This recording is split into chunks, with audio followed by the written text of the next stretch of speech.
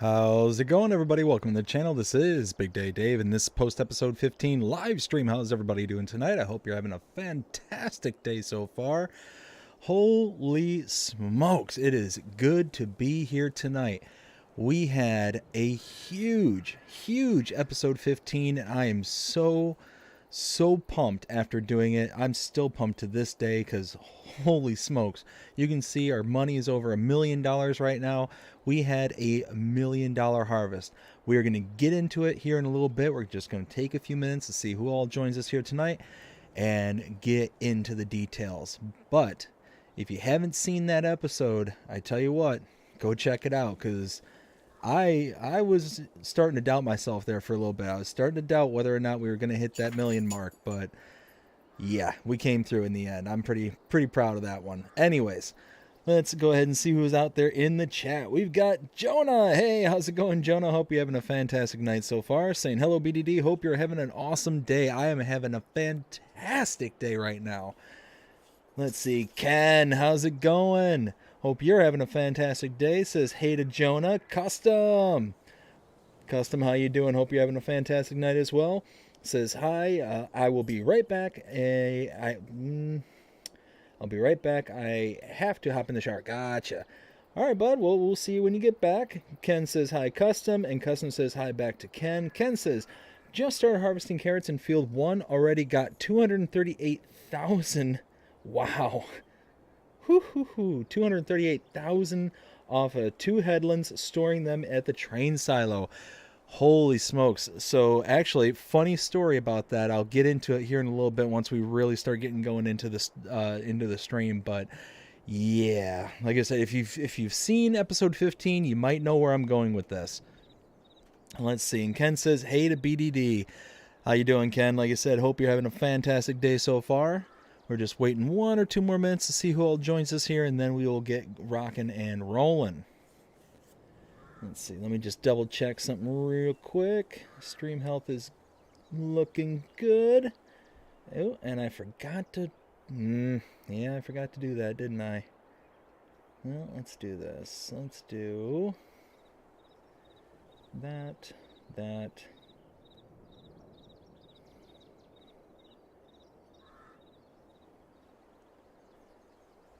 There we go. I forgot to tag some products into the stream there, so there. Now they should be coming through. There we go. Go back to that screen and there we go.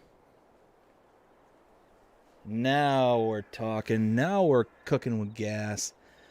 Let's see. So it is 9:33. Oh, what happened to my screen?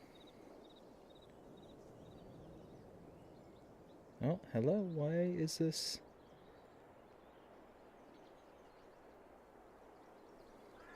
Ah, there we go. Okay. I don't know what just happened there, but for some reason didn't want to bring the chat window up. All right, so now we can get going. So we've got tons and tons of stuff to do around the farm here. We've got eggs that we got to take care of. As you can see, several pallets over there. We got a few pallets of wool that spawned. We got all the honey. We've got a whole bunch of stuff over there we got to take care of. There's tons and tons and tons of stuff to take care of here on the farm. But we also have contracts. You can see them flashing there. We have 3 fertilizing contracts. We're going to take care of those really quickly, get them done, out of the way, get paid. That's most important. And then we're going to get to work here on the farm because we got tons and tons of stuff. We're going to start with this little one here first because this is going to be just, kind of boop, boop, be in and out super fast. Let's see. Pan out just a bit. So yeah, Ken, you'd mentioned how you've done 238,000 liters in your store there at the train silo. Be careful. So if you haven't seen episode 15, you will notice, well, you won't notice.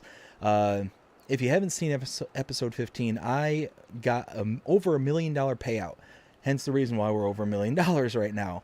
All of that was because of the seed work that I've been talking about this whole time over the past several live streams, the past several episodes, going on and on about making seeds. Well, we ended up harvesting the one field that had all the soybeans there on the farm, and we converted them all into seeds. And by doing so, we had over 370-ish thousand liters of seeds. It worked out extremely well. We sold them on the train, and if we take a look at look at January, $697,000 is the total kind of profit. But we look under harvest income, $972,000 in harvest, plus that miscellaneous $123,000. That's the $1 million mark right there. Those two combined is almost $1.1 million in total. I mean, we did excellent on it. And we did make some purchases, hence the reason why, $395,000, why we only have a profit of $700,000 almost. But yeah, we ended up making out big time, and now we own quite a bit of land here on Alma. We own farmlands number 7, 8, and 3, in addition to 1 and 20. So we're going to be reaching for these two. 2 and 9 are going to be the next ones that we go after. But when everything's all said and done, I'm pretty excited about it. So let's see.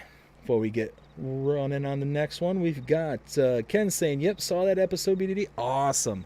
Yeah, so you know exactly what I'm talking about. So the reason I mentioned that your 238,000 is that I was storing all of the seeds there at the train station. I ran out of room at about 270-ish thousand, 240-ish thousand. No, was it that low?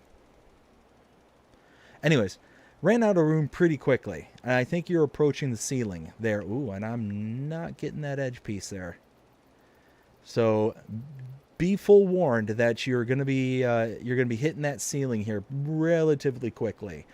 I was actually really shocked at how little bit of room that was actually in that silo. One of those that I expected way more, especially because of the size and the grandeur of the train station itself. But I ended up running out of room, and I actually had to not only have the full storage there on the train silo, but then had the truck just sit there for a couple of months until it was ready to be sold off in January. So I ended up skipping ahead like 2 months in the episode to be able to get to the highest paid month.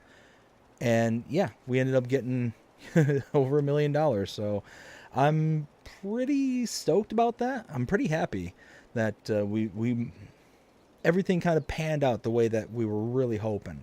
But I was sitting there, I was really questioning it there for a little while. I'm like, man, like 80,000 liters of soybeans. It was like 80-ish thousand liters of soybeans that we got off of that field. And then it ended up only giving us like, 200 or 370? It was somewhere that I think it was 370,000 liters of seeds in total. So I'm sitting there doing all the math in my head, and it's like, man, we're going to be just short of $1 million. And then it dawned on me, oh, wait, you got the bonus that you're going to get from selling it off for the environmental score. So it wasn't until the very end there where I realized, oh, wait, I am going to clear $1 million because of that environmental score. If it wasn't for that environmental score, we would have been just short of $1 million. So I was pretty pleased when that came through. So let's see. Brady, hey, how's it going? Hello, how is everyone tonight? Brady, I'm doing fantastic. How are you doing tonight? Hope you're having a fantastic night so far. Martez, hey, how's it going? Hope you're having a fantastic night as well. Ken says, hi, Brad. Let's see. Brady says, hi to Ken. Freeman, hey, how's it going? Get BDD Gaming. Here, let me pay attention to what you're reading. Get BDD Gaming, I get to see you live again. I got FS22, and I'm right now playing the map. It's a great map. Thanks for telling me. Hey, no problem, bud. I'm glad to hear it. Let's see. At the star I meant, hey. Gotcha. Took me a second. It's like, wait a minute, what? How you doing, Freeman? Hope you're having a fantastic day so far. Let's see. Ken says, I'm looking at over 1,000,000 liters for, yeah. Yeah. So you said that was field one. Oh yeah, you're gonna get well above that. You might get like 1.5 million, especially if you only, well, if you have 238,000 liters of what was it again? It was carrots. If you have that much in carrots and you've only done 2 headlands, then yeah, more than likely you're going to be able to get quite a bit of a product when everything's all said and done. Let's see if I can.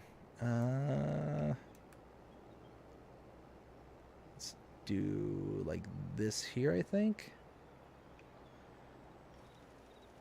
Yeah, there we go. All right, we'll get them working. And nope, wrong way. Let's see, Martez. Yeah, I'm doing good from Toledo, Ohio. I'm waiting for it to download. Oh, nice. Let's see. From Toledo, Ohio. So yeah, and that's actually not too far from where I grew up. I grew up there in Michigan. So about a couple hours away is where I lived. Wasn't too far. And here, let's go ahead and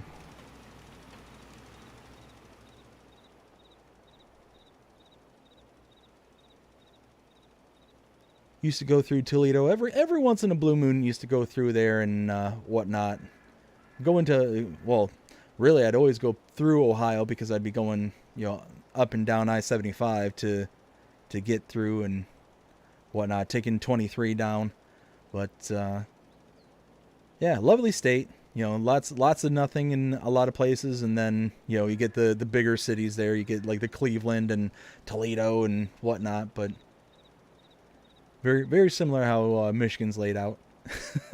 A lot of nothing, and then big city just pops up out of nowhere, out of the endless rows of corn.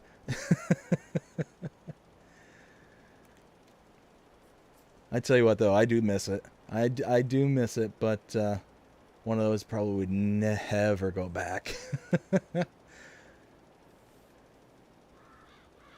Let's see. Ken says, still got another field of carrots. Oh, wow. So you got quite a bit. You got quite a bit of work ahead of you there, Ken. Holy smokes. Are you using the premium equipment, or are you using something to help you kind of make it through a little bit faster? I tell you what, if I can make a suggestion, when anybody's doing any kind of premium expansion work, or they're doing any kind of potatoes or sugar beets, the one bit of equipment, the one piece I can highly, highly recommend is the Pterodos. Oh goodness, I'll have to look it up here in just a second once we get a worker. But it's the blue Pterodos mod that came out a while back. It's got a universal header on it now, but you can have it go ridiculous speeds, ridiculous capacities. You can even have it harvest at ridiculous widths. That's how insane this thing is. But it makes such a quick and easy and painless job of harvesting the root crops. I don't know about you all, but the root crops are an absolute nightmare to me. Absolute nightmare when you got to do it with like the base game stuff, because you're sitting there and you're the hauler. You're running back and forth. You got a worker that's just going to go back and forth. And then with the root crops for the premium expansion version, the carrots, parsnips, and red beets, those are like infinitely more work, because you either get one of two ways. You either have to sit there and kind of babysit the unloading process the entire time, or you have to sit there and let the boxes unload and take individual boxes to and from. Yeah, it is just an absolute slog of a job. All right, let's see. Where was I? Oh, that's right. I was going to show the mod that I was talking about. So it's here under Beet Technology, I think. Yeah, there it is. The Homer Pterodos T40 Multi-Harvester. This thing is incredible. So you get the potato add-on, the sugar beet add-on, or the cane add-on, but this is the universal header right here. This thing will let you go ahead and just get all of these products: red beets, carrots, cotton. Cotton is huge. That I really like, because now you're no longer dealing with bales. You get every single liter as a loose product, and you're able to unload every single liter. You don't have to wait for a bale to be done, especially if you have one of the John Deere balers that make the round bales. You don't have to sit there and wait until the bale is full and complete, and you don't have to do anything like that. You can just have it loose and it's good to go. But you got parsnips, you got potatoes, sugar beets, and sugar cane. This thing is awesome. Again, especially with sugar cane. So you got cotton and sugar cane. Those two are huge. And yeah, this thing is amazing in my opinion. But you can get up to 68 miles an hour. You get also this cart here that gives you, what is that, 10 million liters? I think that's what that is. And it carries all the various stuff. I know there's some little quirks with this one, with this particular auger wagon, because of you have to basically unfold it first and then put out the pipe in order for it to be able to unload properly. But once you kind of understand the mechanics of how to work it, then it's not a big deal. Let's see. Where was I? Brady says, had my highest amount of viewers for my live stream last night. Oh, Brady, that's awesome, bud. Congratulations. Martez says, I'm a big fan. Awesome, bud. I appreciate it. Where was it? Ken says, that's so cool, Brad. Let's see. Thanks, Ken. Yeah, dude, congratulations on that. That's amazing. It's always such a really kind of an awesome feeling when you get like a new milestone under your belt. Every single time you kind of you eclipse the previous best that you've done.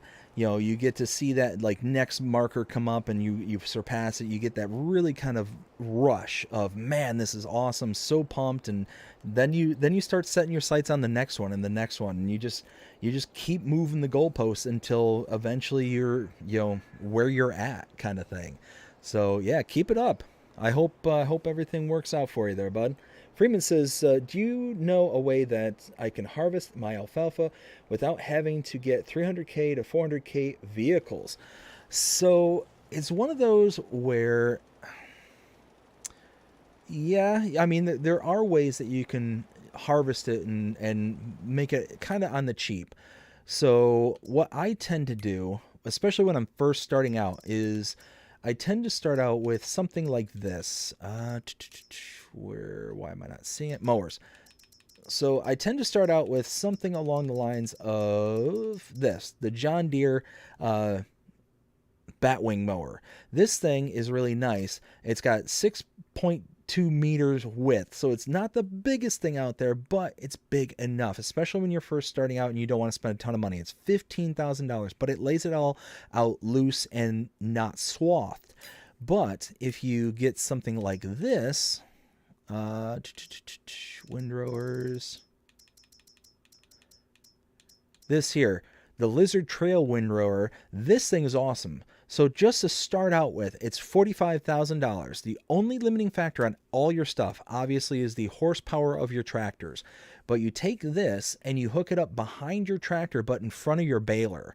And this thing will have a PTO, so it carries through all the way to your baler, and you can have it at 10.3 meters, 12 meters, 16 meters, and 20 meters wide. So you can sit there and pick up all that loose stuff, and it basically channels it down into your baler. And what I also like to use as a starting baler is something like this. Where is it? There we go. Either the Krone or the John Deere. One of these three are typically my favorite ones to start out with, because again, 12 grand for these balers. But what's really nice about it is that they're square balers. So if you're wanting to just kind of plop them down in the field, not having to worry about them running off or something like that, and you don't have the money to afford the quick baler or the quick baler, you know, that'll actually turn the round bales on their side, then that's kind of a good way to start out.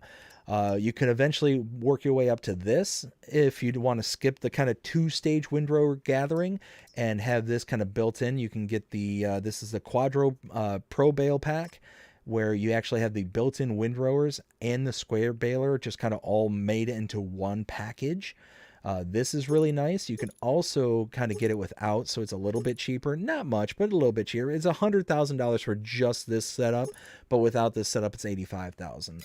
So there's ways of being able to kind of get everything the way you want it without having to spend an arm and a leg. But it's also going to mean that you're going to spend a little bit of extra time when everything's said and done. And this one's now done. Perfect. That actually worked out really nicely. So, and I tell you what, this is why I love, there's a pack that I get. I always forget the name of it. What is it called? This one, the Farm Supply Pack, where it gives you the 5,000 liter pallets for $1,000 each. Each one of these products is $1,000. But fertilizer is one of these things. If you buy the 5,000 liters at $1,000 a piece, this thing will take, what, 9,000 liters. So that's 2 packs, so $2,000 all in. But check this out. This particular field here, for a leasing cost, was $1,261, but I'm going to get reimbursed for all the fertilizer that's in here. Again, I spent no more than $2,000 on on fertilizer. So all in, I'm going to make a profit of over $9,000 just in the fertilizer, just for this contract. But then you take this one into account too. This one, again, same equipment, $2,000 in fertilizer. I'm getting an extra $9,000 on top of the contract price. So what should have been a $8,400 contract minus the $1,200 in leasing costs is now a $19,000 payout and another $19,000. So what, $38,000 in just these 2 contracts alone? This one here is another almost $6,000. So you're talking, what did I say? 30, we'll say 38 for ease of math plus another 6. So you're talking $44,000 in just 3 contracts. And it took me next to no time at all. Boom, boom, boom. Look at that. $44,000, 3 contracts down, and we're done. I mean, that's it. That's it. I mean, why wouldn't you do that? It's extra money, it's free money, and you can kind of, work it out to where you can just pad it just a little bit. It's nice. It's a cool little loop around kind of thing, if you want to put it like that. Or what you can also do, if that's something that you're interested in doing, is you can take the equipment back to the store and fill them up. Whatever was missing from those tubs before selling it, go back to the store, fill it up full, so you get the full amount of payment that's reimbursed to you, kind of thing. So that's something I like to do every once in a while. This one I said I would do it in. This particular Let's Play I said I would do it in because we need to make money, and quite a bit of it, for the kind of ambitious goals that we set forth. Let's see. Ken says, look, I'm using the blue harvester with so Ken's already ahead of me. Ken, you're already ahead of me, bud. Yep, that's the one I'm in. That's the one I'm using.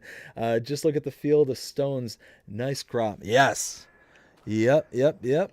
So we are, that's funny. See, that is by far my favorite harvester because of the functionality for root crops.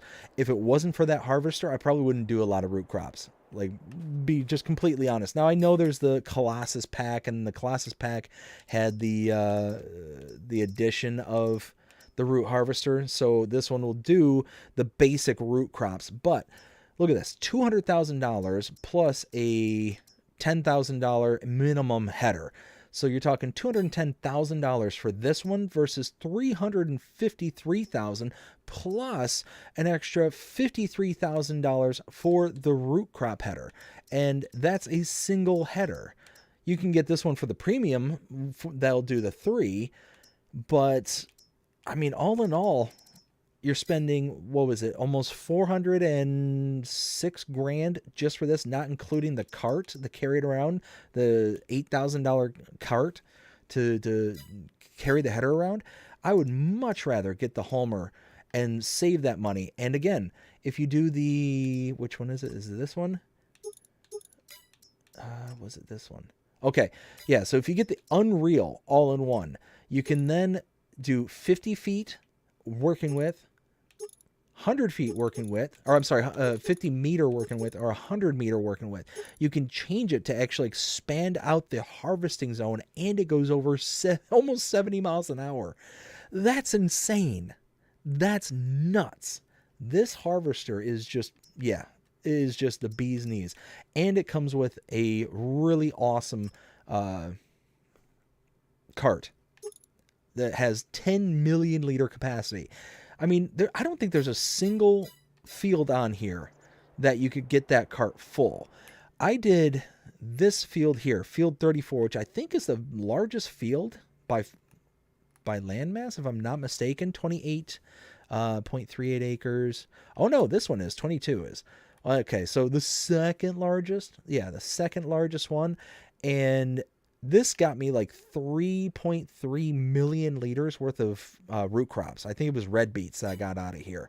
And the really kind of bummer about this this particular contract, as I mentioned before, this was a $150,000 contract that was supposed to be paid out, but because I was recording in multiple sessions and sold all the product off, I missed out on collecting the contract. I saved and exited after already sending all the product to the sell point, and then saved and exit out. When I came back in, tried to collect, I couldn't collect it. So it eventually, you know, basically I got owned out of a $150,000 contract. So I'm still a little bitter about that, I'll be honest with you. Let's see. Freeman says, hey BDD, I just keep calling you BDD, or is these something else? So you can call me BDD, you can call me Dave. Yeah, BDD is short for Big Daddy Dave. So you can call me Dave, you can call me BDD. Let's see. Custom says, hey BDD, just got back. How is your day going? It is going fantastic, Custom. How about yourself? Hope you're having a fantastic day so far. Ken says, I'm just leasing that harvester in the header. No more carrots for me. Yeah. Yeah, that's it. That's it too. All right, so let's get back to the farm. We've got tons of stuff. Let's get back into third person because we're here on stream, so I don't have to be limited to the first. All right, so let's check out the... Ooh, look at that. We got an extra 4,000 liters of... Whoa. I guess that worked. There we go. We're going to carry all this over.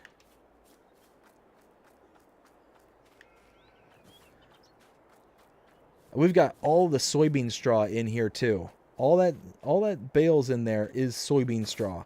So we've got to figure out something to do with all that soybean straw. We also have, I think we got some regular straw up here as well. Still kind of tucked away and stored.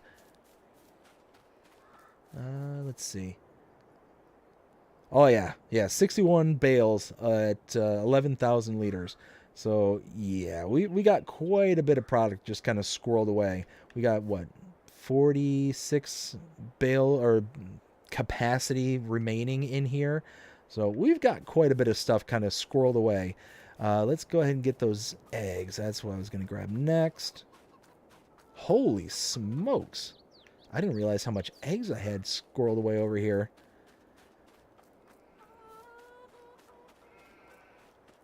There we go. So we've got wool, we've got eggs. We might take all these eggs up to sell. I don't need the eggs for anything. I don't plan on buying a production that requires eggs. So I might as well use them for sale.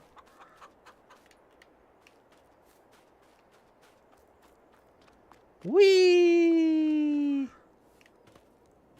Oh no. Oh no! Did my... Oh no!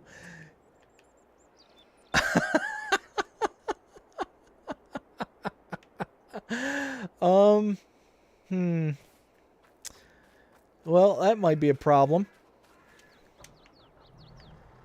Hopefully my telehandler has enough reach. Oh, wow. Oh no. Oh wait. Hold on. I don't need the. Ah. And whee! Parkour! Anybody who's seen The Office with Steve, what is it, Steve Carell, will know exactly what I'm talking about there. Parkour! And Rainn Wilson. Such a funny show. Alright, now let's get this last one. And hopefully we don't do our greatest Superman impression. Will you stop? Oh, come now. Really? There we go. So we got 12 pallets of eggs and 20 pallets of wool. We've got to figure out something to do with the wool. That could be something that we do. And then I think I've got a whole bunch of manure over here. What do we got here? We've got almost 90,000 liters of manure, 116,000 liters of slurry. So we're going to have to do something with the slurry over here. We should have a bunch of slurry here. I got to come around this side. There we go. Not as much as I thought we would. Less than 10,000 liters. Okay. And then over here, oh yeah, I can see all the pallets all tucked away for honey. So we're going to have a bunch of stuff to do here around the farm. So let's see, what, all right, let's catch up with the chat just real quick, and then we'll move on from here. Let's see, Hot Night, hey, how's it going? Good morning from Norway. Hot Night, hope you're having a fantastic day so far. Let's see. Custom says, great day, about to do some quote millionaire farming. So literally almost every map on. Yes. So as people who have seen episode 15 will be very well known. And as I said earlier in the stream, we had a $1 million episode just the other day. Let's see. What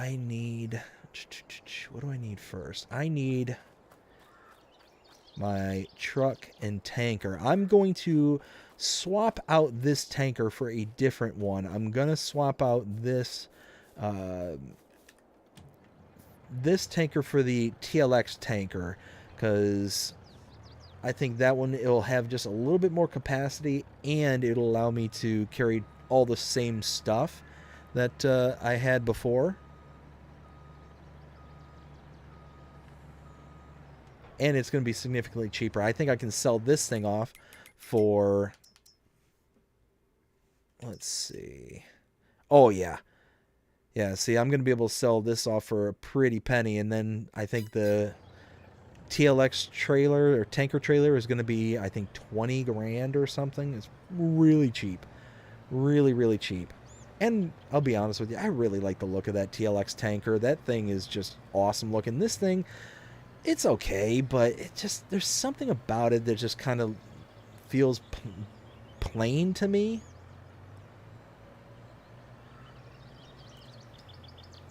Let's see. Philippa, hey, how's it going? Hope you're having a fantastic day so far. Says hi, BDD. Let's go ahead and head over to town. Jody, hey, how's it going, bud? Hope you're having a fantastic day. Not having a good night. Oh, Jody, I'm sorry to hear that, bud. What's going on? Hopefully we can help turn your evening into a more positive direction there, bud. That's what we're going to work towards here.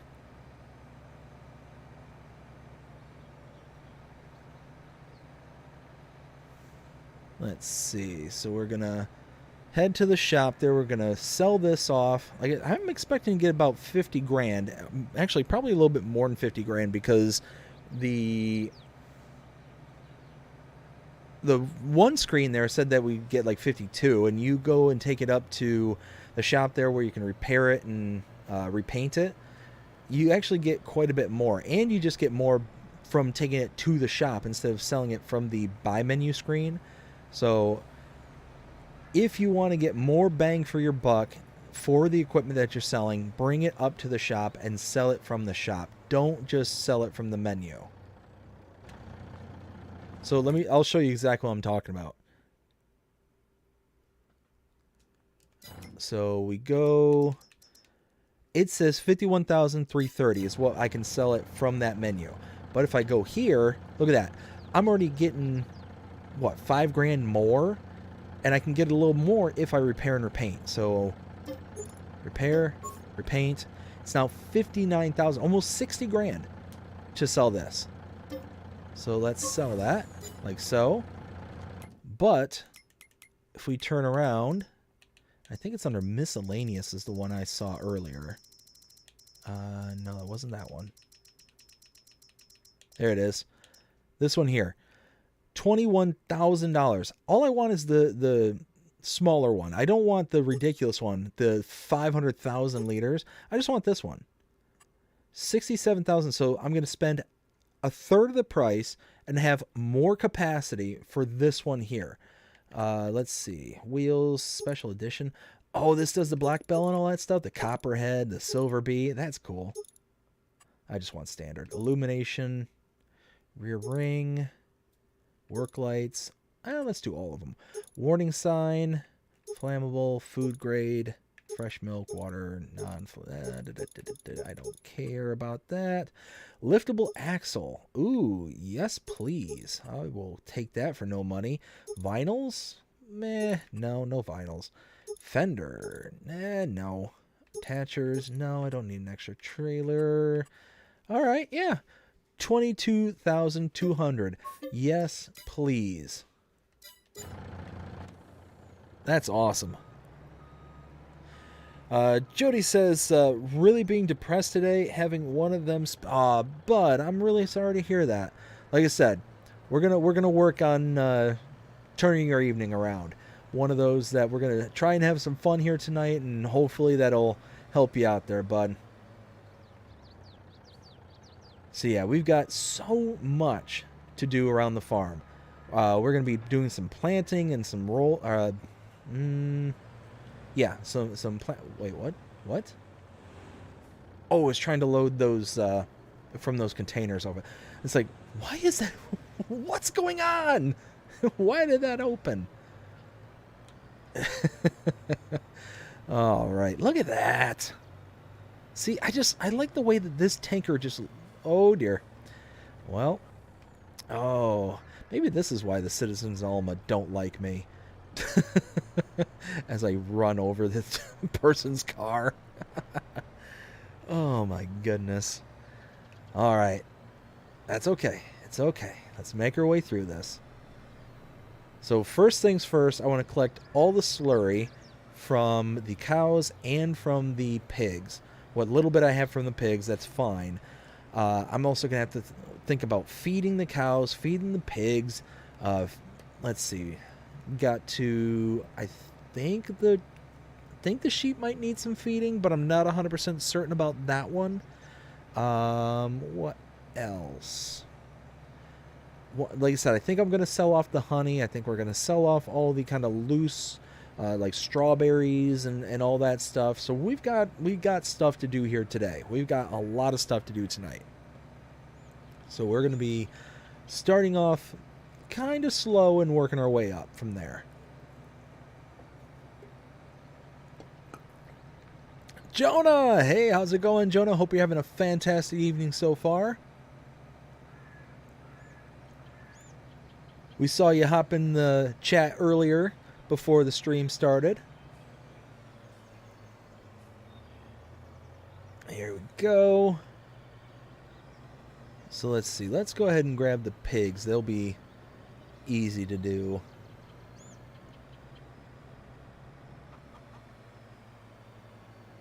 I probably should have came from the other direction. Oh well.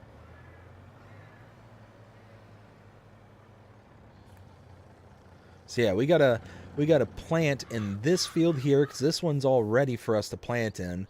Let's see.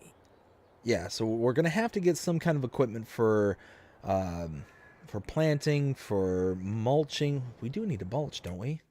Did I mulch? I did not. So yeah, we need to mulch in here. We're going to need to mulch in here. We need to pick up the stones from this field because this field's really, small and needs stuff done to it. What are, wait. Okay, I was right. So yeah, we do need to mulch. I don't care about weeding right now because we're going to be planting in here, but we're going to have to weed later. So yeah, we got stuff to do. We got plenty of stuff to do. All right, let's go get the slurry from over here.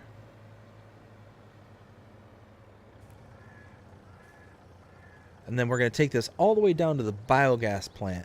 And we're going to drop it off there. We're going to get the biogas plant up and running again, have it producing more methane and more digestate. And then we're going to take however much of the manure is needed for the little greenhouse over here that takes manure. We need to fill that up, and then once it's full, we can then take the rest of the manure over to the sale point, or not the sale point, the biogas plant, and get it up and running. So yeah, we got tons of stuff that we need to do here today. We're planting, we're buying, we're selling, we're rolling, we're weeding, we're pretty much doing a little bit of everything here tonight. There we go. Oof. I tell you what, you can feel all the weight in this new tanker.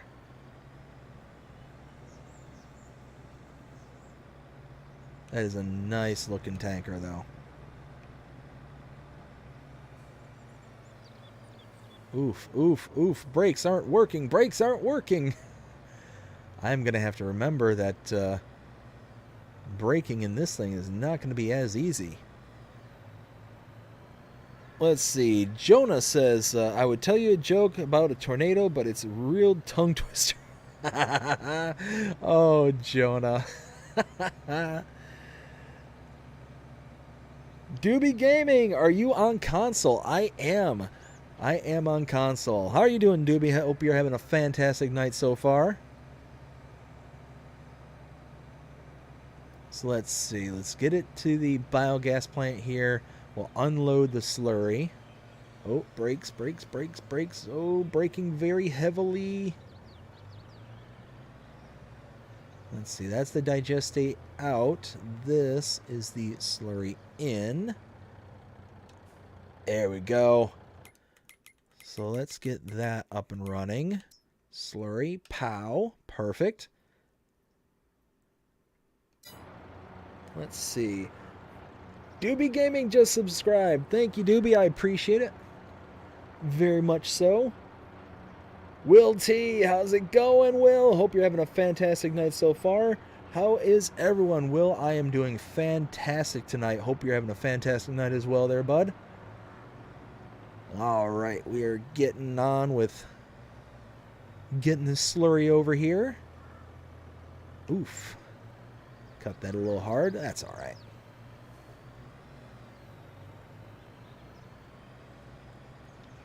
I tell you what. This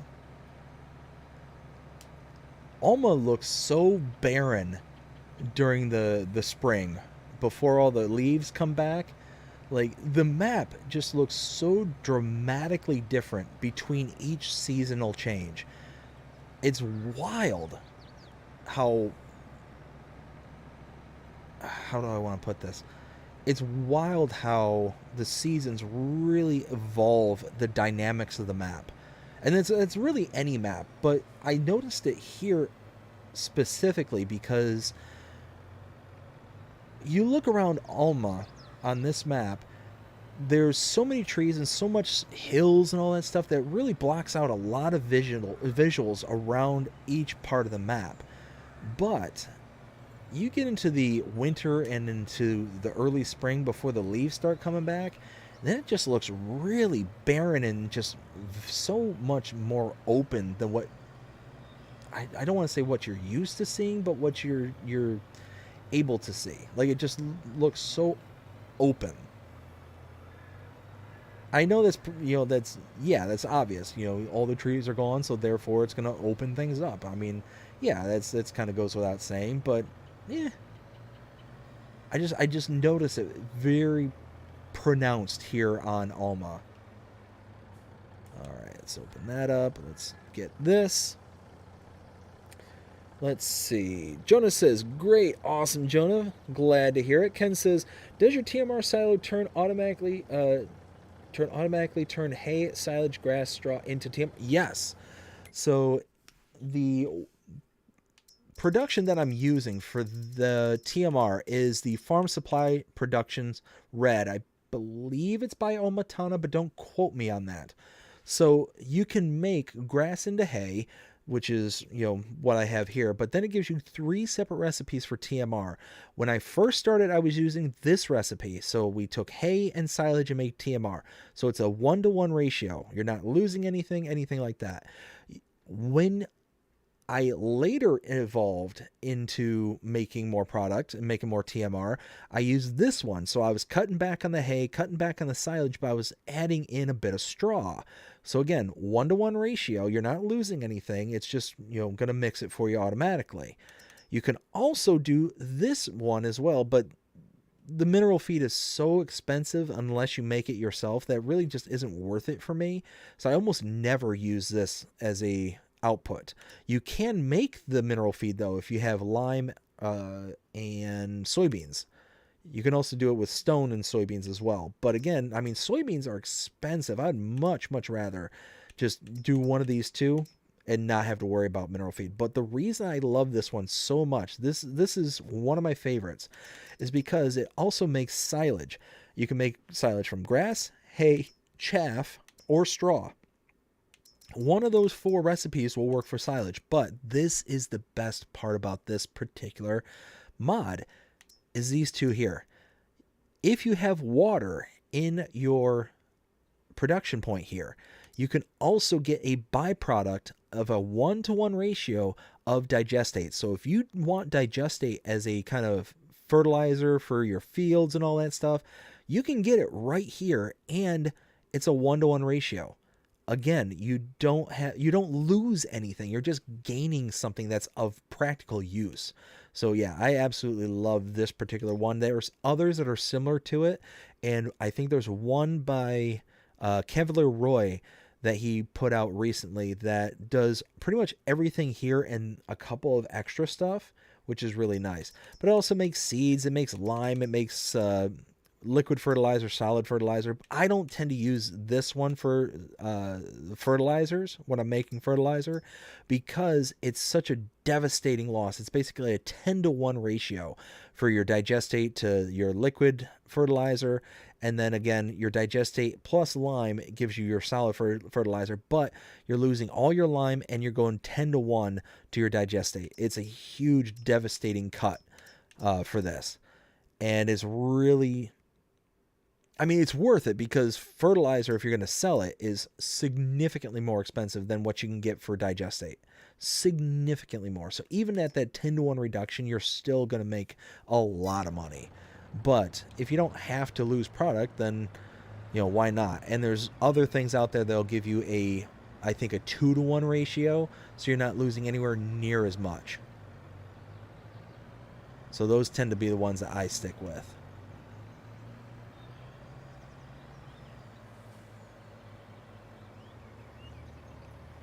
Ooh. Let's see.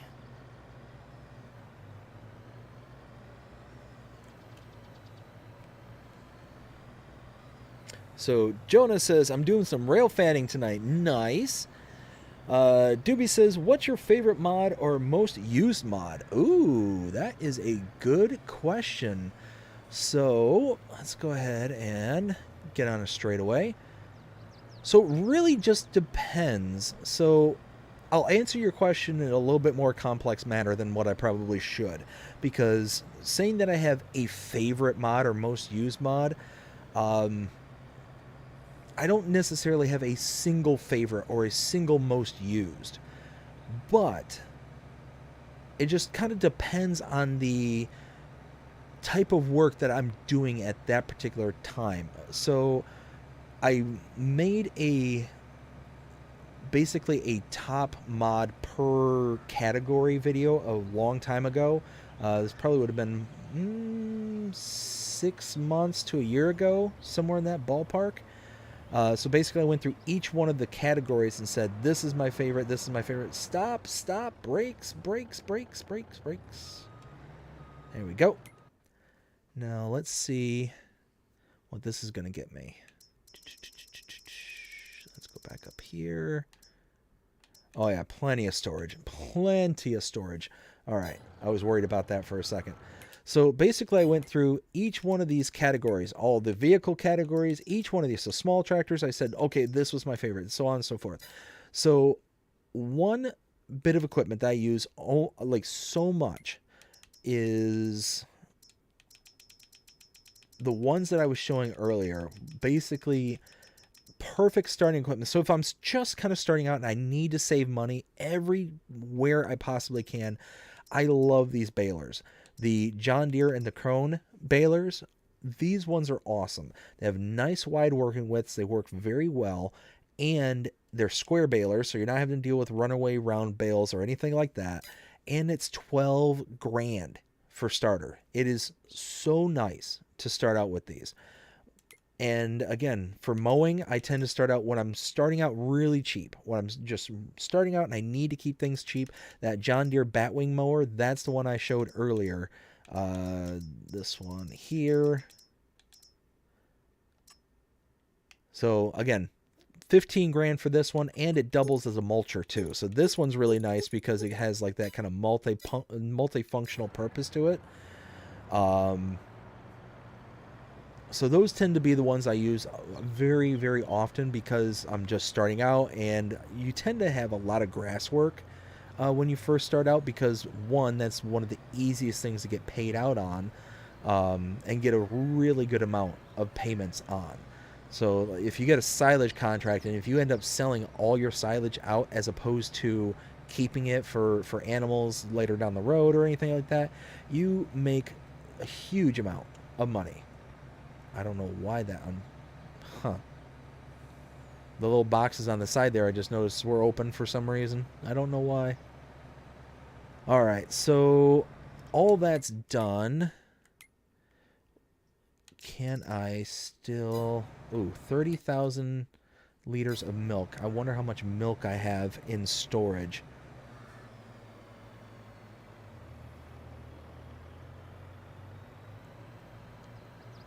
So let me think.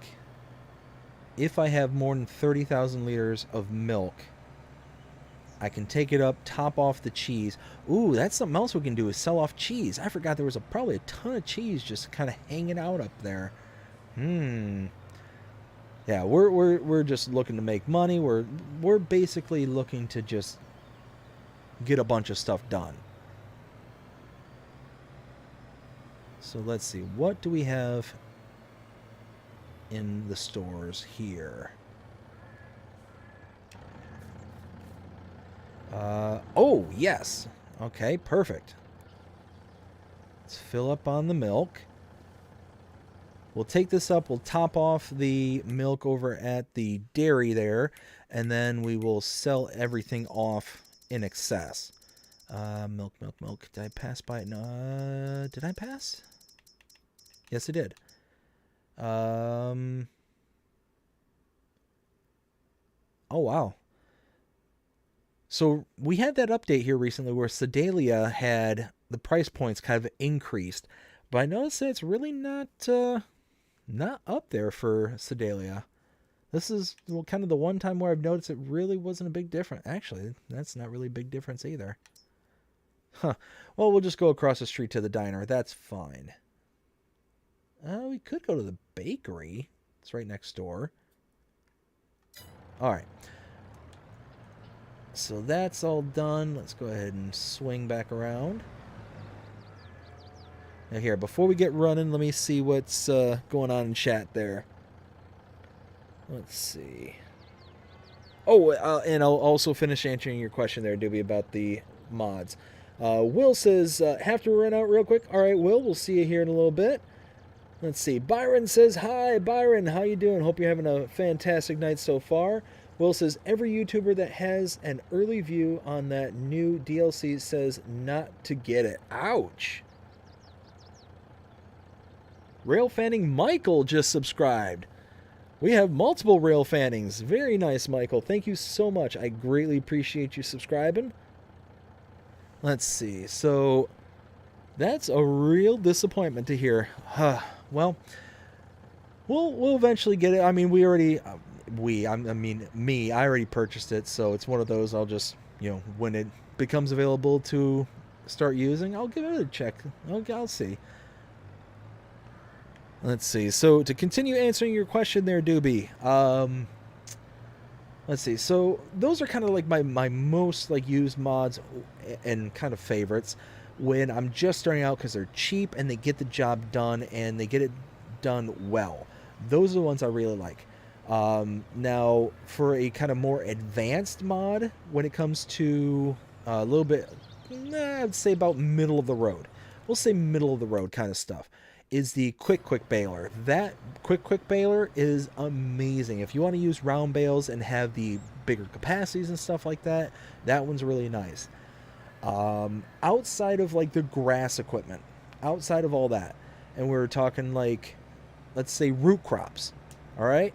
I love, and I just was pointing this out earlier, it's the Homer Pterodos multi-fruit harvester. That thing is amazing. It does cotton, it does potatoes, sugar beets, sugar cane. That's the word I'm looking for. All the premium expansion stuff. It does everything, but it does, kind of a more realistic version, and then a super far beyond the realm of anything that would be realistic. Yeah, it goes up to the extreme. I love it because, again, it's one of those where if you want to have something that's kind of more in the realm of realistic and whatnot, it can be used in a semi-realistic manner. It has a little bit higher capacities than, say, the kind of base game kind of stuff, but not so much to where it's going to be, absurd. But if you want that absurdity, if you want that little bit of a little bit of extra, and yeah, that was a terrible job. On behalf of any truckers out there in the audience and whatnot, I apologize for making that look so terrible. That was bad. That was really bad. Hey. Anyways, I'll show that mod off here in just a second, so I can back up to that. Oh, wow. Somewhere there's a unloading point.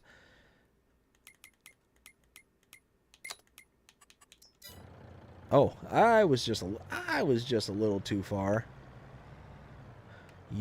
Don't you come at me, train.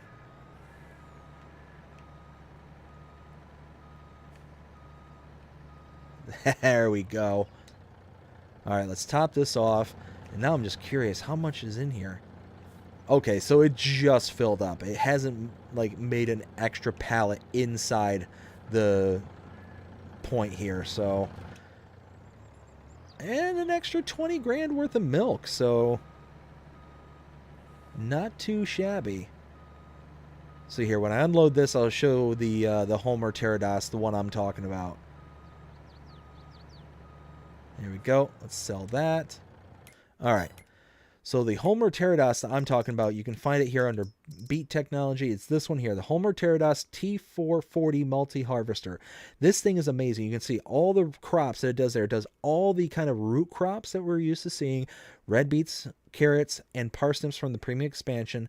It does potatoes and sugar beets, the normal stuff there. But it also does cotton, and it does sugarcane. This, I absolutely love it for those two in particular, cotton especially, because I can't stand when we have a cotton, either a contract or you have the round baler, because it's a round baler. You can't eject a partially made bale. This thing does everything loose, so you get loose cotton, and you can unload into trailers and kind of go about it doing that way. But you start out with a 60,000 liter capacity. You can get this all the way up to 2.5 Yeah, 5 million liters is the maximum capacity here. And again, it's only $240,000. This thing is dirt cheap. You can have a massive 5,000 horsepower engine, so you can get up to ridiculous speeds, 200 miles an hour. Or you can have a more reasonable 37 miles an hour if you want kind of that lower speed. And then you can make it look whatever you wanted. All that's, up to whoever's using it. But what's really nice is you get the all-in-one kind of header that you can harvest all that stuff with, but you get a unreal capacity and our unreal speeds as well. So you get the 12 mile an hour harvesting speed, a 24 mile an hour, and a 68 mile. But what's really cool about this one is you have the changeable working widths. So the standard working width is just however wide this thing is. So it's 5.4 meters, but you can have it up to 50 meters wide or 100 meters wide. That is huge. You can do a single harvest in about 5 seconds. It is that insane. So yeah, that is one of my favorites because it then makes root crop harvesting actually achievable. I did not sell everything, and I guess I filled up that production. So let's go ahead and sell it off across the street.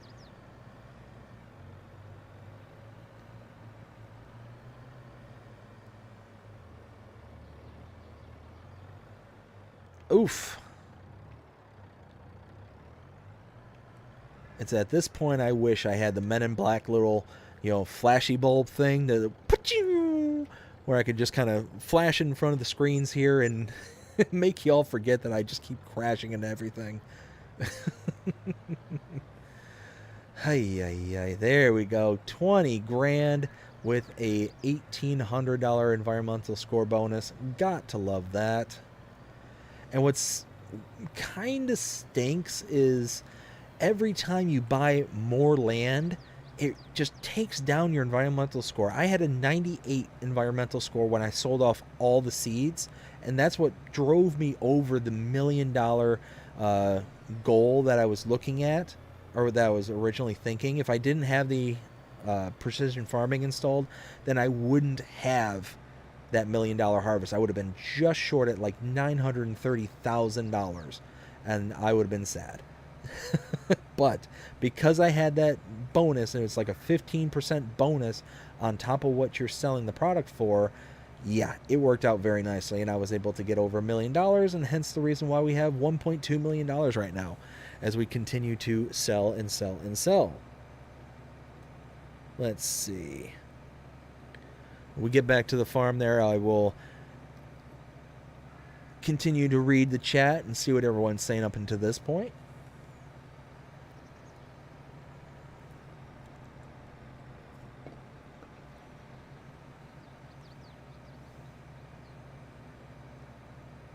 So let's get back there.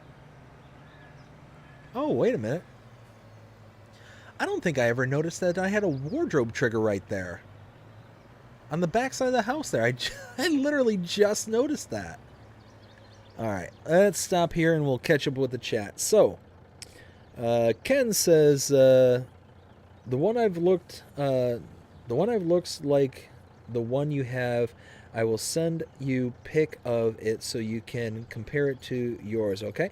Yeah, bud, absolutely. Send me a pic and I'll check it out. Ken says, hey to Will.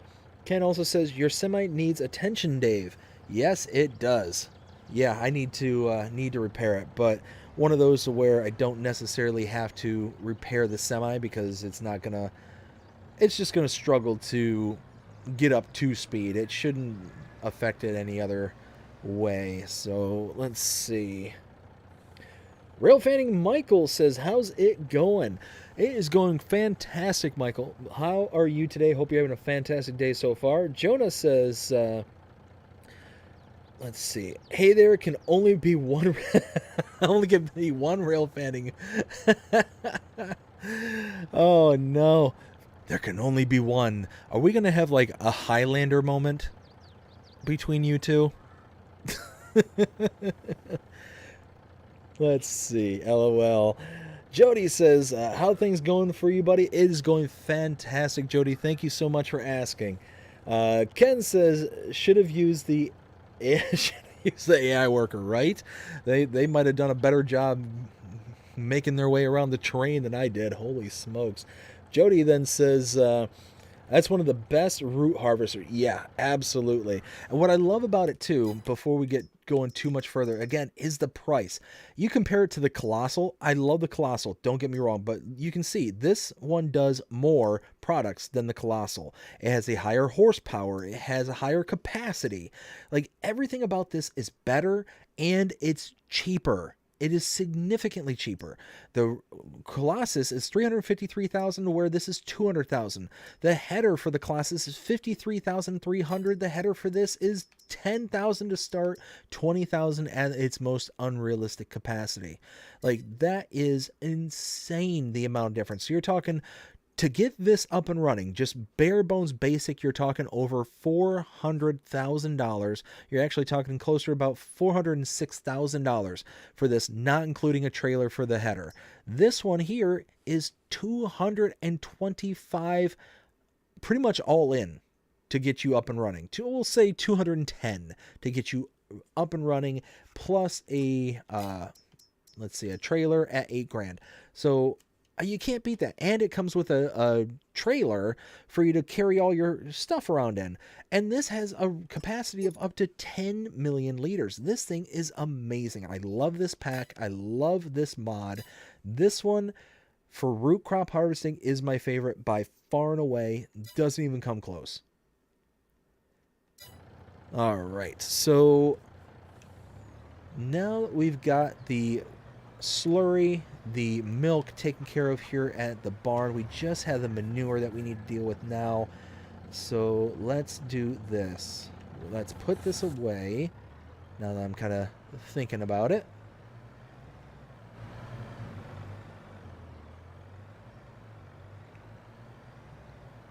Let's see. Jody says the farm's looking really good. I appreciate it, bud. We have put in a lot of work here on the farm. And for those who've been following along, I mean, we started with just that little bitty plot of forestry over at the, what I've been calling the homestead field. You know, that's what we started with. And now we have all this. We've built up and built up and built up, and we've got $1.2 million. And by the end of this live stream, we're going to have quite a bit more, because we've already done the contracts. We did 3 fertilizing contracts, and here we are. We're selling stuff off. We're getting everything kind of up and running where it needs to be. What I'm also going to do is, let's see, I need to unload this. But can I?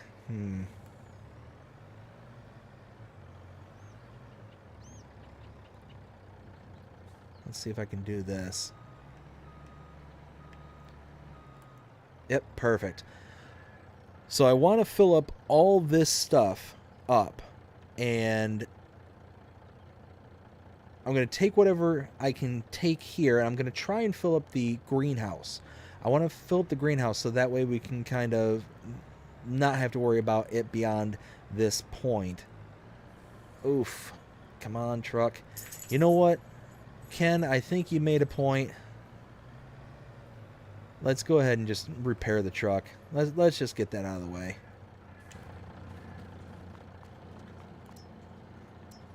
Oh, wow. That's actually way lower than I thought it was. Well, repair.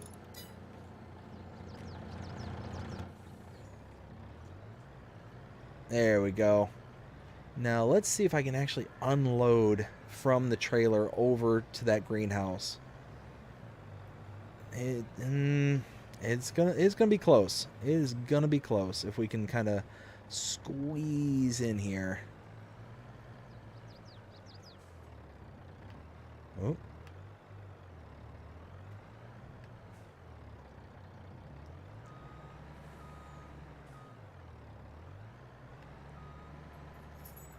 Yeah.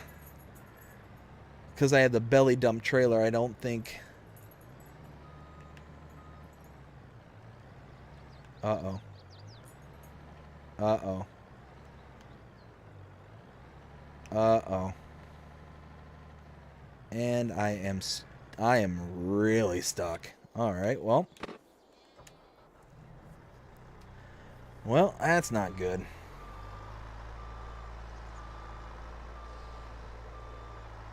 Oh, don't do that.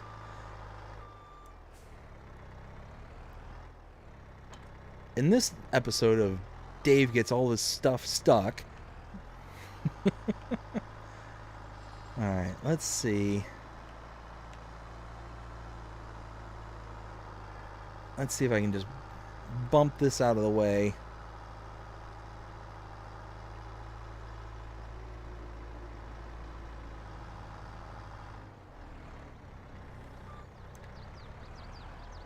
Yeah, no.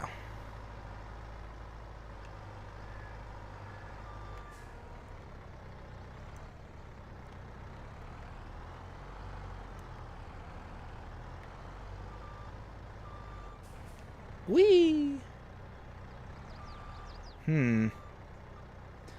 We got a bit of a problem here. Oh, man. Alright, well, let me catch up with the chat here real quick while I kind of think of my options here. Jonah says, he's my friend. Oh, the rail fanning Michael. Yes, gotcha, bud. I'm with you now. Well, Michael, welcome to the stream. I hope you're enjoying it so far. Jay Meister, hey, how's it going? Hope you're having a fantastic day so far. It says, hi, BDD. Philippa says, your truck. And yeehaw, says Ken. Yeah, we are, we are trying to figure out how to be able to get this out of here.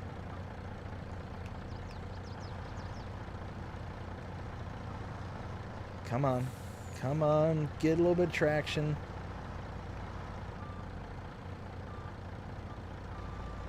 Ooh, that might have done it. That might have done it.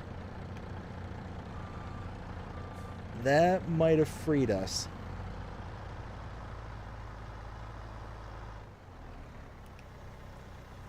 Let's see.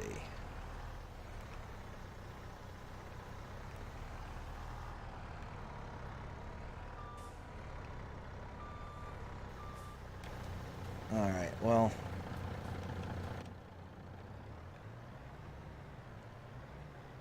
No.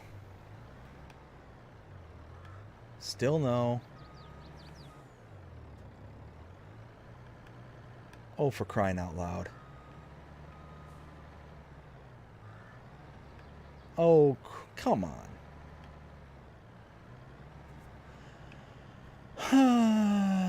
Okay.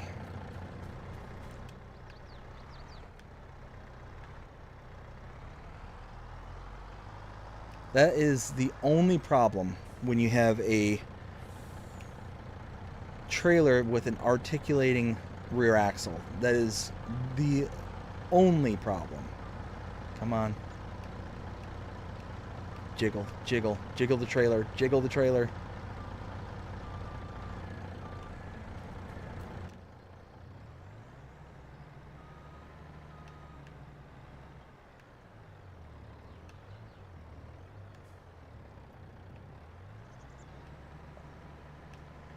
Oh, for crying out loud.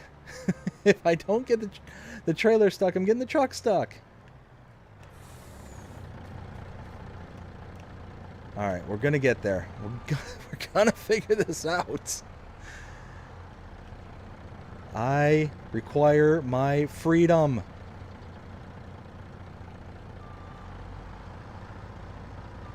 No, no.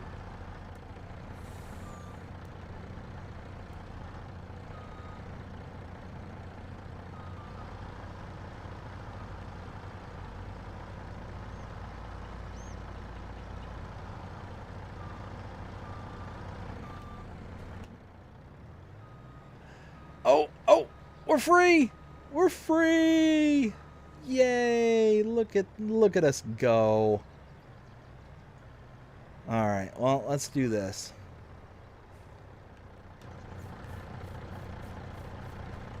All right. We're going to turn that off. We're gonna take the telehandler up to the shop there, and we're gonna get a new bucket. Holy smokes. Wow, was that just... That was a bit much. That was a bit much. Wow. Okay. We got it. We got it, though. High five. All right. Ken says, anyone got a mobile crane? Oh, my goodness. Yeah, right? Yeehaw, says Ken. Pipin' Paul, hey, how's it going? Hope you're having a fantastic day. Says, hi, BDD and chat. Ken then says, where's a crane when you need... Yes. Yes. Oh, man. It's at that point. It's almost like that saying, whenever you see those videos online or like on YouTube, you typically see it on shorts and whatnot, but it's somebody doing something incredibly stupid or whatever, and then all of a sudden the voiceover of Morgan Freeman, and it's at this point he knew he messed up. Except messed up is not what is said.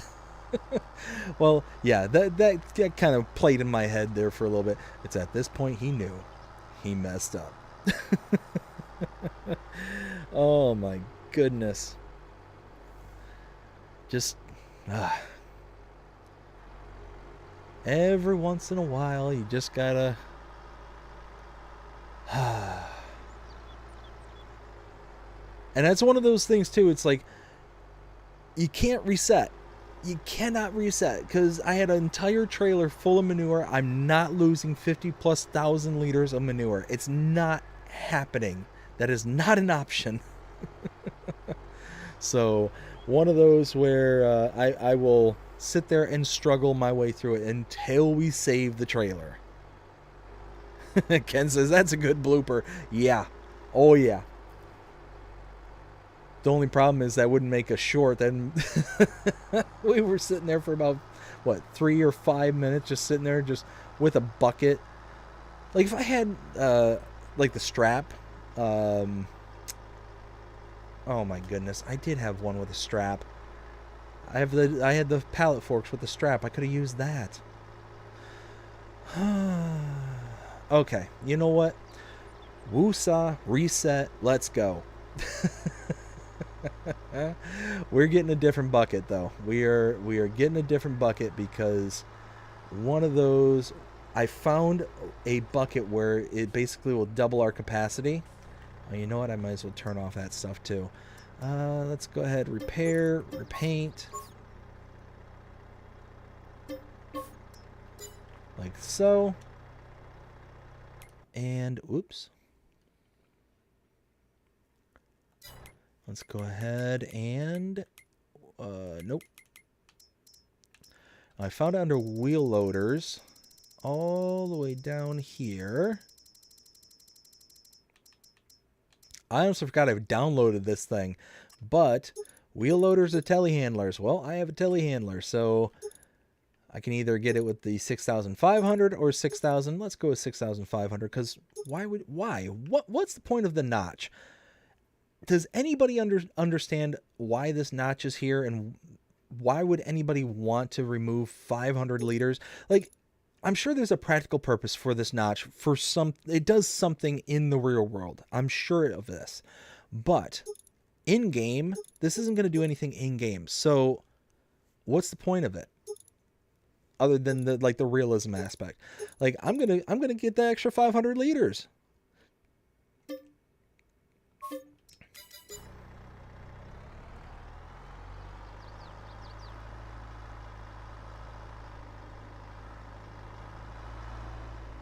Whoa.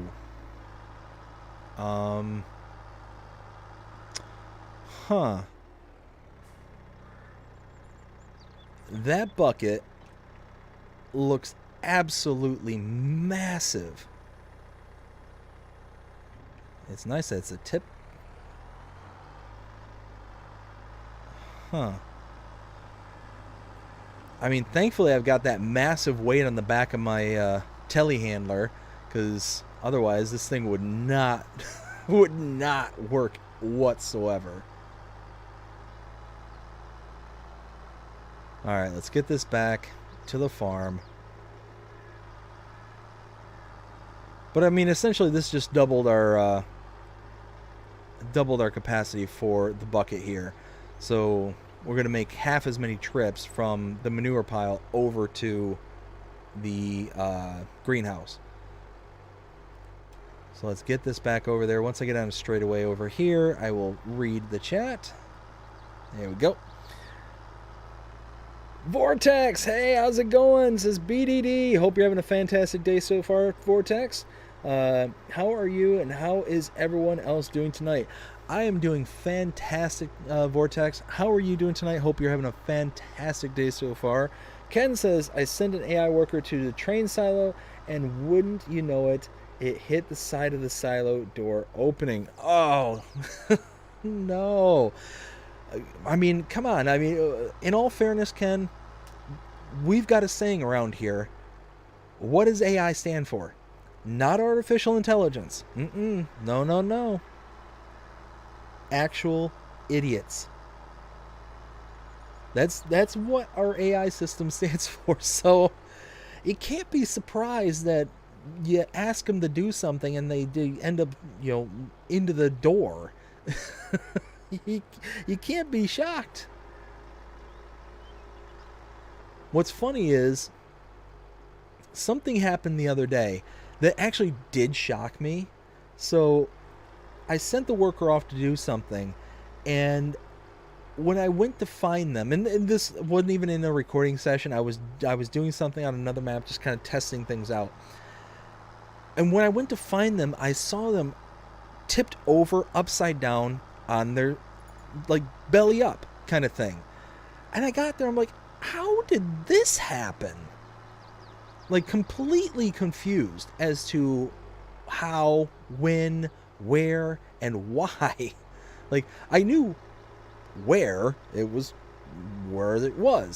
I ended up downloading the Pelegni map, and I was going through and kind of trying to update the kind of looks and feels of the channel here. So for those of you who may have noticed, I went ahead and updated the start screen before the streams go live and stuff like that. So now we have a ticker countdown, as well as a new picture, as well as the channel logo and all that kind of stuff. We got all this kind of nice stuff kind of going on the splash screen. I also made it a new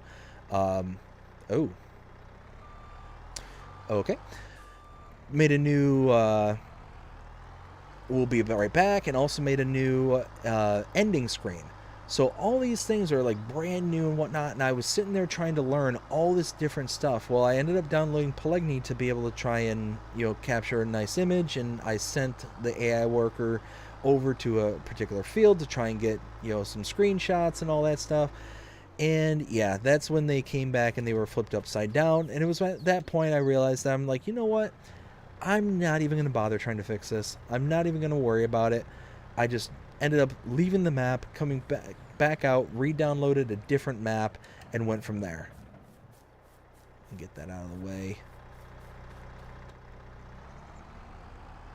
I do like the high tip buckets. They are nice.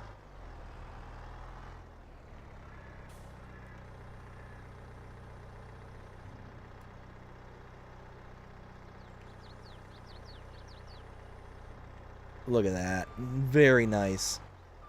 6,500 liters. All like that. That's beauty. Saskatchewan, hey, how's it going? Hope you're having a fantastic night so far. Going gopher for hunting next week. Ooh. That'll be fun.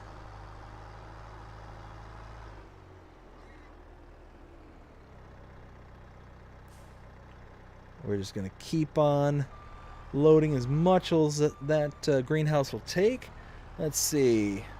Also says, just uploaded 2 videos on my channel. Nice. Very nice. Bobby! Hey, how's it going, Bobby? Hope you're having a fantastic night so far. Red Wings gives you... Red Wings give you wings. More like Tom Petty's song, Free Falling. Oh. Oh, Bobby. Oh. My heart. Ouch. That cut deep, Bobby. That cut deep. I will say that I am incredibly proud of the Red Wings, and how they finished strong. They beat the last two teams that they had to win. They had to win in order to be able to have a chance at the playoffs, but unfortunately, the Washington Capitals also won their games. Had Washington not won their games, then Detroit would be in the playoffs. But, alas, was not meant to be. But, Bobby, hope you're having a fantastic night so far. Let's go ahead and keep on loading and unloading. Ken says telehandler needs gas. Yes, it does. About half full, so it's going to have enough to be able to make it through the jobs we want it to do. So we're going to let it slide for the time being. Saskatchewan says all farmers will... let me get over here and then I'll finish reading that. All farmers will be air drill cart seeding next week. No time for playing around. There will be super busy next week. All farmers be super busy. Yep. I got a farm rep beside my street, very close. Very nice. Edmonton Oilers won yesterday, 6-1. And Dave, you my text. Sorry, Saskatchewan. I'm not sure what you're referring to on that last one there, bud. But, yeah, Edmonton did win 6-1. So, what, I think they're up 2-1 in the series right now. So, that's going pretty good for them. Let's see. Jody says, how's your wife doing? Jody, she is doing fantastic. She is about a month away from, being due. So, she's getting to the point where she is just counting down the days. Kind of thing, but she's doing really, really good. Thank you for asking.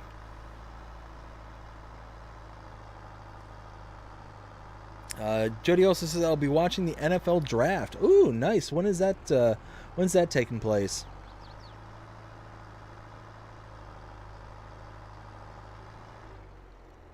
Let's go ahead and I think one more bucket will be enough to be able to get it full. So I think, 25,000 liters is, I think, what it will take.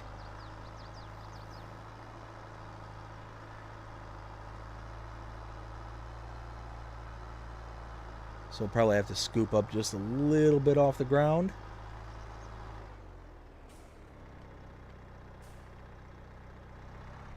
There we go.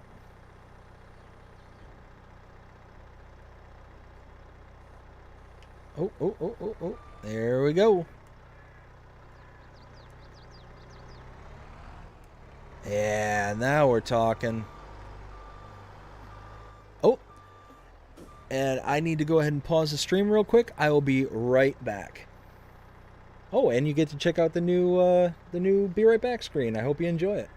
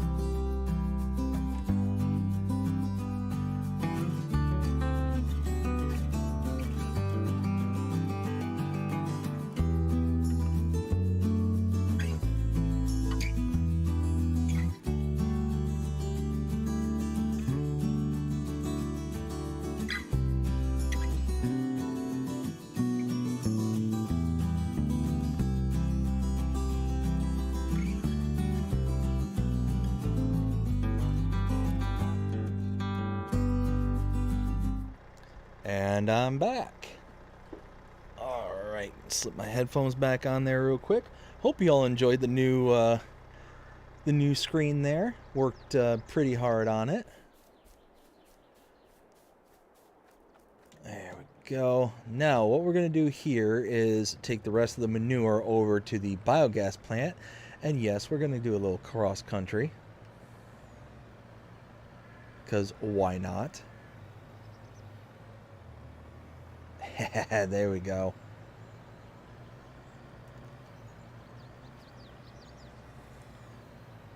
Let's see. I'll check out the chat in just a second because I see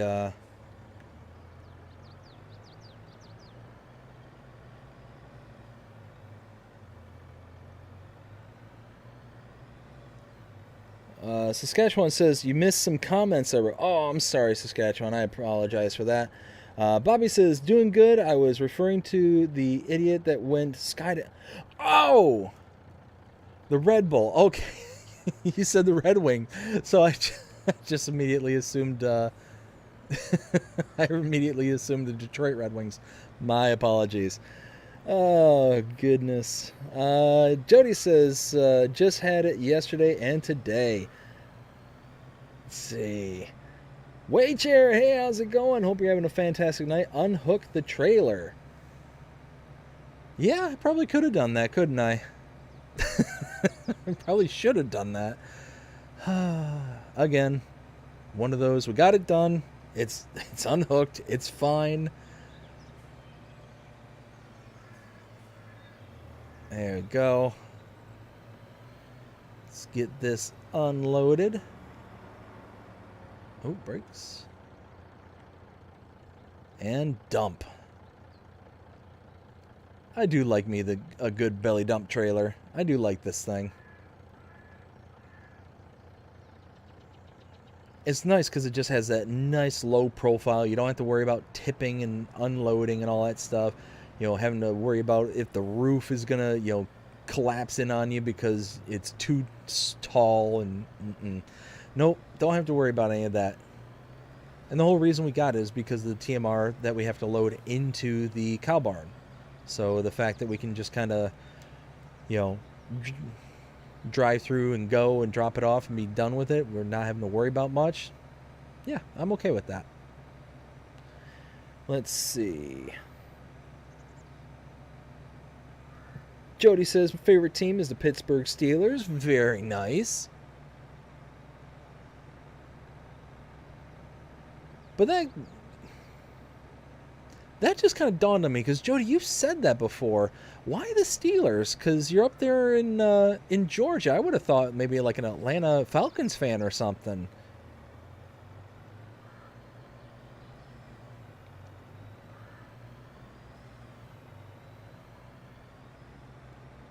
Alright, we're going to unload that last little bit that's in the bucket there into the back of the trailer here, and then we'll go and grab the rest of the manure. There we go. Perfect.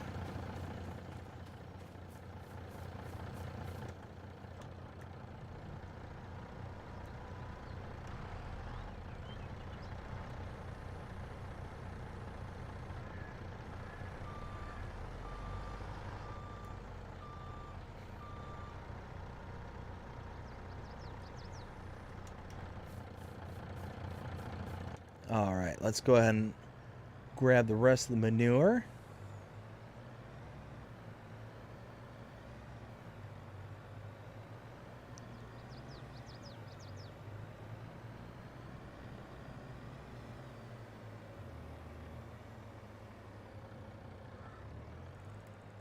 There we go. This should be the rest of it here. Yeah. Alright, before we take off, let's go ahead and see the chat. So Ken says, cool, BRB screen Dave. Awesome, I'm glad you appreciate it. Like I said, it's one of those that I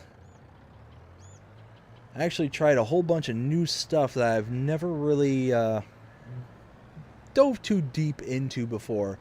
Got a whole bunch of new text files, so that way I can, you know, utilize different style of fonts and all that stuff. Ended up using, like I said, just a whole bunch of different stuff.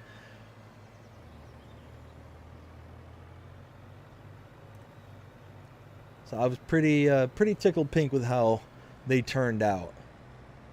Let's go ahead and drop this off. Saskatchewan says, gotta get at 4 o'clock in the morning next week and go to the farm. We're getting ready for the air drill seeding. Oops, and I am not paying attention to where I'm going. Let's see. Oops. Getting ready to air drill seeding with our Vaderstat air. I got okay. I'm gonna pay attention. I'm gonna pay attention to the road. One of those I keep looking away and trying to read while driving. That's, you know what? Don't read and drive at the same time. Just don't do it. So we'll get over there. I'll read, then we'll get going again.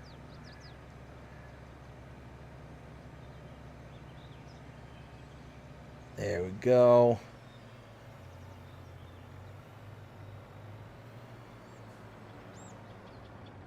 Just like that.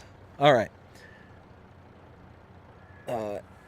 Air drill cart seeding with our Vaderstat Seedhawk 80-foot foot. I'll be super busy. No playing around. I hear you there, bud. Jody says, be right back does look awesome. Glad you enjoy it. Bobby says, be right back screen looking nice. Jody says,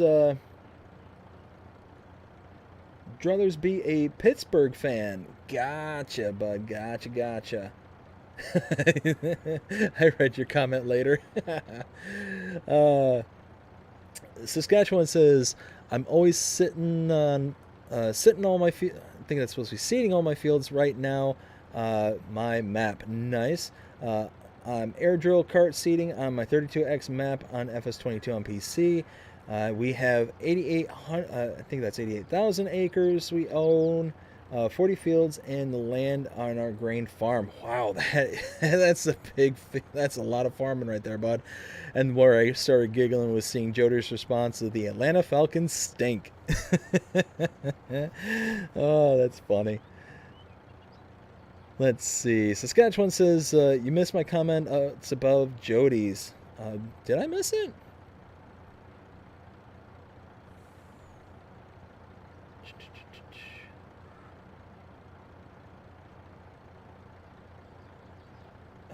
Sorry, bud. I'm just not sure which one. Go ahead and repeat it in the chat there, bud, and I'll reread it. Because I'm looking through it. I'm just not sure which one you're talking about. Jody says, I didn't know. Have trouble reading sometimes. Oh, no problem, bud. No worries. Let's see. Jody, I'm a Dallas Cowboys fan. Dallas is a real good team. Yeah, they do have a good team. Oh, yeah. Oh. Dave had a farm.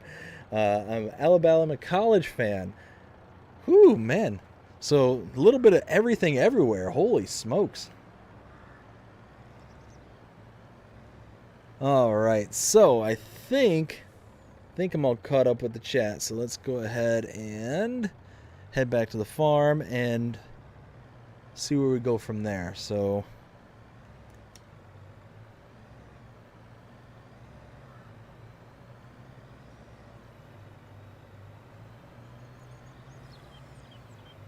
let's see. Saskatchewan says, I'll be playing baseball with my buddy's kids. Oh, nice. That'll be fun. Always good to get outside and play little sports. Especially with the kids, because then you get to...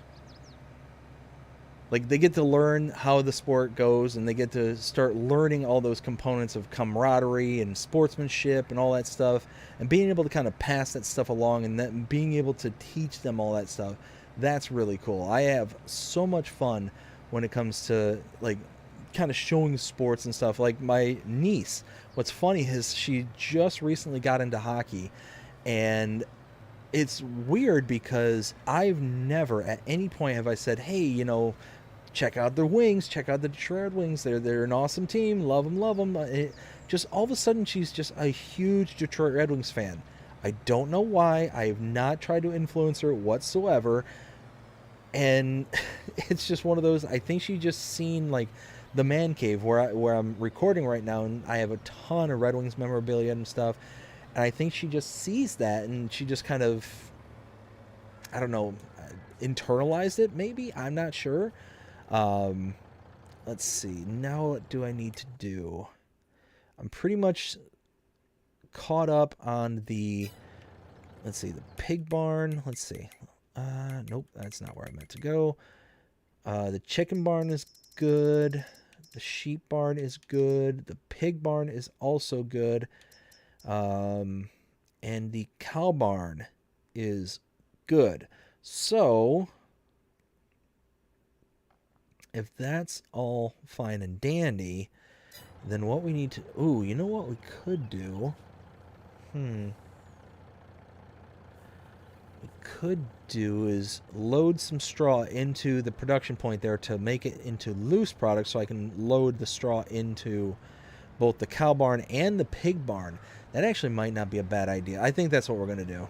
I think we're going to do that. We're going to go ahead and grab the bale grabber that we have, and we're going to make some loose straw. So we got tons of bales. We got tons and tons of bales. Let's see, something like that.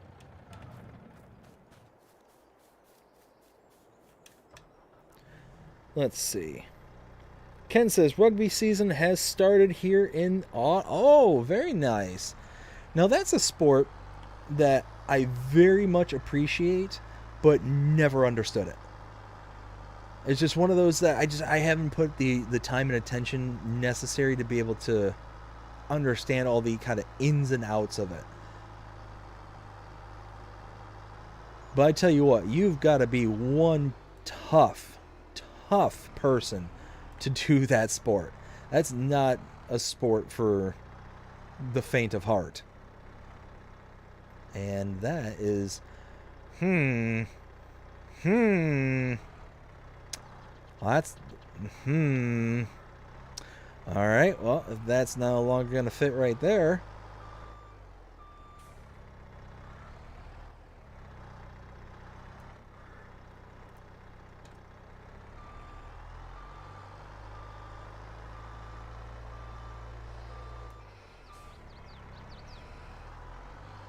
And yes, I do have a round bale grab right there, but only takes one bale at a time, to where I think I'm going to be able to get away with doing something. I don't know if this is going to work just yet. I haven't tried this, but I'm going to try something.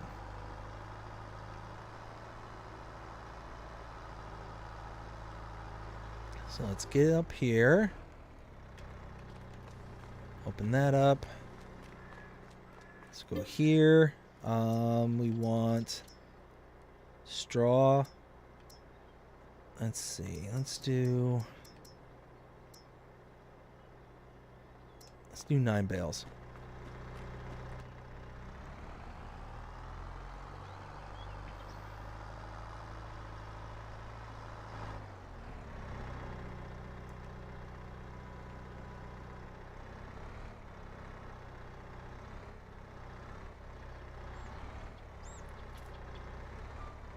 It worked.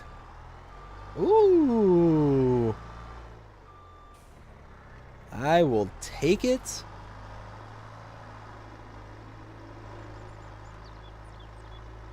Wait, what?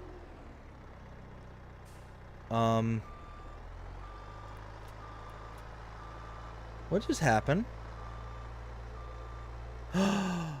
Oh no. Oh no. It took the bales off the pallet fork and oh my goodness. When I drove over the input for the bale grab, it took the extra bales, so it only left the bales that were not, that were actually through the spike of the pallet grab. So because it's right through the exit here, there's no way for me to get this out without, oh, that's a huge disappointment, but extremely funny. I that is funny.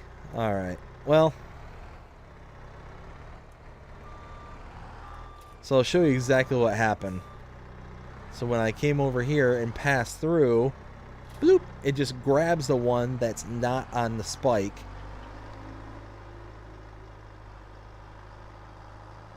Oh, and there that went.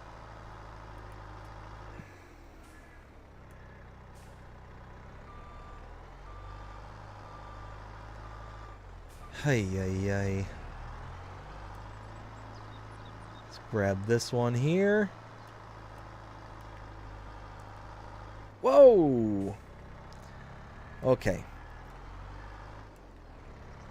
Oh, for crying out loud. There we go.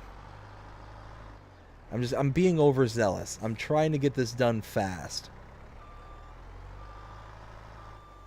Let's see, how much straw do we got in here now?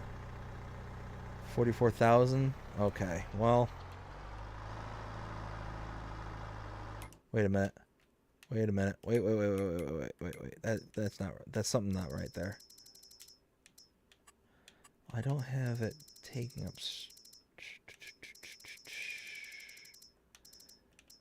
Huh. Now I'm confused. Alright, well, let's go ahead and get this last little bit here.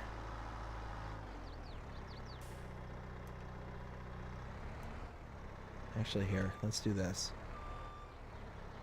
Work smarter, not harder.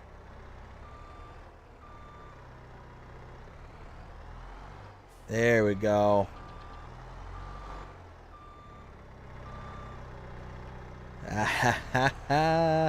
And we get that 22,000.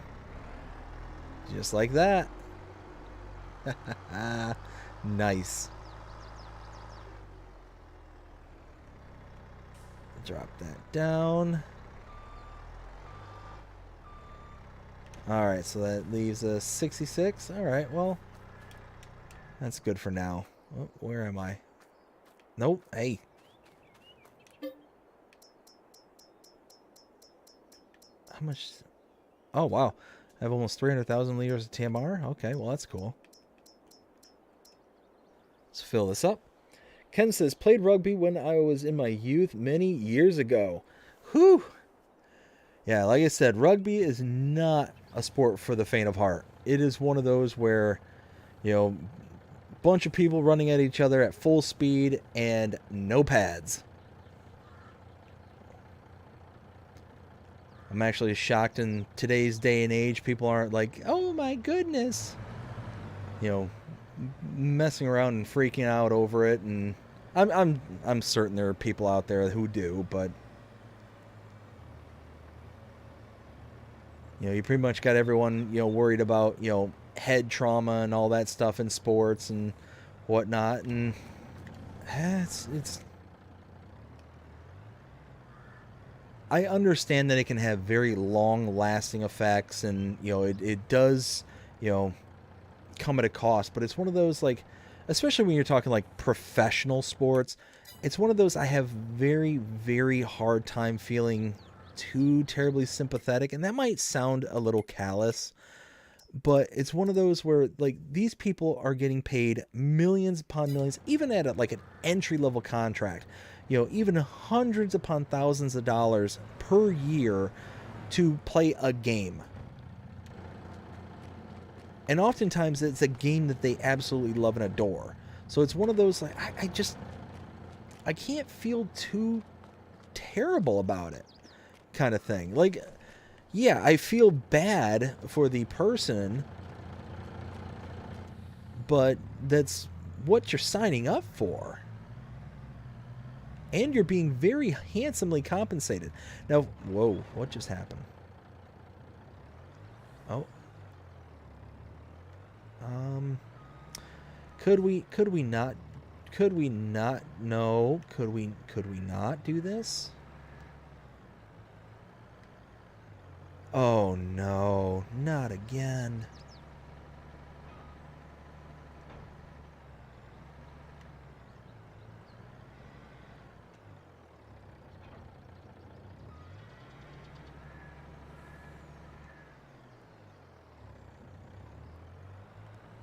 Oh, why? Why is this a thing?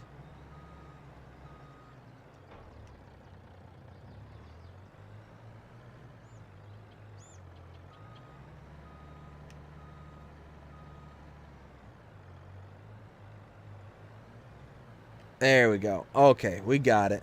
We got it. Whew. I tell you what. I keep saying the trailer is really nice. This trailer is one of my favorite trailers. But you've got to be so precise. So insanely precise with everything that you're doing with it. Now, I don't know if I add straw to this, if it's going to do any good for anything. Because I don't have a manure pit that's specifically associated to this. So I don't know if the pigs, when they create manure, if they'll create manure, if it'll put it in that pit over there. I don't know. But I'm going to try it. And we're talking 20,000 liters of straw. If I waste 20,000 liters, then not the end of the world kind of thing.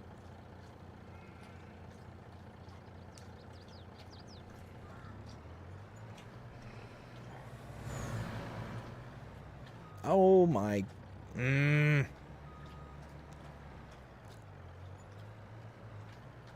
Oh my goodness.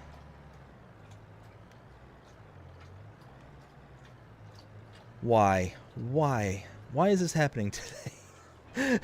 Why am I doing this? Oh my goodness. I swear I'm not doing this on purpose.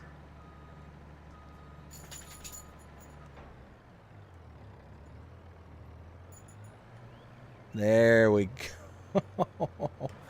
Oh my goodness. Why is this happening? There we go. There we go. Okay. So now the cows have 38,000 liters of straw. Pigs have So we'll see. We'll see how this goes. Yeah, blooper reel, says Ken. Yeah, 100%. I mean, this, you know what? What y'all didn't realize, what y'all didn't know, is I've been creating one giant blooper reel this whole time. This whole recording is just a blooper reel. 100% of it. I hope you're enjoying it so far. Because, holy smokes. Alright, now the animals are done. Yeah, the animals are done. The let's see, they're all emptied out. They have straw. Manure's taken care of. Oh, wait. That just reminded me. There we go.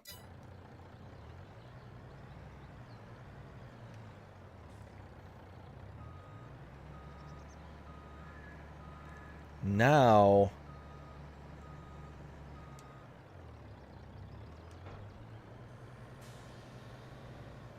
we're talking. So this we need over here, and actually let's do this. Let's do this. Let's get rid of that. We don't need that. Customize pallets.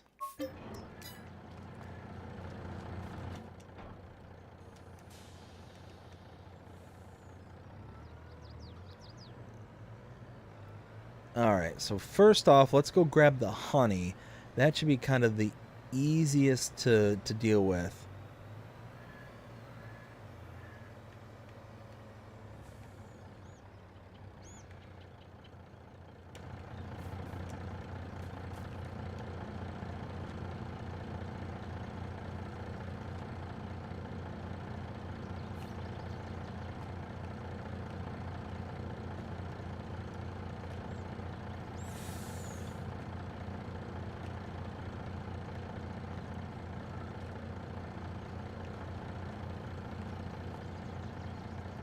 Just like that.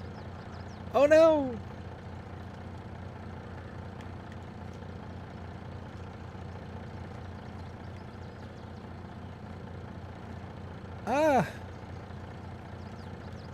Come on. There we go. All right. Oh, that was relatively painless. Oh, wait. Wait a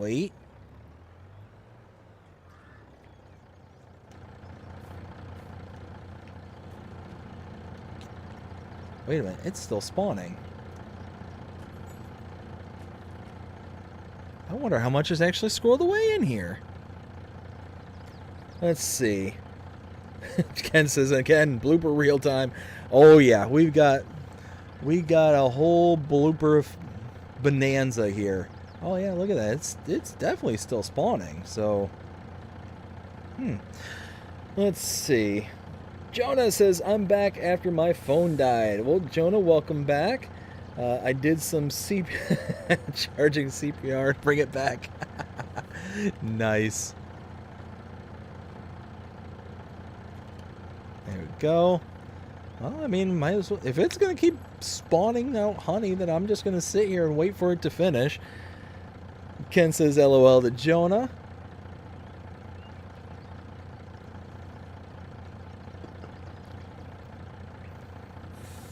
See, Jonah, I don't know if that's technically would be considered CPR as much as it'd be like the defibrillator. Just saying.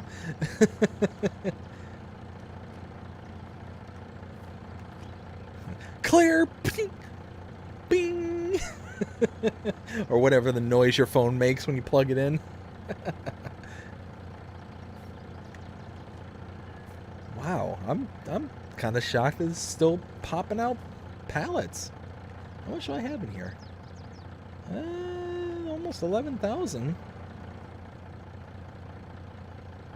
Come on, just keep spitting them out. I'm not going to complain. Come on, let's go.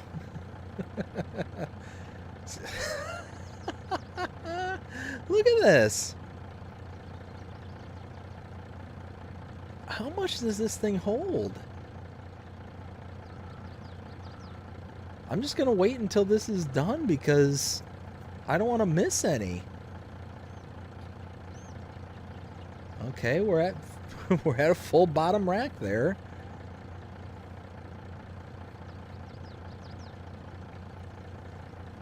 So this is the only honey pallet, the only honey spawn site that I know of where it not only will give you the recommended amount of space. So in this case, the visible amount of space is for 15 pallets to be able to spawn one on top of the other. But this is the only one where it actually seems like it actually stores like stuff in the background kind of thing to spawn later. Because the bees that are over here, I've got two of these big massive beehives here that'll spawn out the honey. This isn't spawning in real time. This has actually been storing and just kind of sitting here like in the ether. So I don't know how much is here. Jonah says that's true.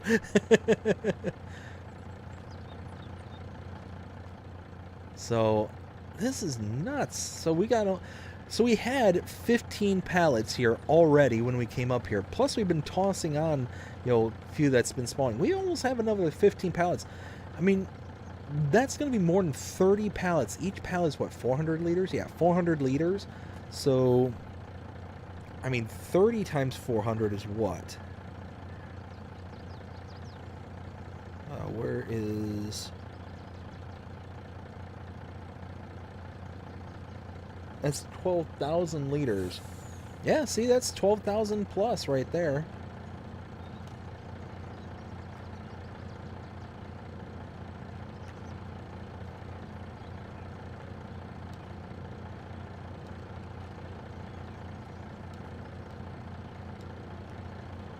Just gotta be very... Oh my goodness. Be very careful.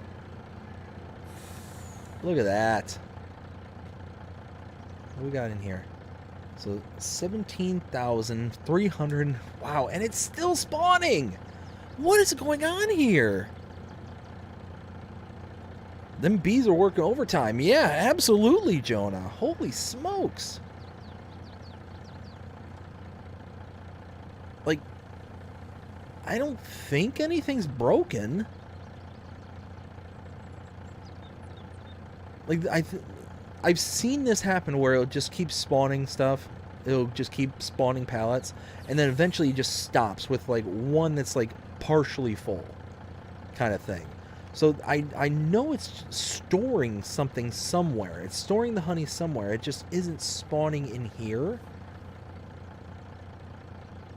until there's room, like when I'm clearing them out. But it just kind of spawns them like one at a time, like you're seeing. So this is, I think, going to be the biggest honey run I've ever made. What is honey going for nowadays?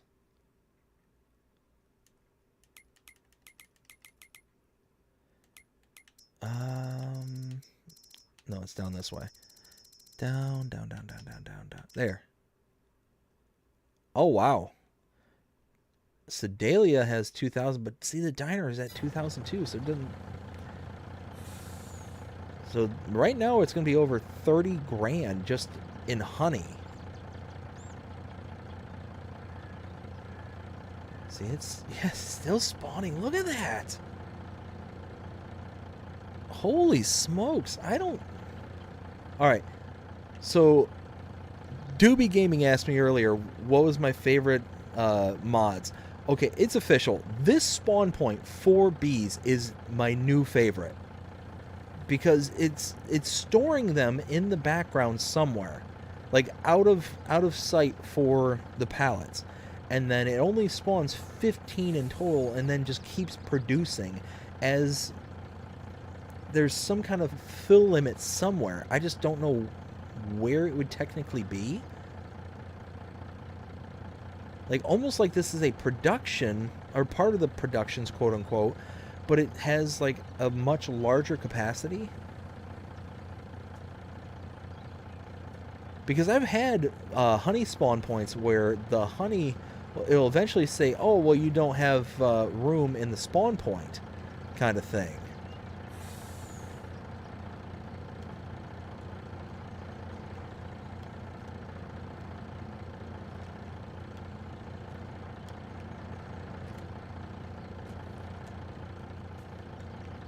What are we at? 23,000, and it's still spawning!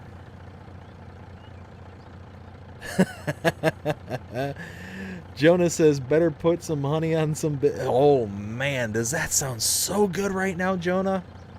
Holy smokes, that sounds amazing. Some honey and biscuits? See? There it is. There's the last pallet right there. So yeah, that's exactly what I'm talking about. So it wasn't glitching or anything. It wasn't just producing pallets just to produce them. It has a capacity. It's just... I'm curious now how much. Because you figure, in the trailer is almost 25,000 liters. So we're going to get almost 50 grand just in honey. But you can see, it's no longer spawning. So... there is a capacity. I would love to know how much.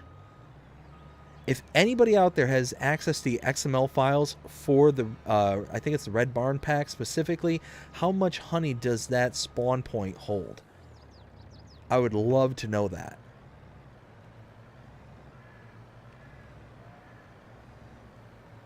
Alright, let's go ahead and go and sell this, because holy smokes, that was intense. Absolutely intense. I cannot believe just how much honey we have. I've never ever had this much honey before. This is like so much more honey than I've ever raised before. I'm flabbergasted right now. I would say I'm speechless, but that's certainly not the case. I'm sitting here rambling.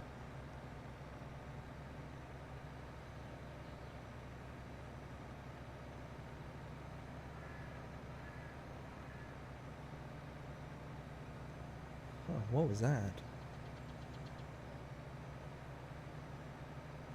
Anyways, let's see. Custom says they better get some raises. Now, Absolutely. I'll get them some extra flowers.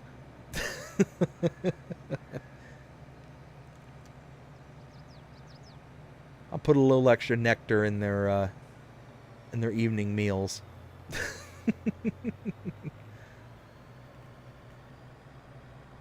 There we go. All right, so this is going to go to the restaurant. This way, over to the left.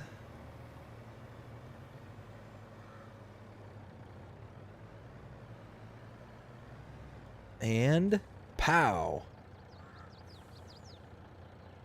And we're going to get an environmental score bonus out of this too. So we're going to get almost, what, 50 grand? Over 50 grand?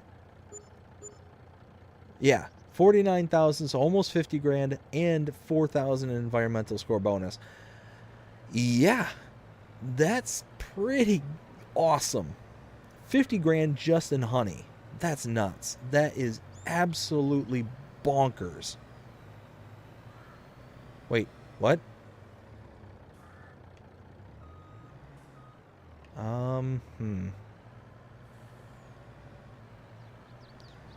So honey must have made it into the middle section. So I cannot remember who it was that asked me this. Why? Why? Why? Why? Why do you have to just jump right out behind me? All right, I'm cutting through your yard. I apologize. There we go. I forget who asked on the last stream, but basically the question was, what do I think of this trailer? And to some degrees, I absolutely love this trailer. I think this is a fantastic trailer, but to I cannot remember what button it is to... Oh, wait, I do remember. Yes, okay. Whew. So, to some degrees, this is an amazing trailer. It is absolutely awesome being able to auto-load stuff, you know, especially things like honey and all that stuff. Being able to do the auto-load for trailers is amazing. Huge, huge, huge plus.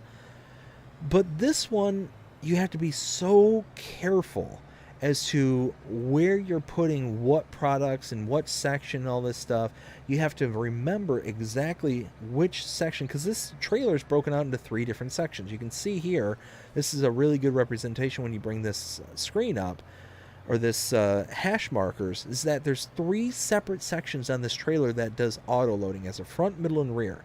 And you can unload it as 3 separate trailers, front, middle, and rear. And you can change which one's unloading based on, you know, what part of the trailer you're selected on.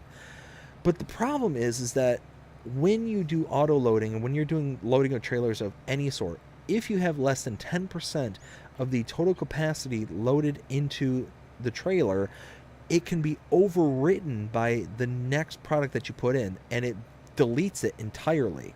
So 10% of each section here could be thousands of liters worth of product that you could accidentally just be like bloop, or do exactly what I did, which is you're loading a single product and then it's that single product is then split out against multiple chambers on the trailer kind of thing. So it's just one thing that you have to be very, very conscious of and be very careful about.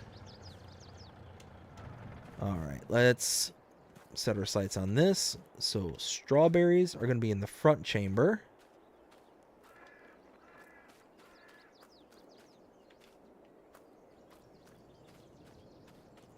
And this is where I have to be very careful. I don't want any like Superman moments where I'm just flying across the screen. The middle chamber is going to be lettuce.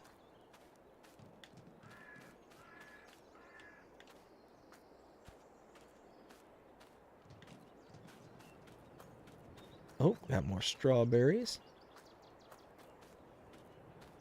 Oh, see? Exactly what I'm talking about there.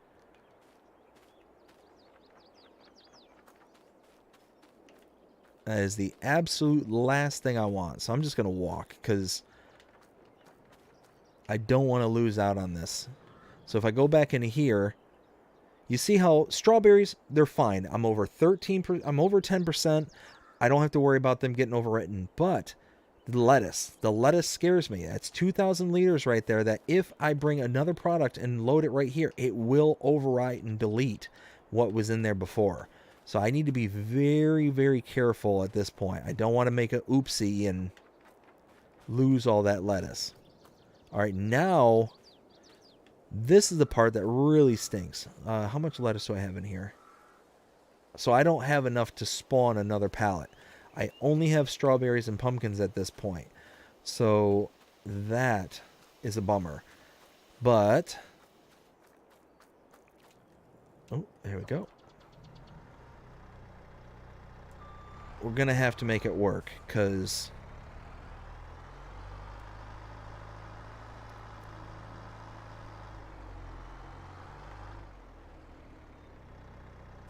ooh. Ooh. I just had a thought. I want to see something real quick before I really kind of jump the gun and do this. I want to see how quick one pallet gets absorbed. Oh, nope, that's not gonna work at all. Okay, so what I was thinking about doing was taking one of the pallet pushers and installing the pallet pusher to push it into the rear chamber. Because this is going so slowly for the pumpkins, what'll happen is that I'll start pushing all these pallets towards the trailer and they'll get bound up in the trailer itself, and then it'll just kind of slingshot and explode. So I don't want to do that. I'm not gonna, like, if we were doing just strawberries like this, see how fast this is going, I would consider doing that. But I don't think that's going to be smart to do the pumpkins because those are loading in super slow. But what I am going to do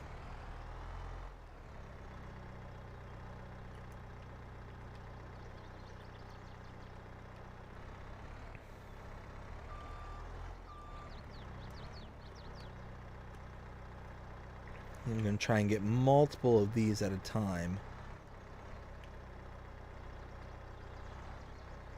And nope.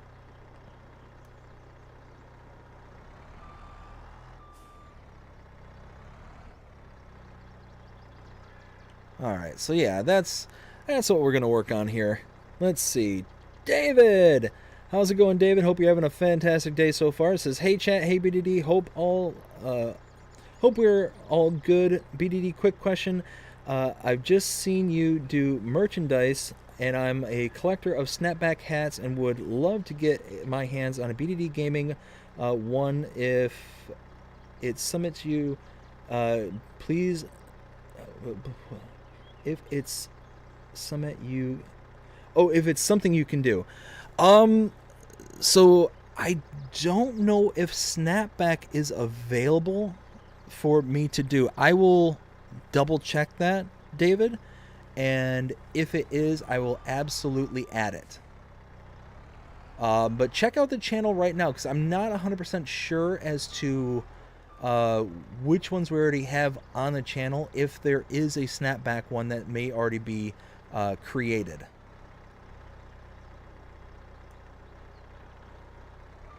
Let's see. One of those that I will definitely check that out for you after the stream here. But actually, that kind of gives me a good segue to start talking about things while these are loading and doing their thing. So let me go ahead and give my shout out for my tier 2 channel members, starting with Mark K, Will T Gaming, Ken Adlam, Rail Fanning Jonah, Karma Comment Chameleon. Actually, Revere Time Todd, that is not the updated list. What happened there? let's see, Crazy Chris Sims, Luke, Bernie King, and Philippa Thompson. Thank you all so very, very much for being Tier 2 channel members. And if you are interested in helping out the channel and becoming a channel member, go ahead and check out the link in the description below, or check out the join button also below and on the main channel page. There you can gain access to things such as custom badges, custom emojis. If you check out the chat there, you'll see people like Rail Fanning Jonah, who has the custom badges. There's also the custom emojis, like I said. There's also early access to edited content such as the channel shorts and the Let's Play series. All that starts at 99 cents a month. That's all Tier 1 stuff right there. Tier 2, like what you just heard, gets everything that I just said, plus a shout out every single live stream. And that starts at $4.99 a month. So if you're interested, like I said, check out the link in the description below. The join button also gets you right there. It helps the channel so much in the sustainability and the continued growth. I greatly appreciate every single one of my channel members. Thank you all so very, very much. I also want to send a big thank you to all my subscribers and all the viewers watching me here tonight. Greatly appreciate every single person out there. I have an absolute blast doing this, and I just want to make sure that I thank every single one of you out there, because it's a absolute ball doing this. So thank you all so very, very much. Also want to give hey Jonah, thank you so much. Those are definitely the emojis that I'm talking about. And huge shout out to Predator Studios for creating those emojis, creating the badges, creating the channel art. Thank you so much, Predator Studio. Greatly appreciate you. Check them out if you're in need for any kind of custom artwork. You can find them on Etsy. That's where I found them, and they do fantastic work, and they do they listen, and they work with you very, very well. So if you need it, go check them out. Let's see, where was I? Jonah says we are making strawberry cheesecake with the strawberries, and we are making pumpkin pie out of the pumpkins. Ooh, nice. Davis says, cheers, bro. Seen a few items that I have a bigger look. Sorry, my English typing. No worries, bud. No worries at all. One of those where my typing is not the best, but mine is solely to blame on the phone and autocorrect. Does anybody else have that as like a huge issue with their phone? Is it just seems like autocorrect just wants you to sound like an absolute idiot? It's one of those where I swear there are times where I know, like, look, I know I'm not the smartest man in the world, but there are times where I go back through my text messages with people and be like, wow, I just sounded like a complete idiot. What was going on here? And it's just funny because I'll just sit there and I'll be chatting and people will be like, huh? They'll send me like a question. Like my wife, perfect example. Just today, as a matter of fact, she reached back out to me. She's like, what are you talking about here? And I read back through it. I'm like, oh my goodness. And I'm like, can you pick me up some, what was it? Some deodorant. And I think the way it came through is, can you pick something? And I forget what it was, substitute the deodorant, but it left out pick up, and it changed out deodorant as some kind of something in there that was just absolutely out of left field. It had nothing to do with anything that I was trying to type and say. It was just an absolute nightmare. Custom says same. Ken says, don't forget about screenshots. Yes, Ken, I've got you covered on that one. Don't you worry, bud. I am going to get to that here actually pretty shortly. Oh, hey, and probably help if I bring back the... I just left that up, didn't I? I swear, we're professional around here.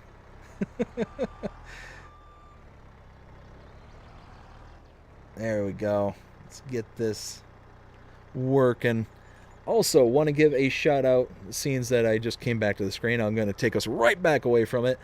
give a shout out to us having a P.O. box. That's right. If you want to send the channel and me something specifically, go ahead and use this P.O. box. I know there's several people out there who have made mention in the past that they want to send stuff out. I know there's a couple people working in the background that are going to be working on stuff like that. So that is the P.O. box for the channel. P.O. Box 6136, Hudson, Florida 34674. Again, greatly appreciate anybody who would like to use that. If you do end up using it, the only thing I ask is to make sure that you give yourself kind of like, let me know who it came from. Like, don't just send me random stuff and like not wanting a thank you or anything like that. I want to be able to know who it's coming from so I can give a huge shout out and a big thank you to anybody who sends something to the channel. I greatly appreciate it. Yeah, like I said, one of those that I'm a huge proponent on. If somebody is doing something kind and out of generosity to me, to the channel, whatever, I want to give them the recognition. I want to give them the shout out that they deserve. So, want to just point that out. So, let's go back to that. Jonas says yes. So yeah, you know, I know a lot of people know exactly what I'm talking about when it comes to the text messaging and all that stuff, and just the autocorrect is like out to get us. Like I said, I know I am not the smartest man in the world. I know this for a fact, and I have no problem with admitting it. But I know I'm not as silly as the text messages would make me sound. And there's times too where I'm sitting there typing on the phone and I'll press, like, let's say the D button, and it's like it'll type in like a word or a letter that my finger is not even next to. I'll type D and it'll do like P all the way on the opposite side of the screen. It's like, what? Now, I know I have big hands. Like, I've got pretty chunky thumbs kind of thing, but not that big. Like, my thumb is not going to reach all the way over to from the left side of the screen to the right side of the screen, kind of thing. That ain't going to happen. So, it's like they're out to get us. It's like it's so I'll compare it to this. Anybody out there go to Starbucks? Anybody out there go to Starbucks? My wife, she loves Starbucks. I personally can't stand it. It drives me nuts. It's a waste of money in my opinion. Anyways, I'm not going to get too deep into that one.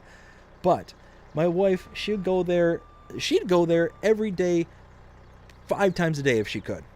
If we could afford it, she would absolutely do it. And it's one of those where you tell them your name. You know, I'll be like, yeah, you know, because they always ask, you know, when you're done with your order, what's the name this is under? And I'll be like, David. And they will put the most wild name. It's like they either don't listen or they're just doing it to mess with you, kind of stuff. That's how I feel like the phone works. It'll sit there and it's like you go to type in a word and it's the complete opposite. Like, one time I said, yeah, this order's for Dave. And it wasn't Dave that was on the cup. It wasn't Dave that was on, and I was the only person in there. So I knew that was my order. And it wasn't like, this is before mobile ordering kind of thing. So it's not like, you know, hey, just somebody putting something in the mobile orders and kind of thing. It was like Bruce or some like random name that wasn't even anywhere close.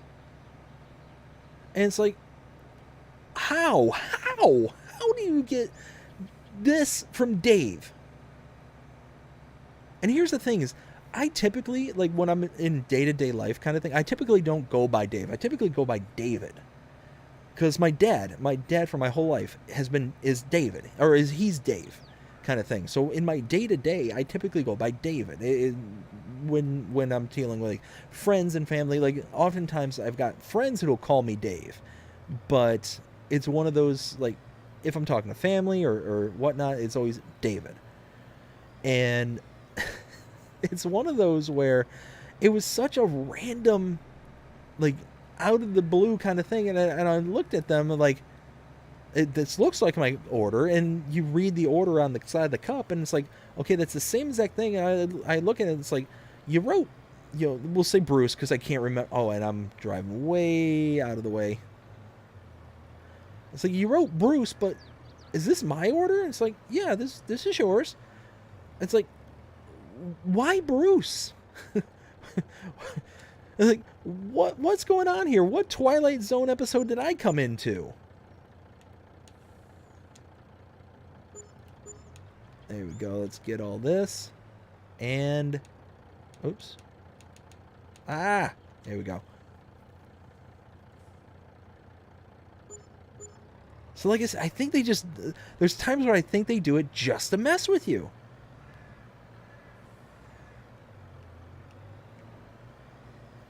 All right, now we got all the pumpkins sold. We got all the strawberries, all the lettuce.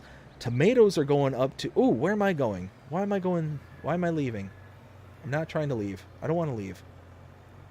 I've got ketchup I can sell. I've got all the fruit juices I can sell. I've got so much stuff. I'm right here in town. I might as well do it. And I've got the flatbed trailer. I can pick it up. I got all the cheese.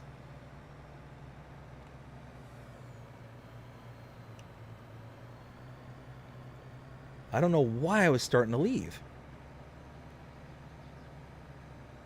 All right, we're going to start with no. No, don't you cut me off. I might be speeding at 51 miles an hour through town, but that doesn't mean that you can cut me off and let me run into you. There we go. There.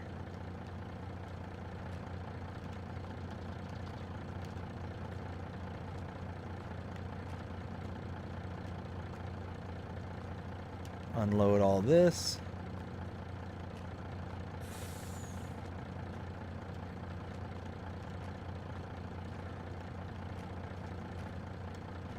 We're going to get a good price out of this, too. Oops.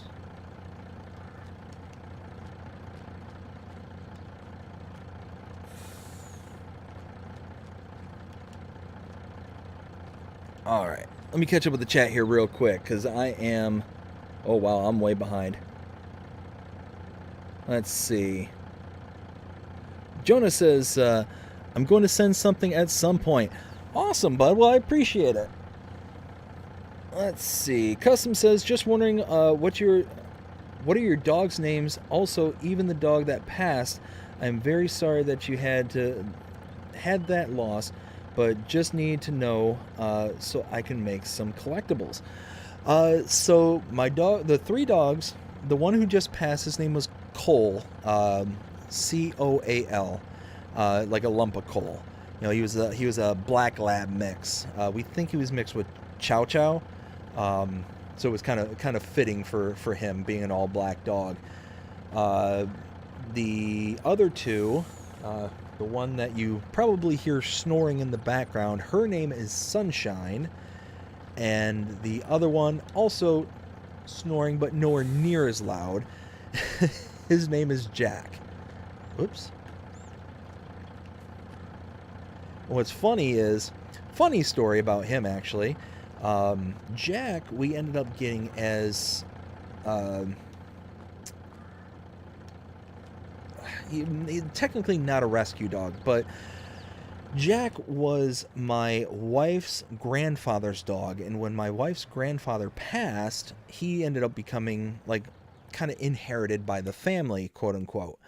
Well, nobody in the rest of the family wanted or had the means to be able to take care of a dog. But it was just one of those where, ooh, I could take this to the pizzeria. $3,400? Yeah, let's go to the pizzeria. But I don't know where the drop-off point is for that. There we go. So my what was I saying? Oh, so basically everybody knew at that point that we had dogs, and we had 2 dogs at that point where it was one of those where we weren't planning on getting any more dogs. And they basically like, well, it's one of those that nobody in the family has the ability to take care of him. Nobody, no, basically nobody in the family wanted him is what it basically boiled down to. And oh my goodness, what is going on here? I am on the front. Oh, that's the unload for the pizzeria.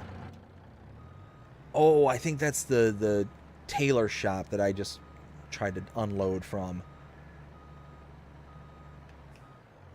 So anyways, so they came to us, and at the time, like I said, we had 2 dogs already. So I'm like, I don't know if that's really a good idea. And basically, my wife told me that it's like, look, if we don't take them, then basically nobody else is going to. So I'm like, fine, we'll go ahead and take them. And it was one of those where I had never met the dog before. It was what it was. It wasn't, something that we necessarily wanted to do, but it was something that we, basically were compelled into. Whatever, not a big deal. Well, then we went to go pick him up, and my wife ended up telling me his name. And why do I keep trying to drive away? Why do I keep insisting that I have to go somewhere? And his name originally, before we got him, when her grandfather had him, was Boa. And I looked at my wife and told her, we've got to have a different name. I'm not going to sit there and be out in the yard and be yelling, Boa, Boa, come Boa, come on Boa, let's go. Every single time I want the dog to come inside. So it was one of those where, and it turns out that every single one of her grandfather's dogs, every single one was named some kind of variant of that name. Why did I turn in here? I meant to go further. So it was either Boa or Bo or whatever. It was some kind of variant of that. And I told her, it's like, nah, we're going to change his name. When we have him, he's going to have a different name. And eventually we landed on Jack. And yeah, I am so glad that that's the name we eventually landed on, because I couldn't imagine, oh my goodness, just be sitting there in the yard just yelling for him and be like, come on, Boa, let's go, Boa.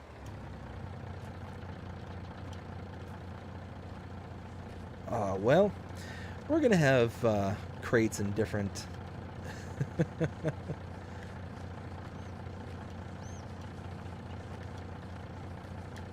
Oh yeah, we got them all loaded up in different places. All right, let's see.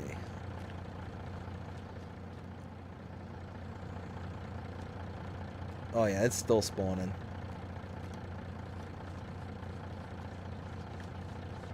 There we go. How much are... Okay.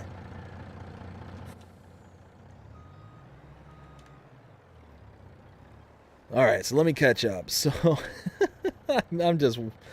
Ay. All right, so Saskatchewan says, I went to bed at 1 o'clock in the morning and was overload because my buddy came over to my place, had some beers, and got voted and drunk.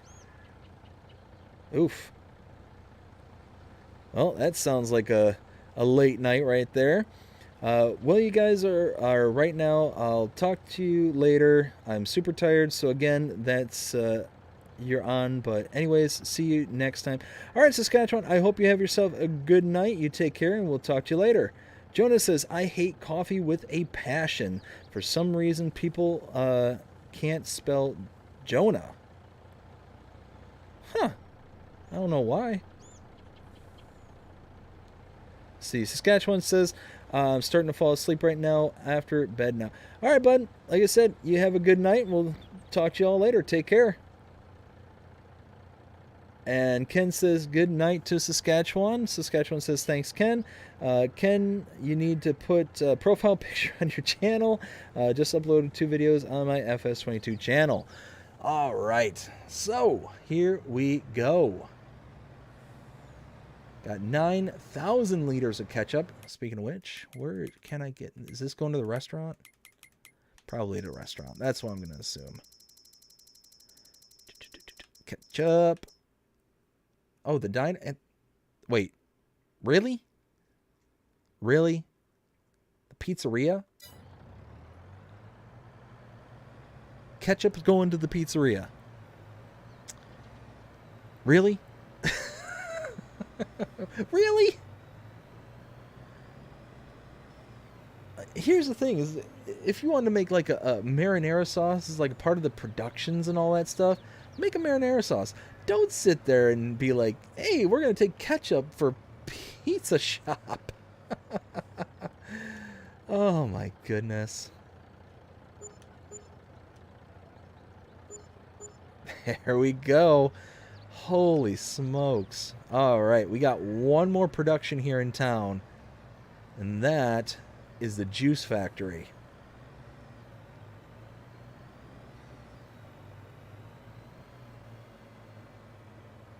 Right there. Okay. So let's turn that on. What do we got over here? Oh, wow. Lemonade at almost 15,000 liters? What? I mean, okay. Okay. Well, lemonade. Wait. No. I can't pick these up by hand. I need to... Oh, man. I need the telehandler over here. Oh, well. I forgot about that. All right. Where was I? Jonah says, last person to spell Jonah spelled it with... Really?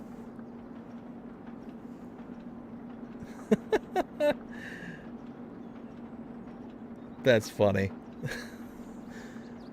Oh my goodness. But I mean... Oh. My mortal enemy. Get out of here, train. You better keep driving that way. Alright. Now let's go ahead and start loading that up. We've got... Holy smokes. It just dawned on me. We've got tons of lemonade that we need to load. I mean, not so much in the ways of the other juices, but lemonade. Why was that so... Oh, that's right. I forgot. I completely forgot. So we had a whole bunch of lemons here on the farm, but we weren't doing anything with them. But I ended up buying a bunch of sugar and put it into the production so we could make the lemons into lemonade. I forgot about that.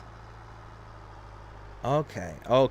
So that's starting to add up now.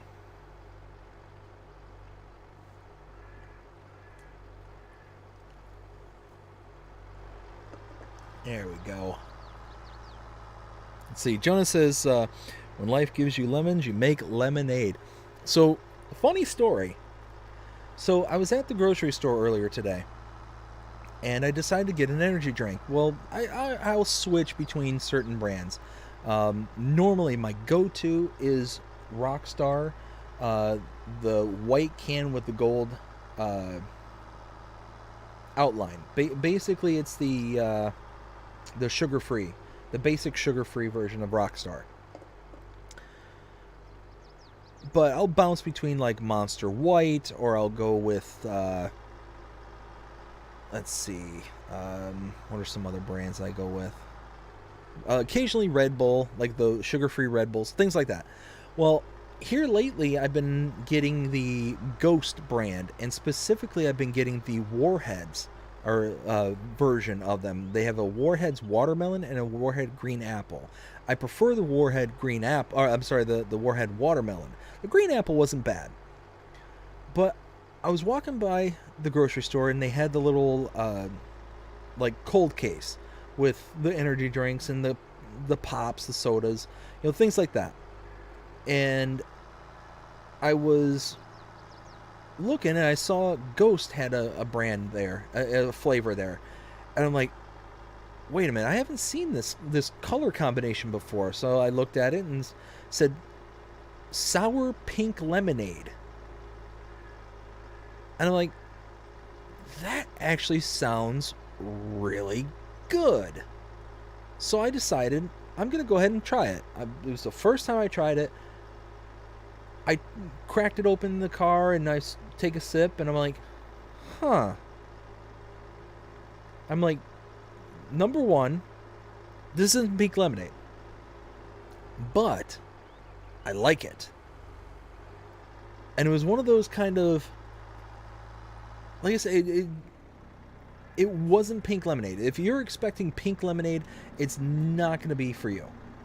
It's just not going to be for you. But it was actually pretty good. Like, I was actually really impressed. How many liters is this? 432. Oh my goodness. This is going to be a while. All right, you know what? No. Just no. Absolutely no.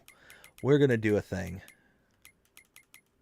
I know this is going to be, cutting into, the amounts of profits that I'm going to have here, but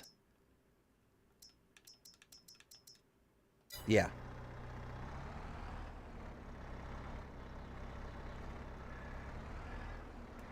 At 432 liters per pallet, that's going to take forever to deal with, especially the lemonade.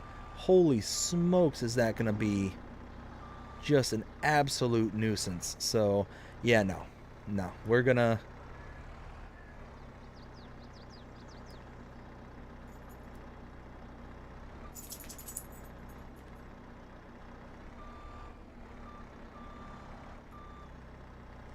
We are going to just work with these 4 pallets, and we are going to, from now on, just sell the products. We are not gonna spawn any more of these pallets.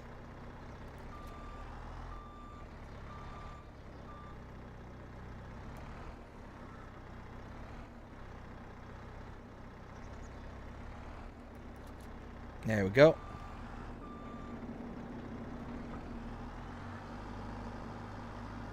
But no, it was one of those where, whoa.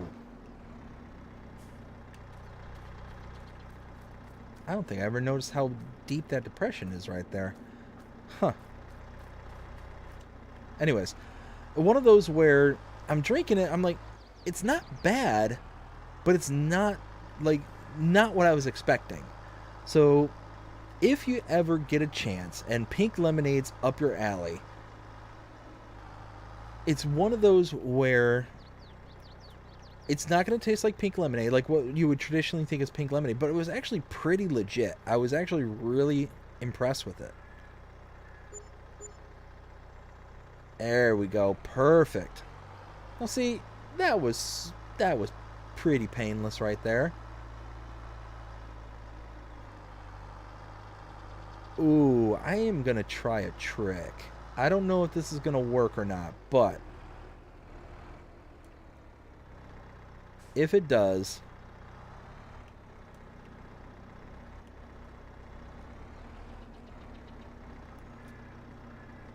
wait, it still has ketchup in it.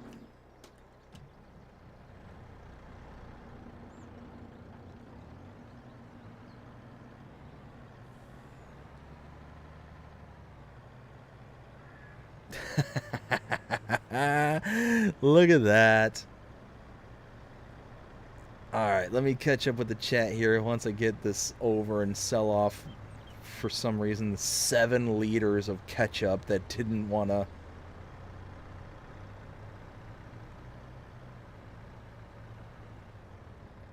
Stubborn 7 liters of ketchup.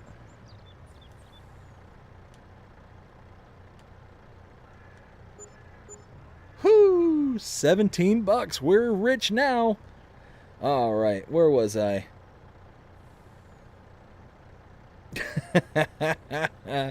Jonah says, my best friend, the train. When life...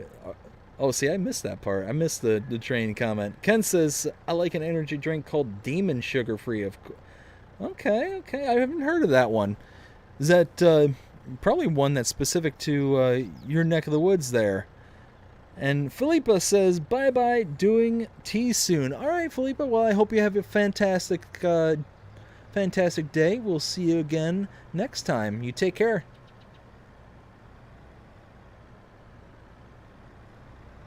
So let's see, we are...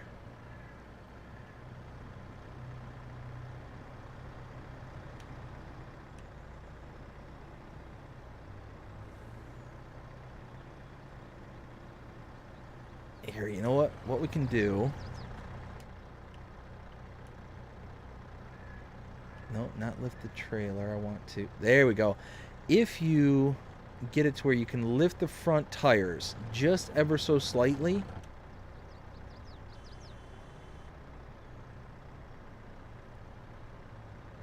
Don't you honk at me.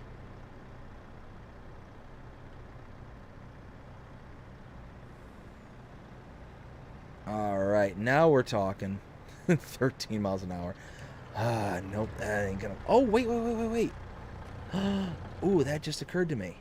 Yes, I do have straps on the trailer. Okay, hold on.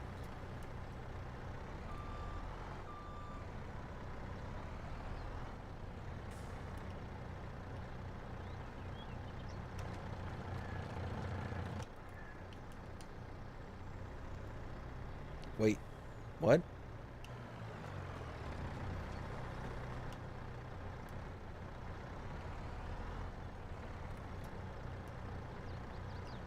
Oh, for crying out loud.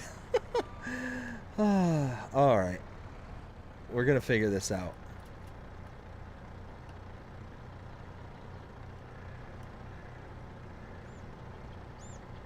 No, that ain't gonna work.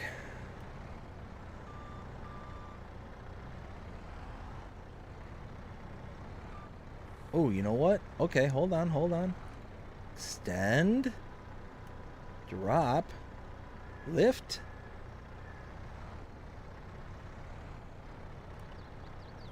Now maybe...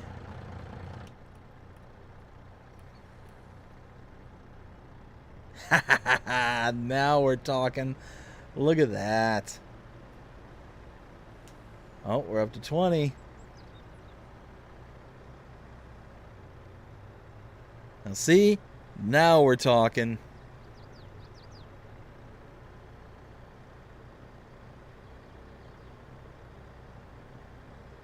We got it.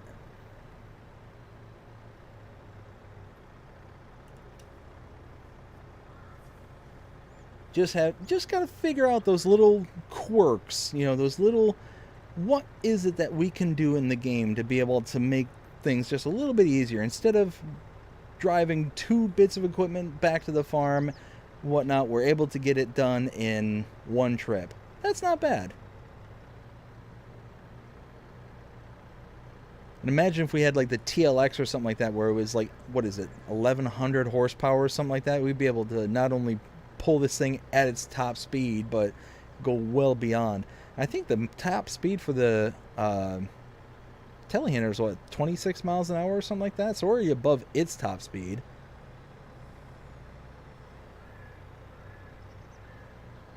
Let's see. Ken says, yep, it is, Dave. Okay. It's one of those that it's something that always fascinated me, is to try like different products from like around the world. There's a where I used to live there in Atlanta, there's the Coca-Cola factory that you can perform tours and do stuff like that. Well, at the very end of the tour there, they let you go in to this like fountain room, is essentially what it is. And it has all the different brands of Coca-Cola that are like around the world kind of stuff, and all the different flavors and all that stuff. It's wild to like see all the different like styles and flavors and all the different things that that I don't get to see here in my country, here in America. But I remember there was one flavor in, I think it might have been South Africa, maybe, but it was so good, and I can't remember the name of it, but it was just wild. It was like this kind of blue, like bright blue flavored drink, but it was so good. It was so good. It almost reminded me of like a more fruity version of Mountain Dew, maybe. It'd probably be like a good description of it.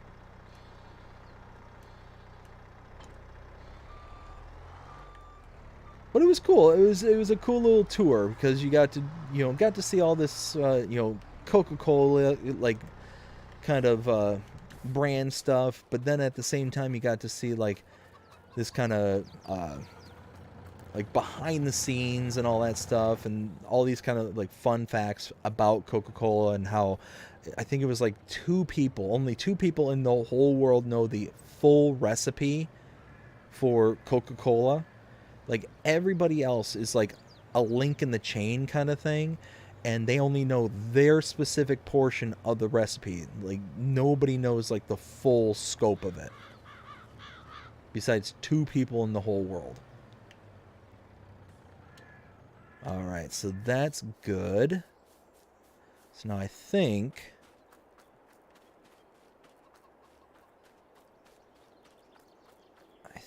we're good now to where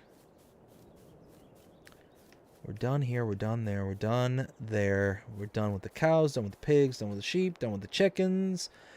Do we have any other production points I'm forgetting about? Let's see. Ketchup's done. Don't need to worry about ketchup. Cheese is done. Don't need to worry about cheese. Greenhouses are good. Stone factory, I think this is fine. I don't think I have any lime here. Nope, no lime. Alright, yeah, perfect. Alright, let me catch up with the chat just real quick. Jonah says, you blocked that poor car. LOL. Jonah, one eternity later. I'm sorry about that. Jonah says, the police will have a field day if they saw you doing... Oh, yes, they would.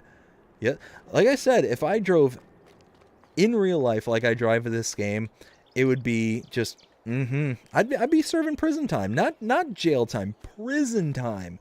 Because my driving style here in-game is radically different than what it is in real life. Let's see. So everything's good here. Now we need to do stuff to the fields. So I need to mulch both of these fields. I need to mulch this one and this one. So let's get this here. And let's get a mulcher.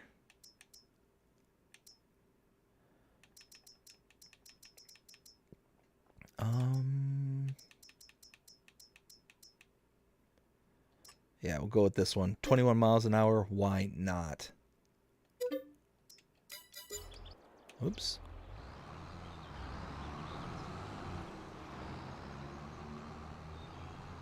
All right. So we need to mulch the little itty bitty field on the other side over here. Or wait, do I need to mulch this? Is there anything that needs to be mulched? I don't think there is. No, it's just covered in weeds. So no mulching there. We need to... we need a stone pick there. Alright, so we'll get this. We'll get a stone picker. We got the mulcher. We'll get a stone picker. I don't have to stone pick my big field here. That's fine.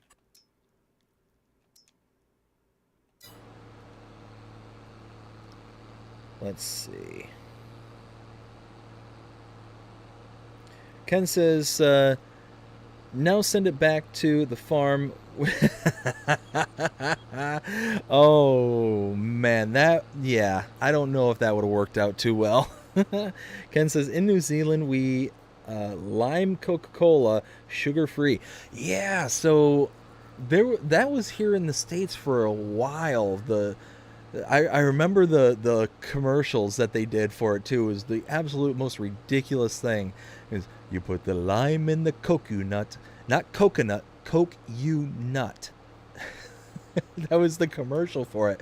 For the longest time, it was you put the lime in, and I still to this day I have nightmares of that song just on repeat because it was everywhere for I would say a solid year. It was everywhere.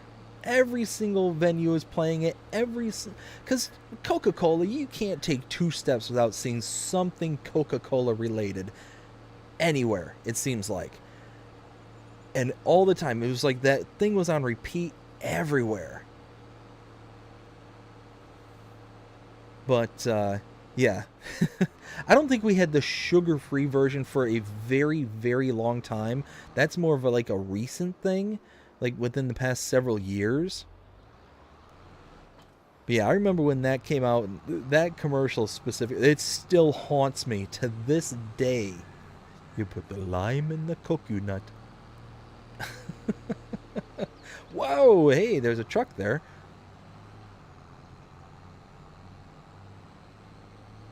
I always find it so funny and fascinating, the physics that that happen in this game. Like, that makes sense. Like, you just hit a truck and just kind of ride, like, because I was mashing the button, the pedal. Like, you're just gonna ride up it. Speaking of which, I actually saw a video the other day. It was like a actually, I think it was earlier today. It was a compilation of crashes and stuff, and the camera was behind the crash vehicle, and the car comes from out of frame, like it's behind them, but they come racing up behind because there's a big line of traffic.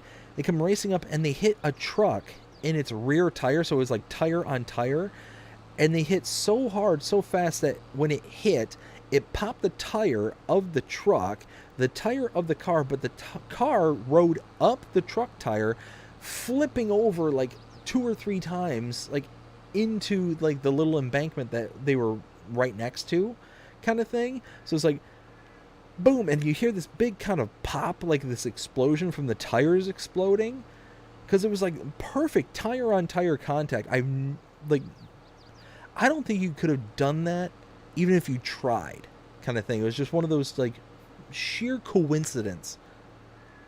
But then it just rode up the tire, flipped up on its side, and just kind of went end over end. It was wild. It was absolutely wild. Let's see. Jonah says, well, I got to go to bed. I got work in the morning. All right, Jonah, well, I hope you have a fantastic night. Stay safe and stay happy, everyone. Whoops, and I'm drifting. Jonah, like I said, I hope you have a fantastic night. Thanks for stopping by. We'll see you again soon. Let's see. Ken says, good night, Jonah. And I love lime Coca-Cola sugar-free. That is a good one. It's not one that I drink often, but that is definitely a good one. All right, let's fold this out. I do like this mulcher. This one is really good because it lets you go like 21 miles an hour or something like that. It's got a good working speed. The only problem is that it's got the offset in the mulchers, so you always have like this little trailer like out on the outskirts of your field. Yeah, 22 miles an hour.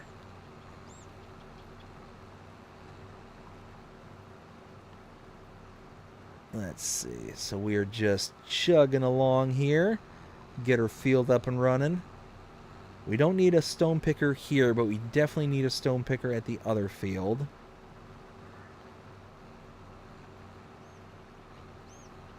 And then I need to get some kind of equipment to plant. I think the only thing I can plant right now is wheat, and I think I'm going to go with wheat.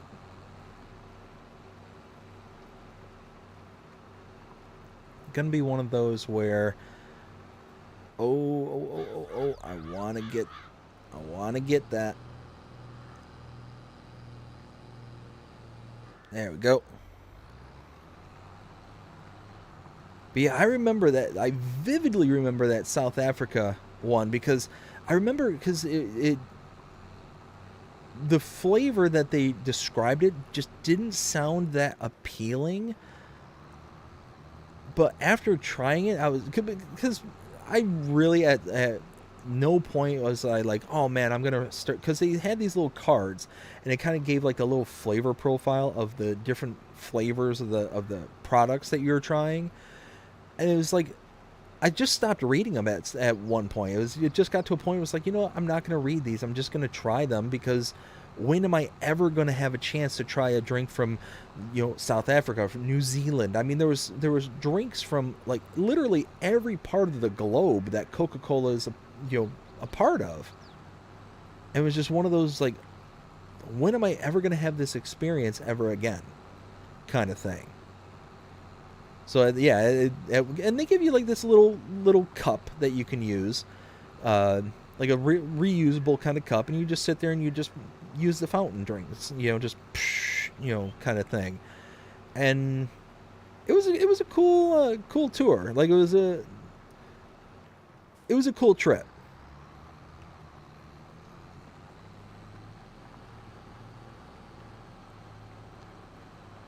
And that was when my wife and I were like, you know what, let's go to Atlanta and let's go check out some stuff there. And we ended up walking around, and that's where we decided to go, was to the Coca-Cola factory.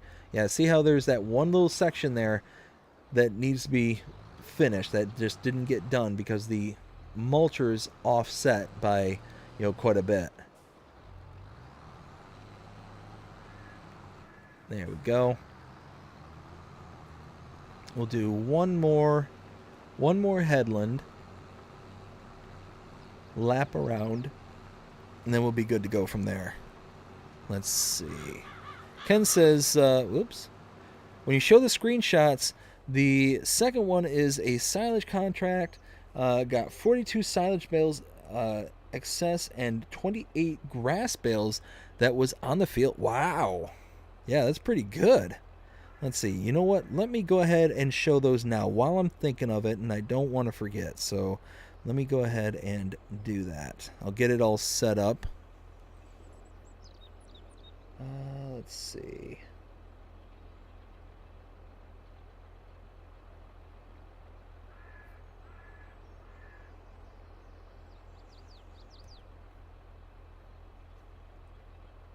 And, oops, that's not the way to do it.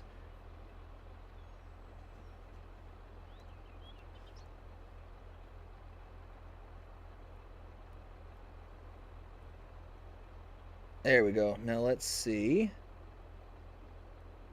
Oh, that's not right. That's one of... Well, I need to reestablish the...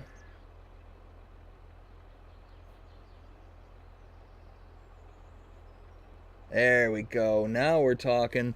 So, Ken this afternoon sent me a few screenshots, as we can see.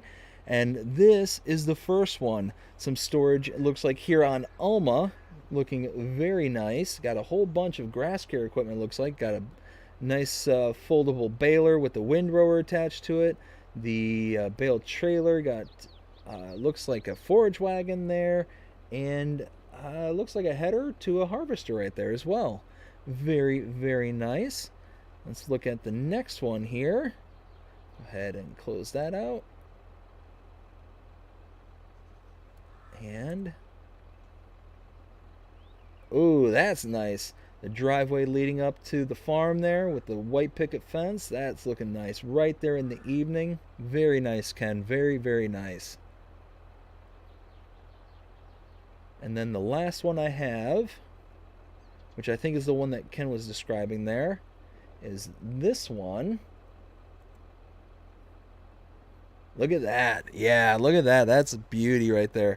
So Ken said again, when you show the screenshots, the second one is the silage contract. Got 42 silage bales excess and 28 grass bales that was on field 40. Yeah, and just for reference, field 40 is the big one, the one that we made a ton of money on in the last stream.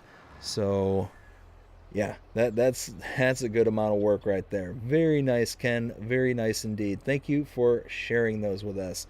Let me go ahead and take that off. And there we go. Perfect. Oops. And again, if you are at all interested in sharing screenshots, letting us see your farms, your builds, and all that stuff, feel free to check me out on any of the social medias listed down in the bottom left-hand corner of your screen, Instagram, Facebook, or X, any one of those, and send me your screenshots in a direct message. The only thing I ask, if it's your first time sending screenshots or anything like that, just please let me know that I have your permissions to display the photos on the channel here. I don't want to necessarily have people be like, oh yeah, here you go, here's a screenshot, and not have express permission.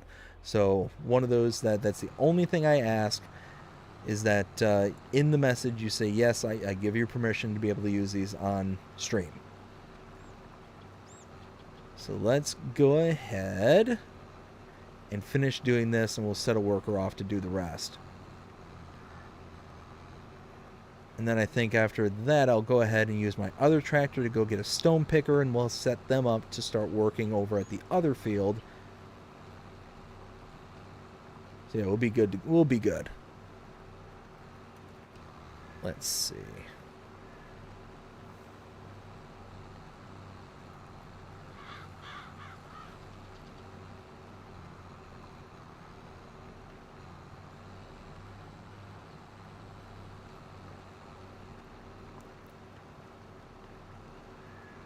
Yeah, so this field, I mean, for the size of this field, it's actually pretty big. Like, it's really surprising how large this field is. I shouldn't say surprising, but that's not the right word. But this is one of the starting fields, and it's very rare that you get a map where starting fields are pretty decent in size.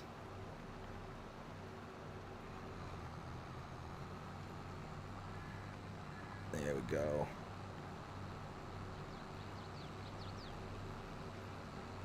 So yeah, we'll get to the other end here after the second pass, and we'll set a worker off, and then we'll kind of go from there.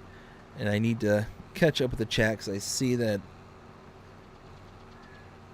we do have a couple more chats. There we go.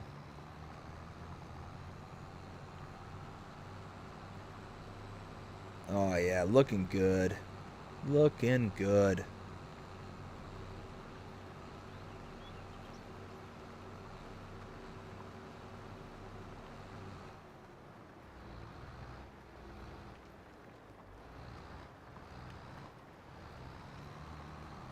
There we go. All right, that should be perfect. Now,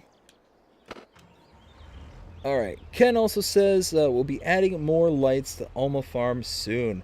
Oh, that's awesome. There we go.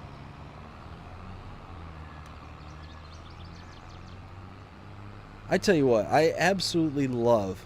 I love it when people send me screenshots and I get to see their farm builds and everything that they're doing, because it's one of those that it really kind of gives the opportunity to strengthen the community, because we get to see what kind of thoughts and ideas that each one of us have that makes the farm and makes whatever we're building so unique. Like that's one thing that I wish that we could kind of almost like submit to giants, and they'd be able to like hey, check out this farm build, you know, and you know, this is something that the member of the community did, and be able to like send it to them and they put it on their blog or something like that. I think that would kind of be cool. The little I don't know, it would just kind of build like a bigger community, you know, kind of camaraderie. kind of thing. And I don't know, I think that's why I like doing it here on the channel, is because, you know, as far as I'm aware, I don't know too many other people that kind of do that will share everybody's farm build and kind of, you know, show it to the rest of their communities to be like, hey, you know, these are kind of the screenshots and things that we got going on. You know, get to see some really, like I said, you see some really cool ideas on what people will do and whatnot. You know, the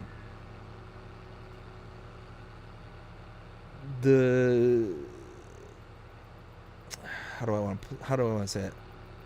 The number of different ideas and things that we get to see is just awesome. It's just, to me, I think it's invaluable, because it then gets you, like, other people's creative juices flowing. It's like, oh man, I never thought of doing that, you know, so let me try it on my build. Like, perfect example is Will T Gaming and the rock walls, using these single stones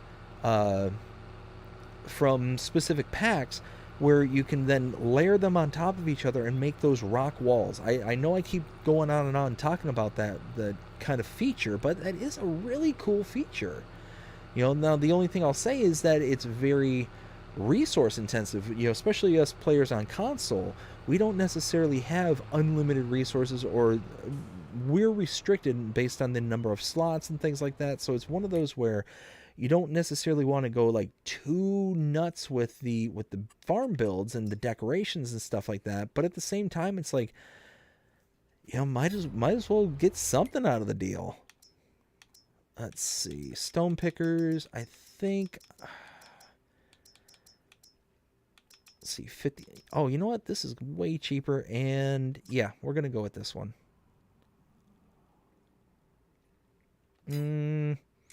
Shoot. Do I want to go with that one, or, you know what? Yeah, we'll go with this one. We'll lease that. Perfect.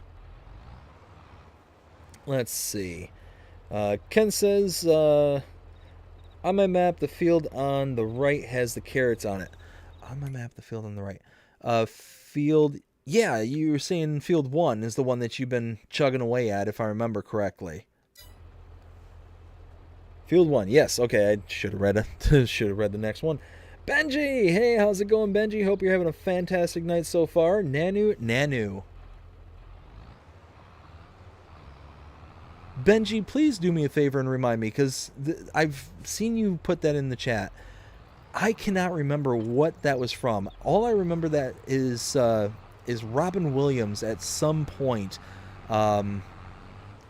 If I remember correctly, it was his version of the genie in Aladdin made a reference to that. But what was the original reference for Nanu? I cannot remember off the top of my head.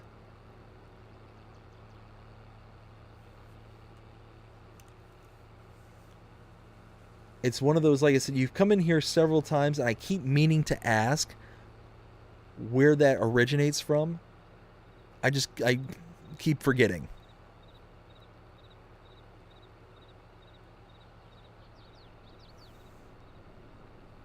Mork and Mindy. Okay. I knew it was something along those lines. I just couldn't remember. And it's been like every single time you'll be coming on here and I'll be like, oh, I gotta remember to ask. It's like, no, I'm going to ask this time. Just woke up from a nap. Mork and Mindy. Yes.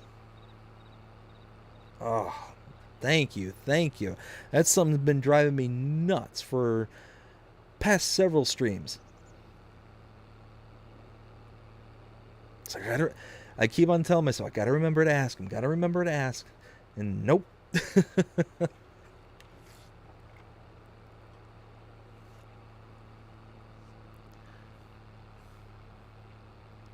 All right, so we are going to try... Yeah, see, look, you can see the entirety of the barn and all the buildings there and the silo through the trees. Like, that's just wild. I was saying earlier just how much the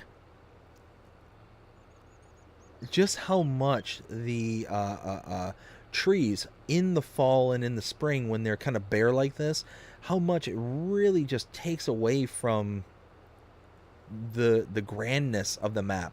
It's really wild to think just how much the foliage and all that stuff really adds to the depth of the map. All right, so this is the field I want to pick the stones out of, and I think that if I run through this with the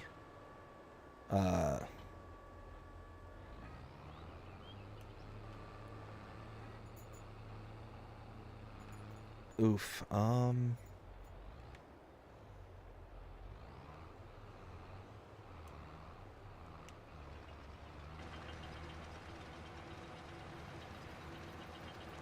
oh man, I was hoping that by cutting through this with the stone picker I was going to be able to get all these weeds out of here. Oh well. Oh well. Let's see. Ken says, show my age now. It's one of those, like, I knew the show, I just couldn't remember it. And I don't think I ever really watched it at any point, but it was just one of those, like, I knew the reference, I just couldn't remember the show. And it's like, I know it, I know what it's from. Erica, hey, how's it going, Erica? Hope you're having a fantastic day so far. Ooh, that's, what is that? That seems like something for Google Translate. What was that? What was that again? F-E-L-A-U. F-E-L-A-U.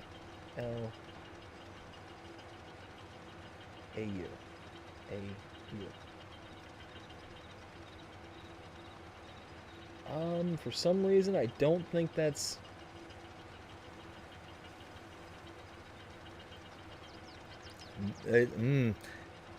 Only thing I'm getting is that says, I'm sorry in Mori. Well, if that's what you're saying, Erica, no need to feel sorry. Don't know what you'd be apologizing for, but I hope you're having a fantastic day either way. Benji says, the younger generations doesn't know the meaning behind it. And it's not one that I necessarily know the meaning behind it either.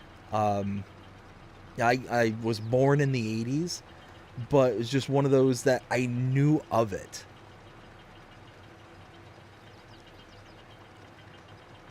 Like I said, my biggest interaction with it was the Robin Williams reference to it. Let's see. Ken says that aired in the 80s. Yeah. I was born in 83. So it was one of those where that, and I used to love watching reruns and stuff like that, especially because, when I grew up out in the sticks. I grew up out in the out in the boonies, and it was one of those, we didn't have cable and we didn't have like all the latest and greatest technologies kind of stuff. So it was just one of those where, we kind of had what we had, and especially in those days it was the not satellite, the antenna. So whatever the antenna got was basically what we had for television.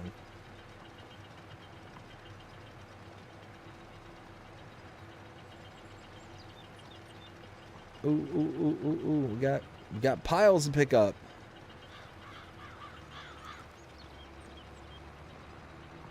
Let's see, how is it looking?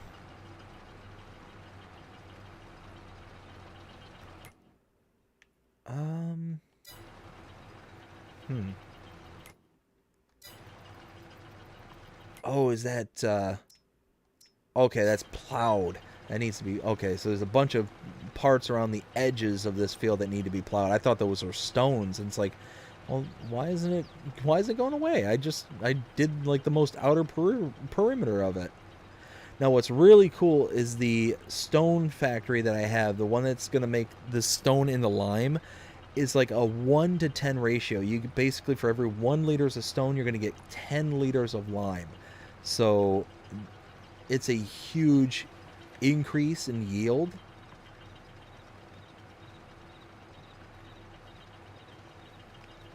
When everything's all said and done, I absolutely adore that one as a lime production. And there's other things that you can make with it. Like, you don't have to just use it for lime. You can use it for so many different things, like stone figurines, and I think stoneware is another thing that you can use. How's this looking? All right, not too much more. Just those little chunks right there.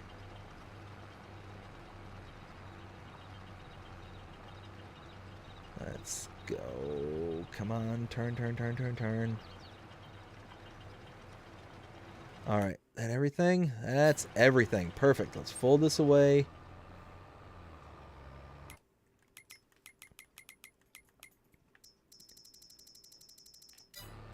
Whoa. Easy. Power. Come on, old Traction King. You got this. Oh, there it is. That's what I'm looking for. It's right up here. So lime, yeah, 1 to 10.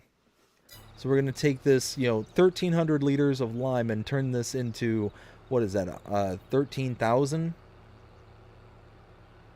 Let's see. Add a 0. Yeah, 13,000. Yep. No. Yes. 13,000. It's almost 1 in the morning and math isn't coming easy. Let's see. Benji says, you'd be amazed. Be amazed what the antenna picks up. We get over 30 stations. Oh, yeah. Are you talking like right now, or are you talking, back in the 80s? Because, yeah, I remember like being able to watch like cartoons and all that stuff. Like, it was a big deal. Like back in, I think it was, it might have been either the late 80s or possibly even the early 90s when we finally got, no. Let me think. We were in the new house at that point. So I would have been older than 8. So yeah, it'd probably been about the 90s-ish when we got satellite for the very first time. And that was like a huge deal. We got, Direct TV. And that was like hundreds of channels. But before that, it was always just the antenna. Whatever we picked up off the antenna. And, I mean, it was fine. I mean, they had the essentials, basically, is what it boiled down to. And that's all we needed. Benji, yes. Yeah, and I do remember, getting a whole bunch of different... I remember coming home and watching things like the old reruns of Addams Family, like the black and white Addams Family. That was a good one. That was a classic right there. Let's see. Now we'll do lime. Oh yeah, look at that. That's gonna chug away now and get all that done. Let's go ahead and return the stone picker. We don't need that. And now we can take the tractor back.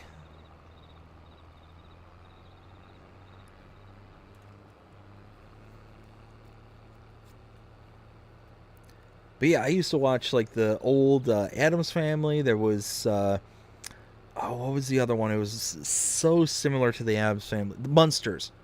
The Munsters used to love watching that. Come home from school and there'd be all the reruns going on.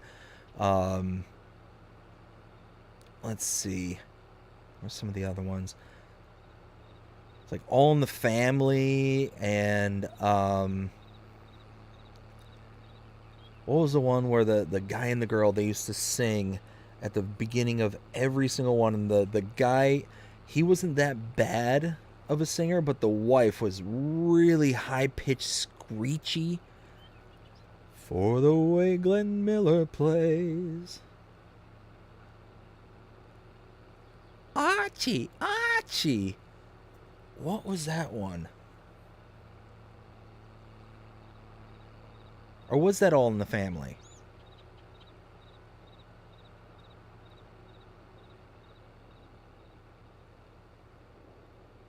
Oh, now that's going to drive me nuts. I cannot remember. Maybe that was All in the Family. Maybe I'm thinking of... there was another one that I used to watch. And it was with this older woman. She was like the kind of head of the household. And... oh my... Mama's Family? Maybe that's the one I'm thinking of.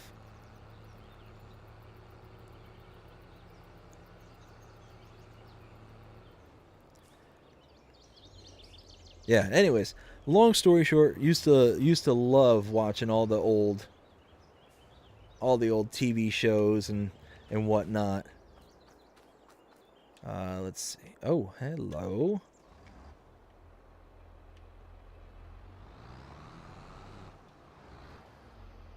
Get that back up and running.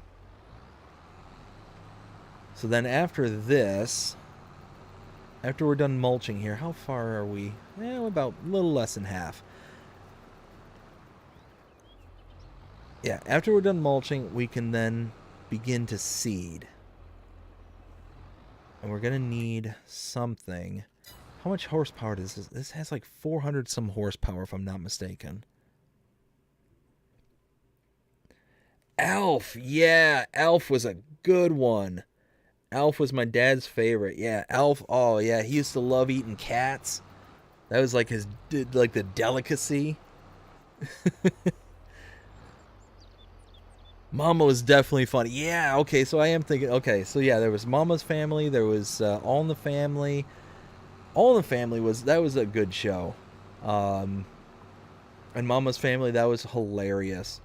Trying to think what else. You know, I eventually started growing up and watching like the like, who here remembers TGIF?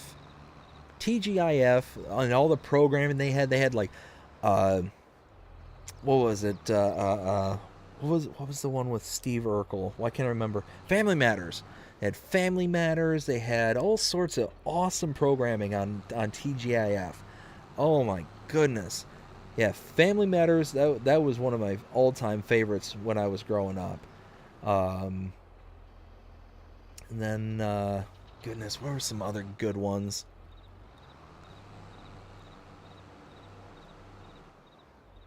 Ugh, just makes me sad that there's so many, like, good old shows from way back when that just... And then you look at like the crop of all the stuff that you get nowadays, and it's like I feel like nothing compares to what was back in like the heyday.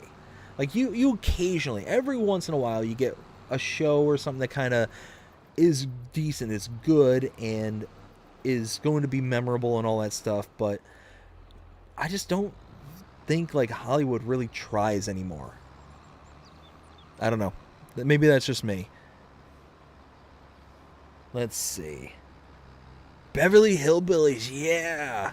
That was a good one, too. Beverly Hillbillies. When I was really younger, I remember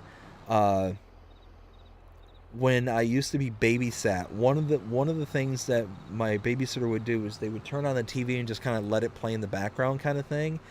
And they had like all the reruns and all that stuff going on as well. And I Dream of Jeannie was one that would always be on when I was there, because I was there for a certain block of time kind of thing. So it was just one of those that they would always have it on that channel. It would always be playing in the background, and it would just be on kind of thing. So it was one of those that if I wasn't sitting there playing with toys or something like that, that would be something that I would just kind of kick back and watch kind of thing. And that was a good old show too. Ken says, TGIF, thank God it's Friday. Yes. Yes. It was such a good chunk of television.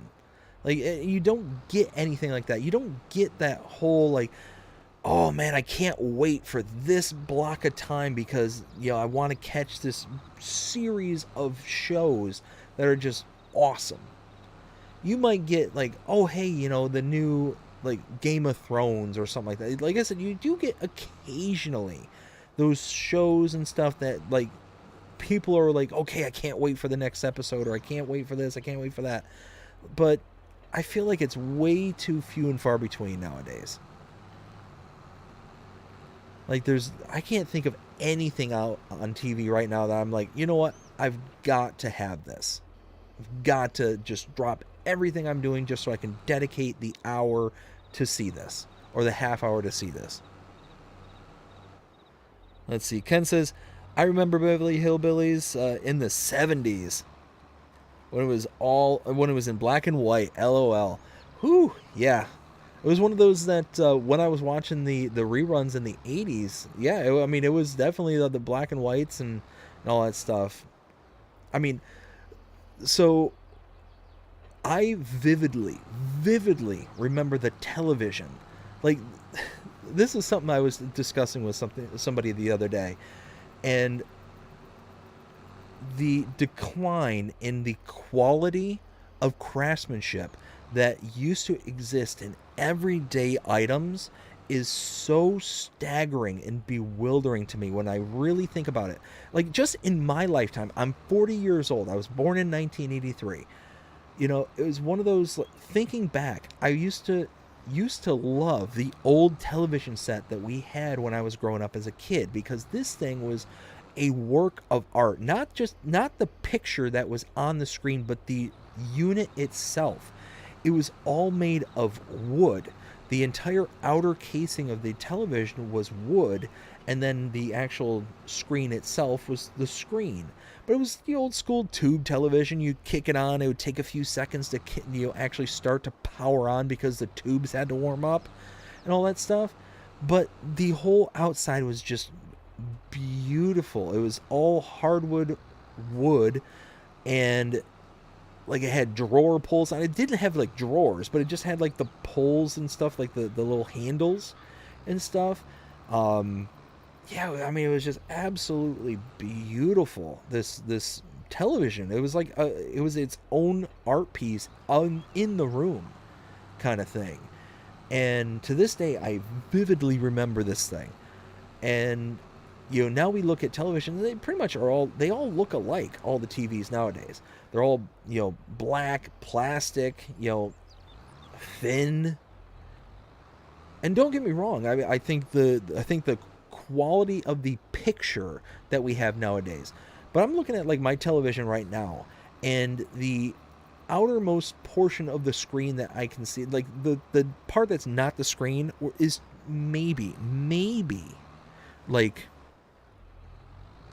half an inch at its thickest, and that's even a stretch. Like, I you know what, I'd probably say around the left, right, and top, I'd say maybe about a quarter of an inch of black plastic on the outer sides of the screen. Other than that, it's just a TV is a TV is a TV. It's very rare that you see anything that isn't just a normal flat screen TV nowadays that has any kind of character or anything. Like, the closest thing I could say would be like those curved TVs that I think it was Samsung was coming out with, those kind of bent TVs. Like, those kind of have, like, character to them, but nothing like from what I remember growing up with. Those kind of console TVs that just were like art in and of itself kind of thing. And I feel like that kind of mindset of not just the things that are coming through the screen need to look good, but the piece of furniture, like the thing that you are bringing into your home, also has to have this kind of look and appeal to it. I don't know. It just, maybe I'm barking up the wrong tree on this one, but I don't know. I would love to see somebody like make something like what I remember of those old TV with modern components. I think that would be spectacular. And I'm sure somebody out there has done it before. I've not seen it personally. Let's see. Benji says, console TV, I have one and it still works by RC. Oh, yeah. And that's the other thing, too, is you have one of those TVs, you know exactly what I'm talking about, and it still works. But, like, you take something from back in the day, it was built to last. It was built to, like, withstand pretty much a bomb. Like, these things were just incredible. You know, the quality of them were insane. The only limiting factor on them was the technology of the time, kind of thing. But now you have, you know, TVs nowadays, they might last 3 to 10 years. Maybe. If you're lucky, you're getting 10 years out of a TV nowadays. And there's so many new components in them that can break, that can go wrong. Like, if you got like a LCD TV kind of thing, and there's like 3 or 4 main types. So let's talk about an LCD. There's these little light strips, these little strips of LEDs. I said LCD, LED TVs. There's these light strips inside the television. And if one of those strips goes bad, you know, you get this horrible picture quality where one part of the screen looks darker than the rest of it. And I mean, it's just, there's so many little things that can go wrong. But you look at one of those old school TVs, and the only reason we got rid of that old TV that we had, if I remember right, is that we upgraded and got something else. You know, because we eventually got into that whole, you know, oh, we're going to get the newest, the greatest, the biggest, the better, and all that stuff. But I if I remember right, my dad was telling me it was like spent hundreds of dollars on this TV, and I would much rather have that in my home than, you know, the way that the TVs look nowadays. Just, no, I would want the picture quality of what we have in the modern era. The quality of image that we have is way, way above and beyond what was available back in those days. Let's see. Brady says, hi everyone, I am back. Sorry, got off to do a live stream, just ended it, and had 162 views.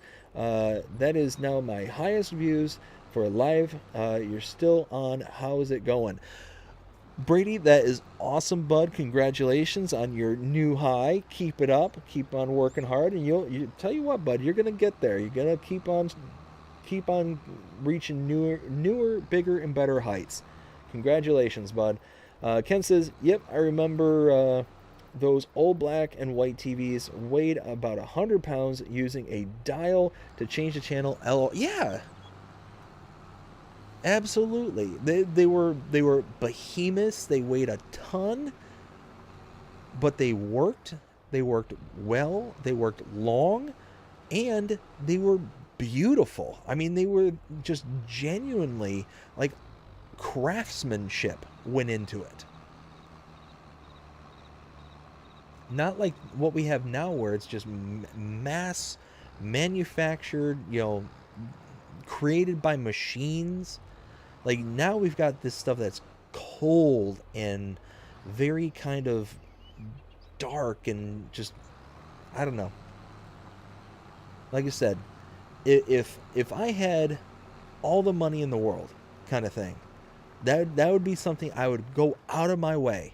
I would hire somebody, like a master craftsman, to be able to take a television from nowadays and build a case around the television to entomb it and make it into the showpiece kind of thing. I think that would be absolutely gorgeous. And worth an investment kind of thing. Now, the one thing I would insist on being able to do is make it to where it was modular, to where, because again, like I said, the TVs nowadays are not built to, last very long. I would want to be able to have it to where I'd be able to take out the TV that was in the casing or in the tomb or whatever you want to call it and swap it out kind of thing. That's something I'd want to be able to do. But I don't know. I'm certain that there's somebody out there who's done it, who does it, or as minimum have gotten requests to do something like that. I'm sure I'm not the only one.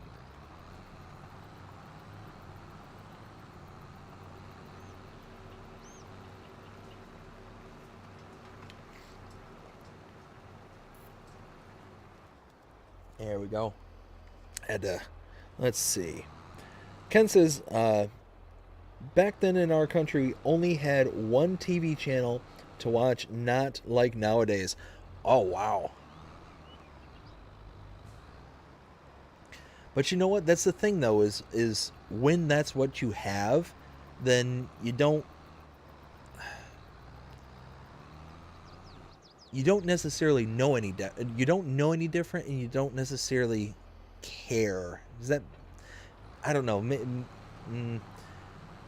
So like I said, I grew up, I was out in the middle of nowhere kind of thing. It was one of those, I was out in the middle of nowhere, Michigan, and one of those where I remember like when the internet was starting to become popular and more things were happening with it, and you were starting to get dial-up and all that stuff. And it was one of those, eventually dial-up started to die off and started going towards a like the old version of high speed. I forget what the transition from dial-up went to, but it was one of those that, like, for the longest time I didn't care about the internet and dialing up and doing all that stuff. I didn't care. And then eventually one day we ended up getting a dedicated phone line to be able to do the dial-up and do all that stuff, because it was one of those, because you had to dedicate a phone line to your activity. It was just one of those that, you basically got a new phone line, and because we had multiple lines at the house, they gave a discount and did all that stuff. It was what it was. But when the newest, like before we had the internet, we didn't care about the internet. Once we got the internet, it was like, oh man, this is cool, being able to go on to AOL and, getting the dial-up sounds and all that stuff. So like when you don't necessarily have something, you don't necessarily long for the other thing kind of thing. It's like, I think what I'm trying to get at is, and back before, especially back before the internet, the unless you heard something like through word of mouth or through advertisements or something like that, you weren't really, like necessarily like coveting too much outside of what you were seeing, in your day-to-day kind of thing. So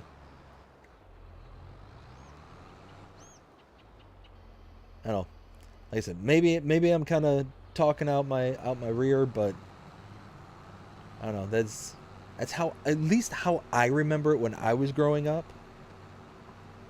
Is that I didn't necessarily care about things that I didn't have until I then eventually got them, and it's like, oh man, I wouldn't want to necessarily be without said thing. Like I said, the internet is a perfect example of that in my day-to-days. Let's see. Benji says, the TV I have now is a 65-inch 4K by Philips Moderns. Yeah, that's, I've got same size TV. It's well, so for those who remember when this happened, I was recording a episode when my old TV blew up. I was literally sitting here. I was recording an episode. I think I was actually doing was it an episode or was it a live stream? It might have been an episode. Now that I'm kind of thinking about it. And that's right, because I left it in the episode and kind of played it into the episode. Anyways, so I had a 65-inch TV, and I ended up having to get a new one because, you know, doing the YouTube is kind of impossible without having a way of being able to see what you're doing. And the only other way that I would have had to be able to do it was on my laptop. So I would have been basically playing on my laptop from my computer, and the screen on the laptop's maybe about 4 inches by 4 inches. not the laptop itself, but the screen in which you would actually view through the OBS software, the recording software, the capture, is like 4 inches by 4 inches.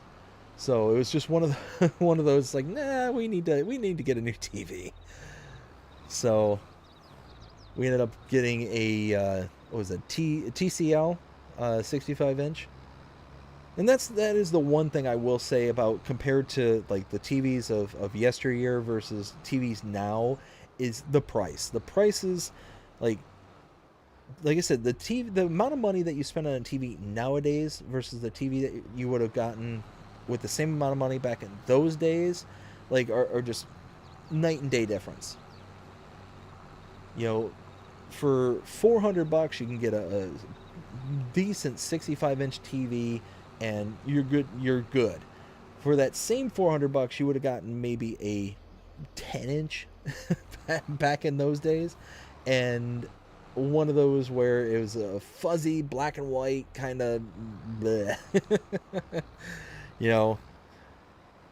But it's funny to think about how far things have come and how far like technology has come, especially in the world of like televisions and just really anything in general. I mean, we're playing Farming Simulator. You can think of just the technological advances that have been made with farming equipment. I've mentioned this on the channel several times, but yeah, the amount of advancement that has been made in my lifetime, let alone, you know, in the past 100 years, 150 years, and so on and so forth, going deeper and deeper and deeper.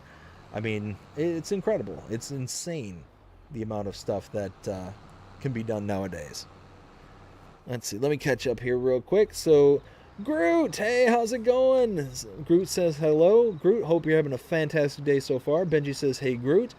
Groot says, I put the packing facility on Alma. Nice, Groot. That's awesome.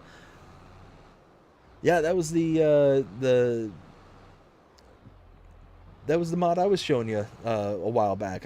Was it last stream or the stream before, I think? I can't remember off the top of my head. But it is a great mod. It is a really, really good mod. Let's see. Groot says hi to Benji. Ken says, hey, Farmer Groot. Groot then says, hello, Ken. Ken says, what do you think of the packing facility, Farmer Groot? Groot says, I just got it not too long ago. It's going to be a lot of work, but I think it'll be fun. That is a ton of work. But when you get to that final product, that I think it's called Reputation, that final Reputation product, that is so cool. It's one of those where you're sitting there just chugging and chugging and chugging, trying to get all the various products, all the various stuff that you need. And then once you get all that stuff to make the various products as the input and outputs for the one facility, then you got to go to the next, and then you got to go to the next, and you got to go to the next. And eventually, once you get all three of the individual main components, I think it was the food, the goods, and the liquids, maybe, I can't remember off the top of my head, then you can put them into getting the Reputation, and that's just, yeah, it's like $350,000 for 1,000 liters for that product. It's insane. But the amount of products that are going in is also insane. You're basically having to touch every single thing in there in order to get out one of the Reputation. Let's see. Benji said, yep, Reputation. Okay. But yeah, I mean, I think it's awesome. It's one of those that I haven't gone too deep into. I've used various components of said production. Carpentry is the big one that I use because of the pellets. I love the pellets from the carpentry. I have not done... I've done so little when it comes to anything regarding sugar and sugar mills and all that stuff. Let's see, the grain mill, you know, that's kind of interchangeable with anything else because it's just a grain mill. The spinnery here, again, pretty much interchangeable. This one, the food factory, you can make your salads, your ketchup, your cereal, and your potato chips. Your dairy, you know, gives you everything. It also gives you, I think, soy milk. And then you got your packing facility. So I mean, it's a cool kind of concept. You get all these various different inputs, which give you different outputs, and then once you got all the outputs, then you get, you know, to put it into the final thing here, which will give you the big mamma jamma. And that one, like I said, it's a massive payout, massive.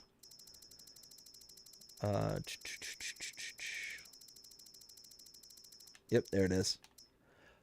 Like right now, it's selling for $411,000, but its highest is $587, almost $600,000 for per 1,000 liters. I would love to be able to do that maybe one of these days. Maybe we'll do a series, and one of these days we'll have that as like something we drive to, kind of thing. We'll see. Let's see. Groot says, I'm surprised you don't have one on here.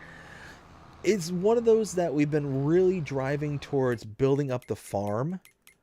So we're really trying to get like everything in this section, like this whole area here.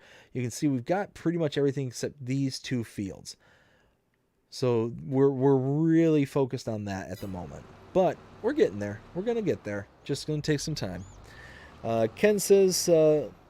but will it store carrots? No.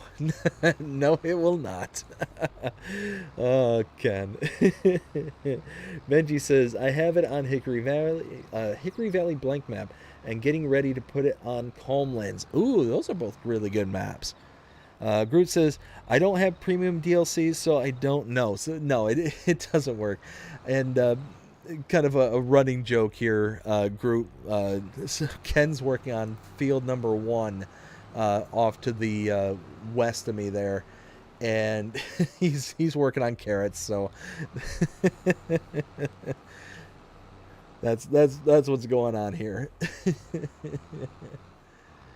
Oh my goodness.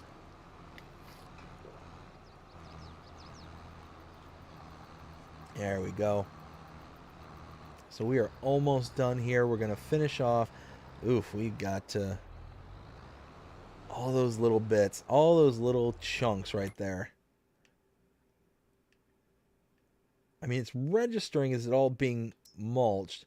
Now, does it show the... Oh, it does too. Look at all those, like, all those weeds. Weeds! Ugh. All right. Groot says, Ken, you have a YouTube channel or Twitter that you stream? Let's see.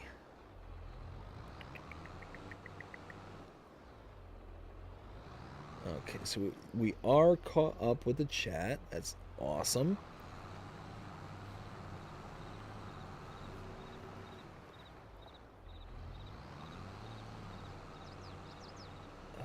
Where'd it go? There it is. Okay. So we're almost done here. Let's go ahead and...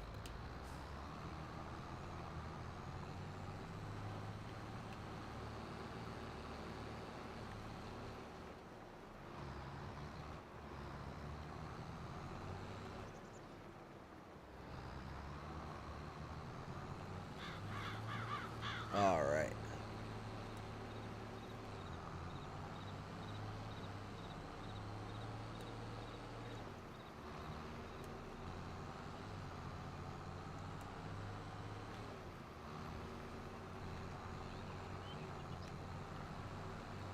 So we're just going through and trying to get all these little scraggly bits. Because even though I think these are technically considered mulched, I don't want to leave them behind. If we're putting in all this effort to mulch the field and get all this stuff done, we might as well just make sure that we got every little inch of this field.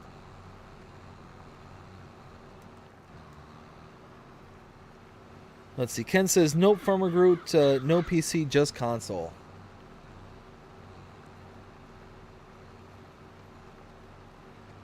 Let's see. Pop that out again.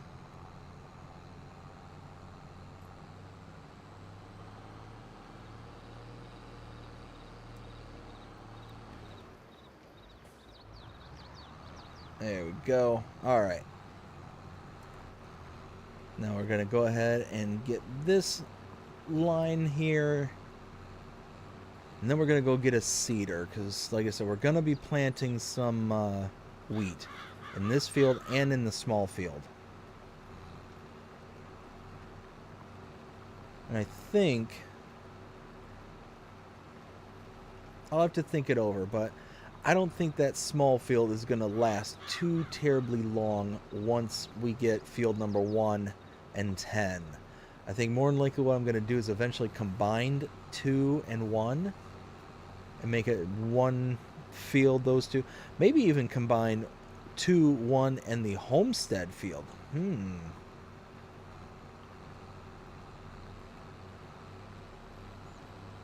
I don't know. We'll have to see. We'll have to see how we want to approach this. But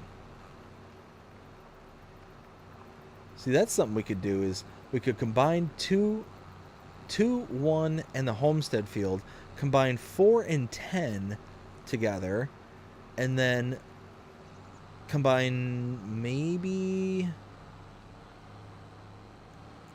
No, I don't think we can combine 3 and 9. Maybe 4, 10, and 9? I don't know. We'll see. Alright, we're all done with that, so we don't need that anymore. Now we need to go back to the shop and pick us up a seeder. And I think I know which one I'm gonna... snag. Let's see, so I got decent amount of fertilizer here. I got some fertilizer at the shop as well, so I'll end up yeah, I'll just end up using that up. Let's see. Groot says, gotcha, I'm on PS5. Benji says, which console, Ken? Benji says, I'm PS4. Whoops. And Ken says, Xbox Series S. I share with my partner.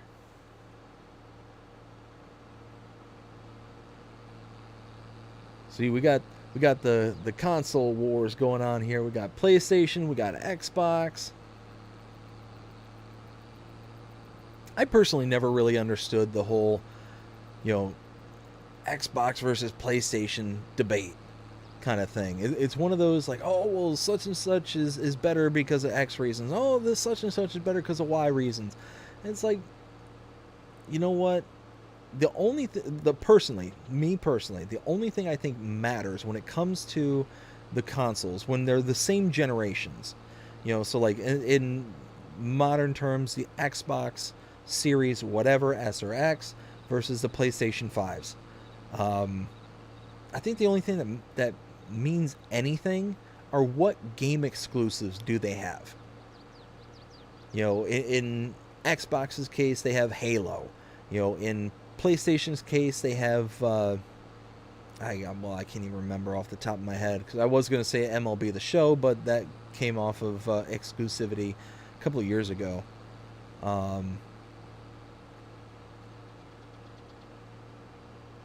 But yeah, I mean, why can't I think of any of the exclusives that are on PlayStation? I know they got Last of Us? Not Last of Us.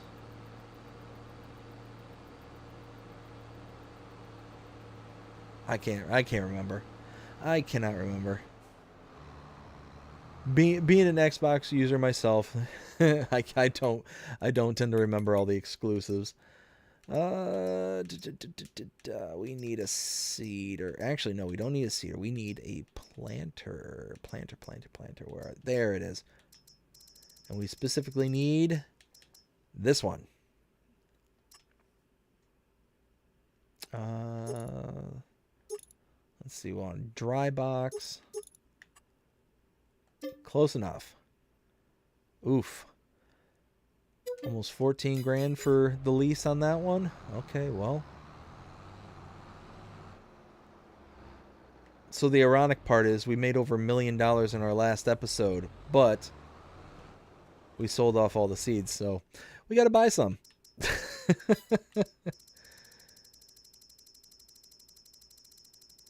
I don't think I have any seeds at the farm, even in bags. So, let's see, 4,000. Let's get 2 of these.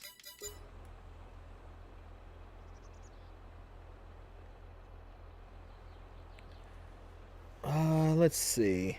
Ken says, what, no seeder on the farm? Shame on you, Dave. Yeah, up until this point, I have not purchased a seeder. I've been leasing all my equipment for the most part. I need to get there. It's one of those that we are going to get to that point. It's just don't have the well, now I have the full range of capital that I didn't have before.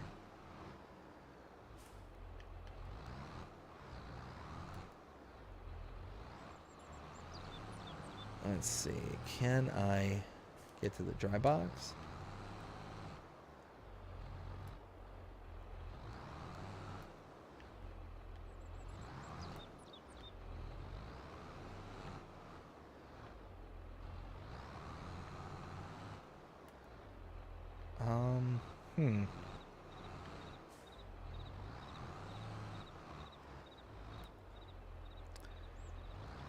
Okay. So if that's not gonna cut it for me, I don't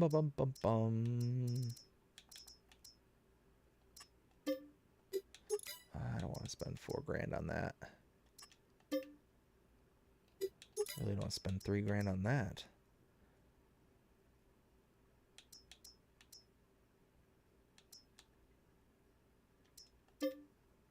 The only problem is if I go too small. Oh, wait. Maybe?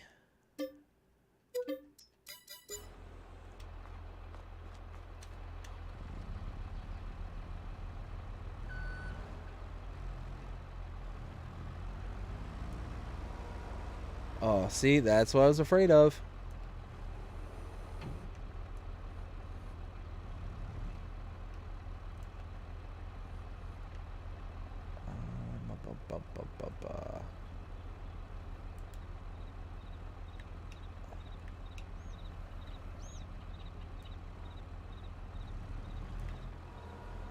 Yeah.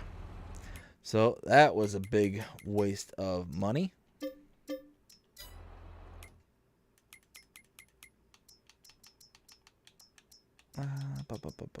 Nope. There we go. Forklifts. All right. Well, guess go big or go home. These pallets are so heavy. So massively heavy.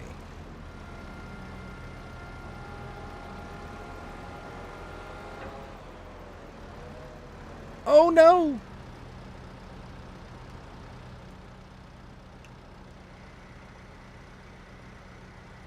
Alright, you know what? And it's because I'm in it. Take 2.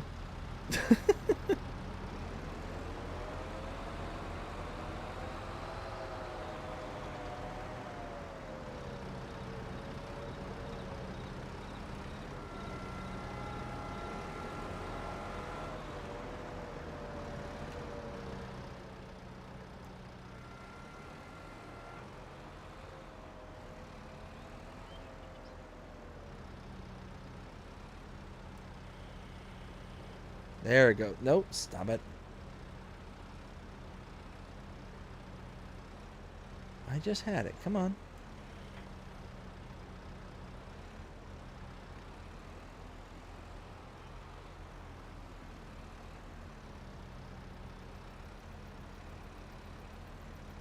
Alright, so I basically have to jam into it in order to get it to accept it.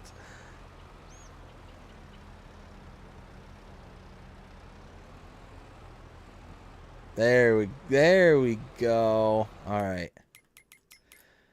Alright, you know what? Go away, telehandler, you bother me. Oops, wrong. There we go. Let's see. Groot says Final Fantasy is only on play. Okay. No, I will say that is a good series. That is a good series. Groot says, what cedar is that? So this is a planter. This is the Agco Momentum. This is from the Momentum pack. Now, the nice thing about this is that you can see it plants every single product available with the exception of potatoes. Potatoes is the only one, but what's cool about it is if I go, nope, wrong to, where is it? Planters. You have 3 different versions here, and each one of them is, you know, different size. So you got the 11 meter, 13.4, and 18. I'm just shy on the horsepower required to be able to use the big one here, but yeah, I mean, it's awesome. You can use liquid fertilizer, solid fertilizer. You plant all the different types with the exception of potatoes. That's the only one it doesn't plant, and the premium expansions. But yeah, it's an awesome planter.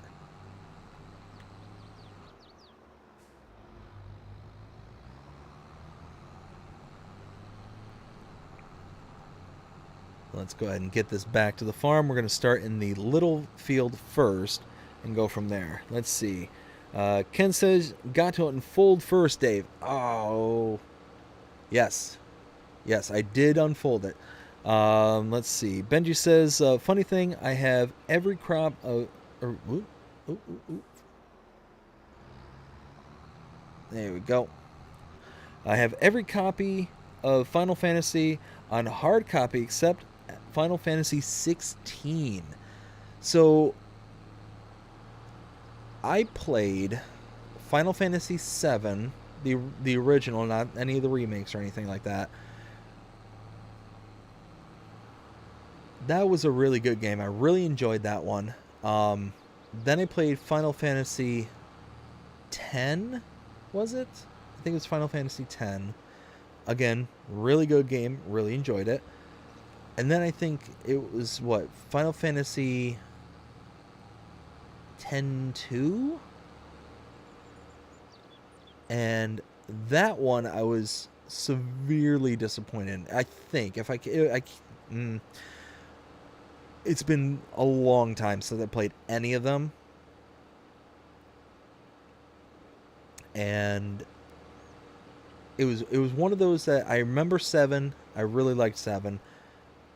I think it was 10, Final Fantasy X, that I really liked, and that one was good. I liked the caster, the summoner. I forget her name off the top of my head. But what I didn't like about the second version of the game, or the X2, was that how they took her character and made her into this, like, I don't know, kind of like gun wielder kind of thing. Like she was just like just shooting at everything. It was just, I don't know. I just liked her a lot better when she was a somebody who used like the summoning and could bring on all these different beasts and characters and all that stuff. And it just seemed like a kind of a very big disappointment for her character.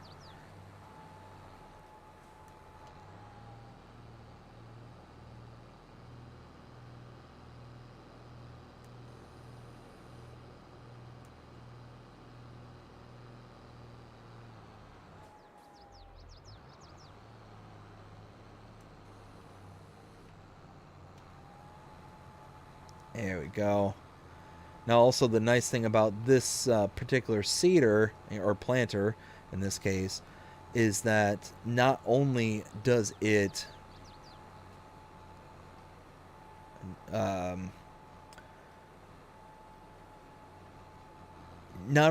do all the crops and stuff like I mentioned before, but it also has the direct drill. So you don't have to cultivate, you don't have to do all that stuff. You can just go right into it, and you're good to go.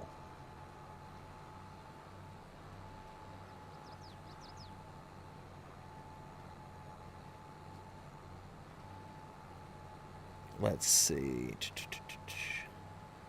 Ken says, blooper time. Yes. Yes. Apparently, that's been the entirety of the stream here tonight, is Big Daddy Dave's blooper reels. Call this Dave's funniest home videos. That was a good show back in the day. I miss that show. America's Funniest Home Videos.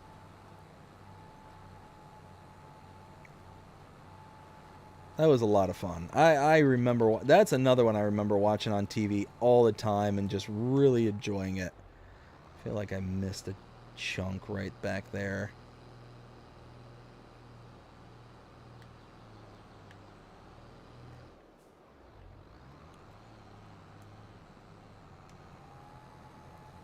No, guess not.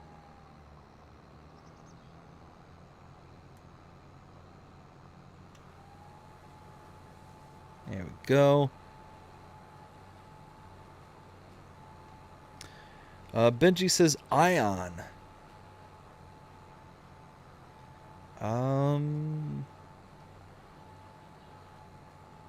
Yes. That was her name, wasn't it?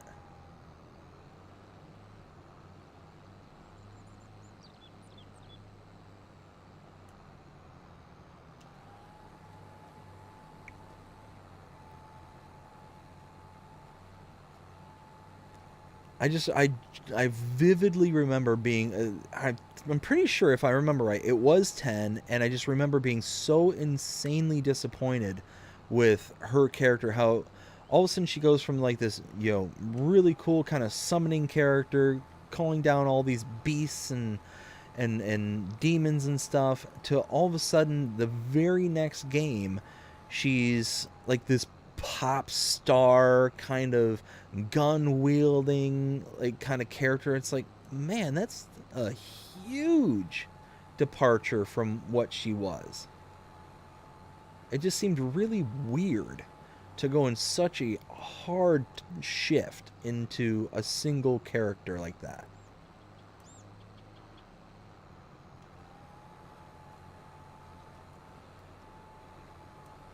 There we go. Will, hey, how's it going, bud? Will says, I'm back.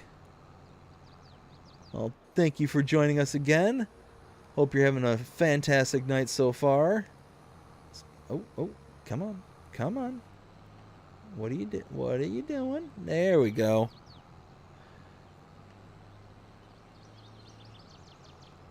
Philippa says hi to Will. Let's go ahead and get to work on this field. Benji says, yo, Will. There we go. Let's get to work on this one.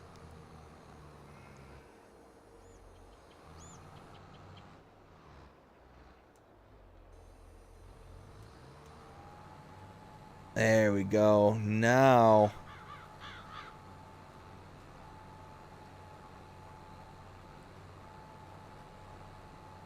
man, look at the amount of seeds that we are putting into the ground here. Holy smokes. Oh, now it's chilled out a little bit. There we go. That is the nice thing about this particular planter, seeder, whatever you want to call it. The nice thing about this is that it's got huge tanks. It's got, 5,000 liter fertilizer, 5,000 liter seed. Like, that's a really good holding capacity. And being able to have all that kind of at the ready, especially on a map like this, is very nice. Very, very nice.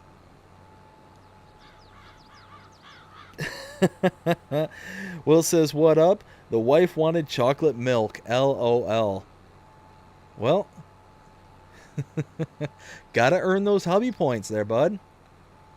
Gotta earn those brownie points. Any chance that you can, gotta get them.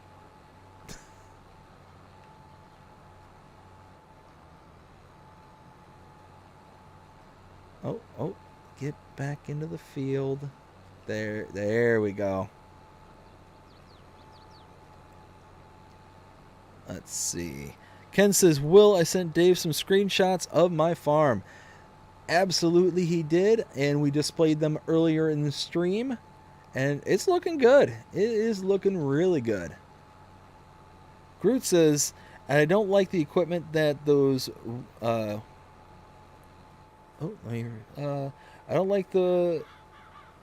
don't like the equipment that has those realistic capacities. IMO. I like to go into the field and fill up like in... Yes! Okay, got it. So you don't like the ones with the unrealistic capacities. Now, I'm pretty certain that this is real-life equipment here. The Agco Momentum. I did a little research when this first came out. Now, the only thing that isn't necessarily real is being able to plant all the crop types. Like, all the various crop types and all that stuff, that's unrealistic. But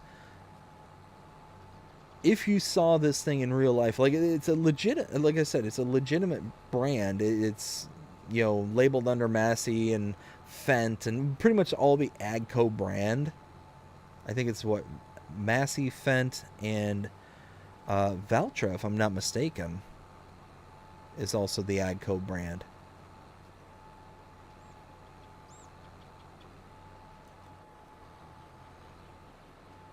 Let's see.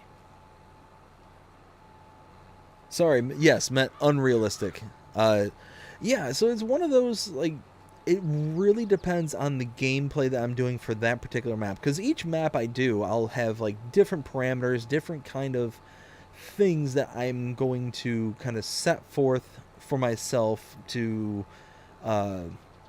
accommodate for different styles for that particular map. So in this particular map, for the Let's Plays, not for the live streams, as you can tell, everything I'm doing is in first person for the Let's Plays.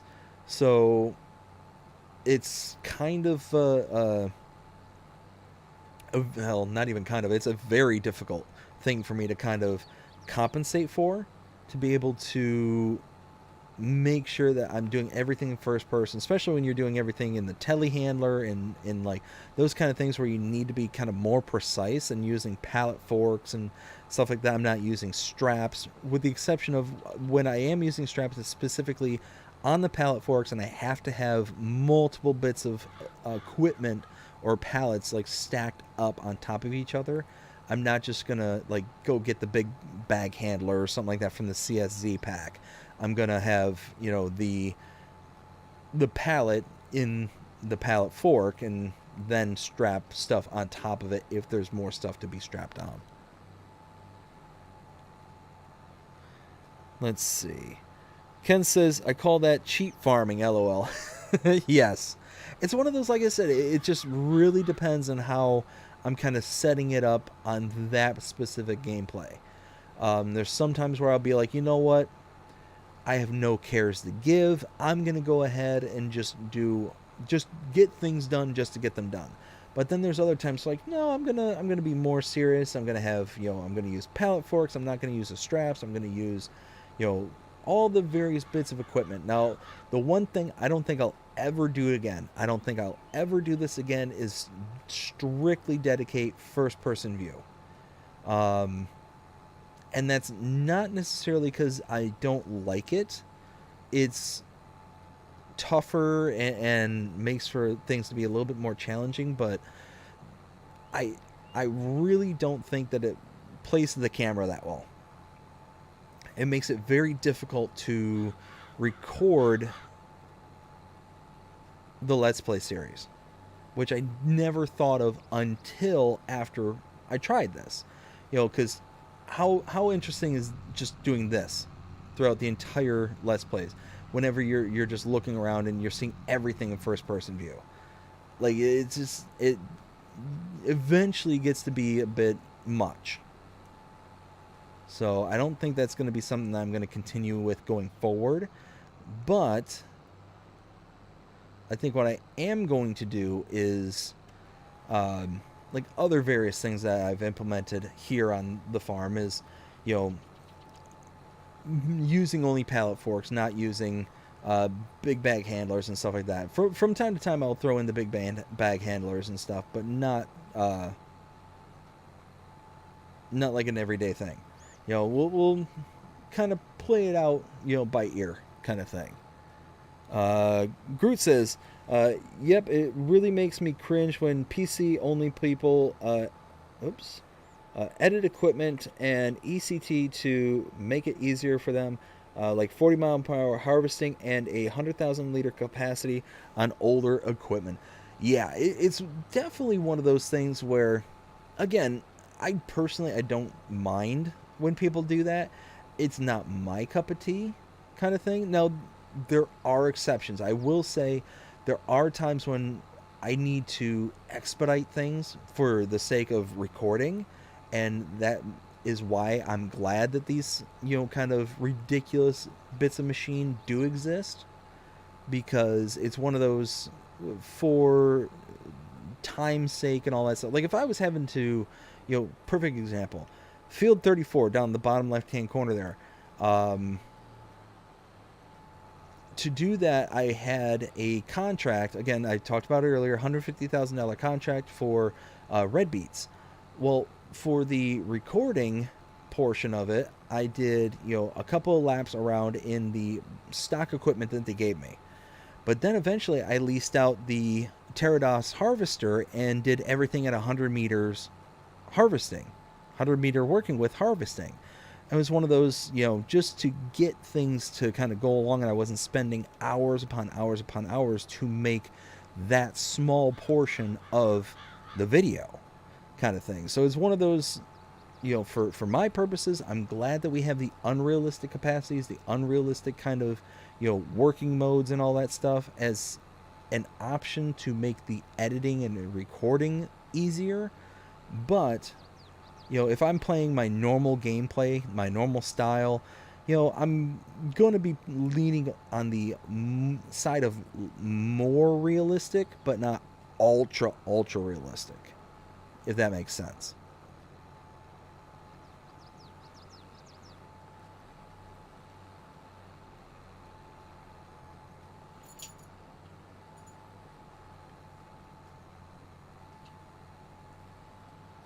Wow, it is 2 o'clock in the morning. Holy smokes. I didn't realize it was so late. That's nuts. Holy smokes. Well, once we get through here, then we're going to be probably wrapping it up from there. But I hope everybody out there is having an absolute blast. I know I sure am, because, whew. You figure this stream started at 9:30. It's almost 2 o'clock. That means that we've been going on for almost 5 hours. Holy smokes. Wow.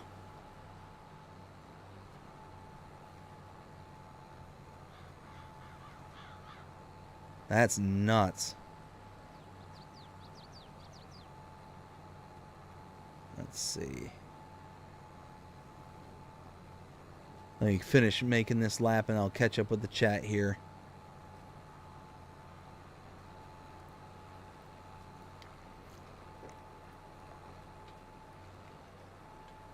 Yeah, we're going to be running out of fertilizer before too much longer. Thankfully, we got some at the farm. I should be able to make the seed. Like, the seed, I think, is going to be fine. It's where the fertilizer, that's where we're going to run into issues.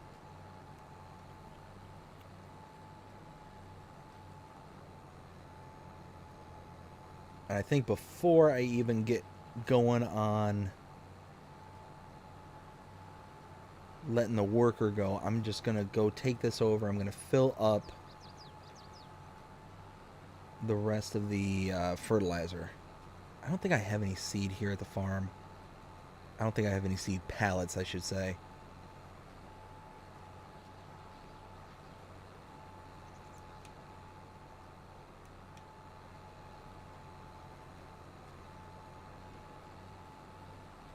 Let's see. Yeah, I do see a couple messages out there. I will catch those up as soon as we finish this last pass here.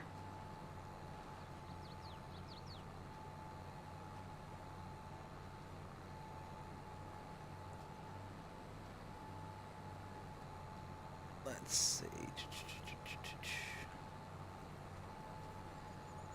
I tell you what, I am really shocked at how much seed and fertilizer I'm using on this field.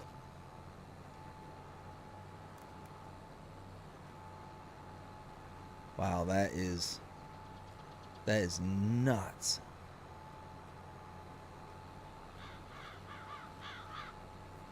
All right. So we are done with the manual portion. Now let's go ahead and fold this away. Nope.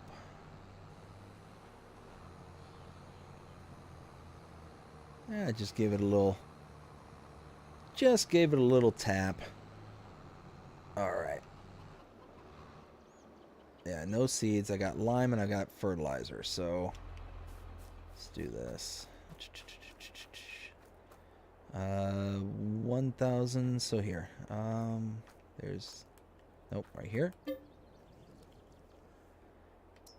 Let's get that out. Let's get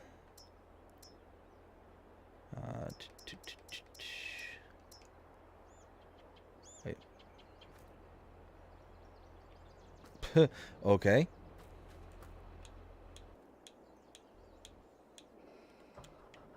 There we go. All right, so let's see. Oops. Clicking buttons. Let's see. Will said, nice, Ken. I think I missed them. LOL. Ken says, Will, are you on Messenger? Benji says, time flies when you are having fun. Yes, 100%.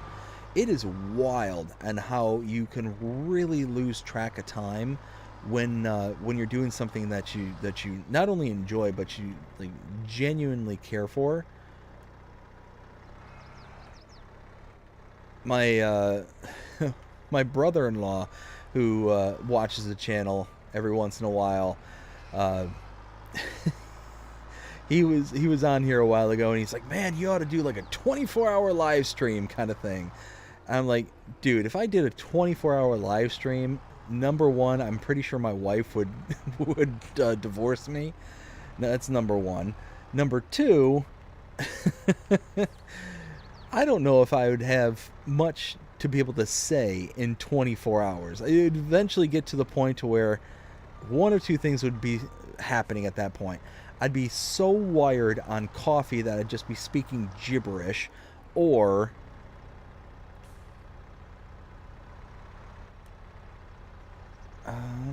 oh, there it goes.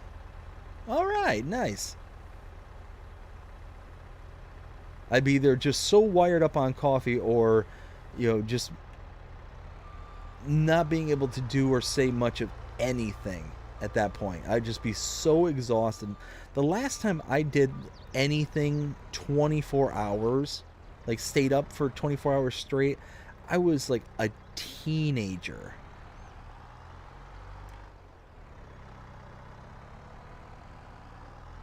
Like, I feel like Danny Glover in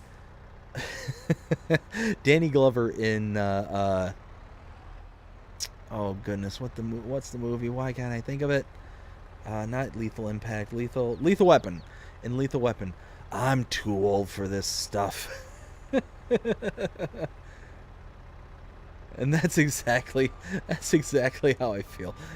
As soon as he started suggesting, it's like, dude, I'm too old for that stuff. No way. Stay up 24-hour stream. Are you crazy?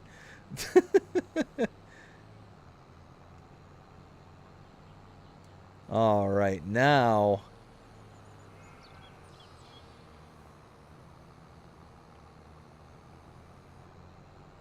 Now we're talking. Perfect. All right.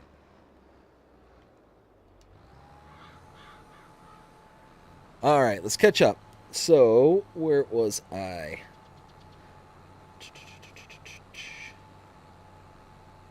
Okay. Will says the new DLC, every person I watched, 8 people, all of them said that they were not putting their code link up for it. They said it was absolute garbage. Almost everything in the DLC was broken. Oh, wow. Wow, really? Ken says, nope, you said it all, Dave. LOL. Will said, they said if you did buy it, ask for your money back. That is nuts to me. Wow. Yeah. That's shocking.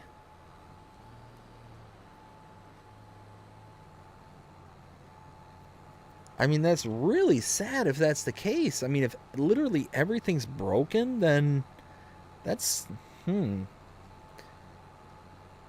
Let's see. Benji says, when I saw DJ and Clutch do their show, the new DLC confirmed my decision.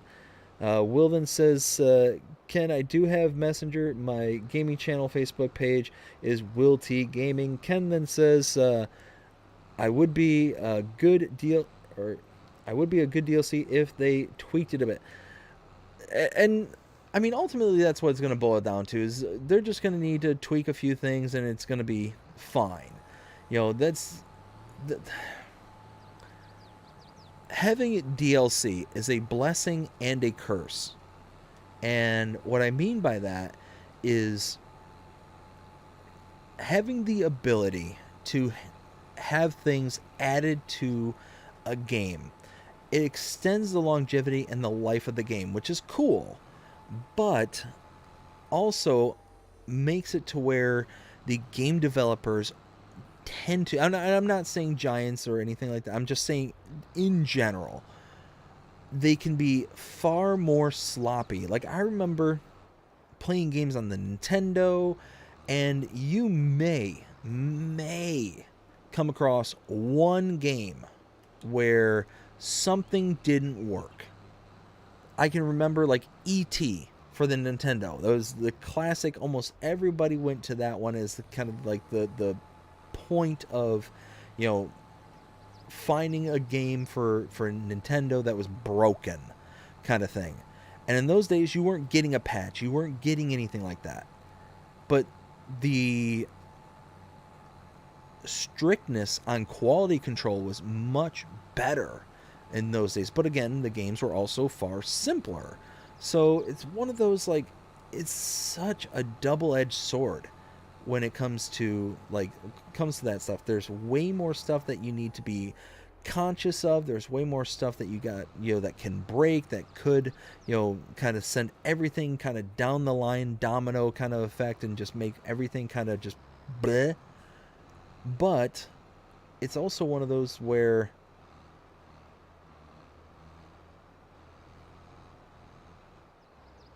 having the ability to have patches, have DLC and all that stuff also kind of gives the quality an out and makes it to where they are able to not be as strict, as stringent as they potentially could or should be, kind of thing. So it's one of those kind of, like I said, so it's a good in one hand and bad in the other. Let's see. Ken says, cool, Will T. I will send them to you later. Will then says, there was only one thing was interested in the DLC, but it's not worth it. unless everything gets fixed. And here's the thing is, it's going to get fixed. I'm sure everything in there is going to get worked on, and it's probably only going to take maybe a week or two before it's all, said and done. Who knows? It's probably one line of code that just somebody did a typo kind of thing, and it just slipped through the cracks kind of thing. But yeah, I'm sure it's going to be fixed, and it's just going to take a little bit of time kind of thing, especially if it's as bad as people are saying and you're saying here. If it's as bad as DJ and all them are saying, like everything's broken, nothing works, all this stuff, then I wouldn't be surprised if they have a patch ready and to go day 1 or day 2 kind of thing, because I'm sure that people are going to be like, hey, WTF, what's going on here? Why can't I use said production point? Why can't I do this? Why can't I do that? Kind of thing. So that's more than likely what's going to happen. Will said, okay, Ken, sounds great. Also, I know 4 of them said that they don't like the modders mods to begin with because they are required with almost every map. Oh, wow. I know 4 of them said that they don't like the modders mods because to begin with, because that's nuts. Holy cow. Ken says, looks like AI is added again. Yeah, right? There's all these little spots that they're just like, nope, not gonna do it. Nope, not gonna do it. Gotta love it. Got to love it.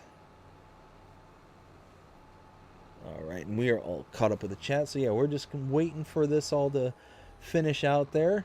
I tell you what, I just looked at the final price that we're at there, $1.4 million.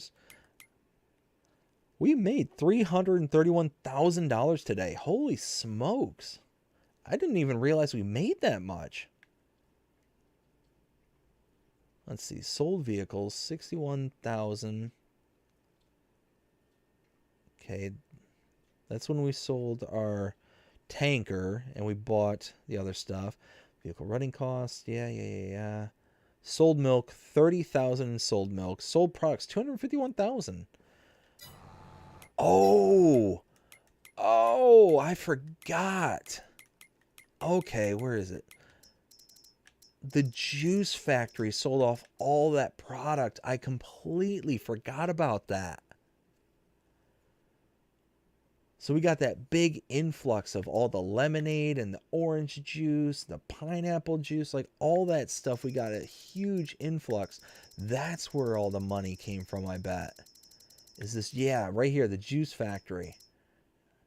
Yep, that had to be, because there was like 18,000 liters of lemonade, or something like that. It was something ridiculous amount that I had. Let's see.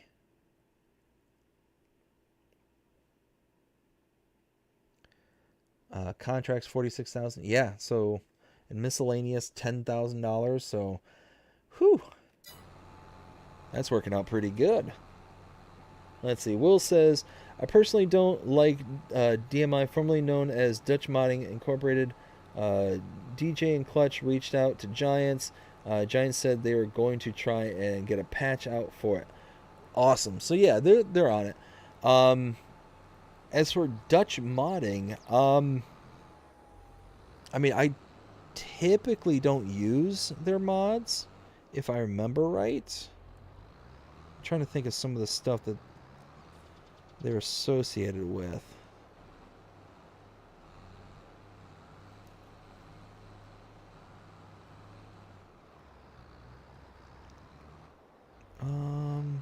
Let's see. Yeah, Dutch Modding Inc.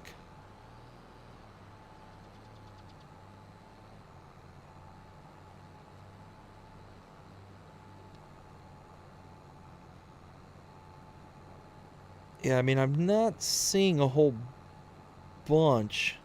Like, they got the slurry spreader, they got a trailer that I'm seeing. They got some bale spikes. Like, yeah, none of this is really something that I use in my gameplay. But,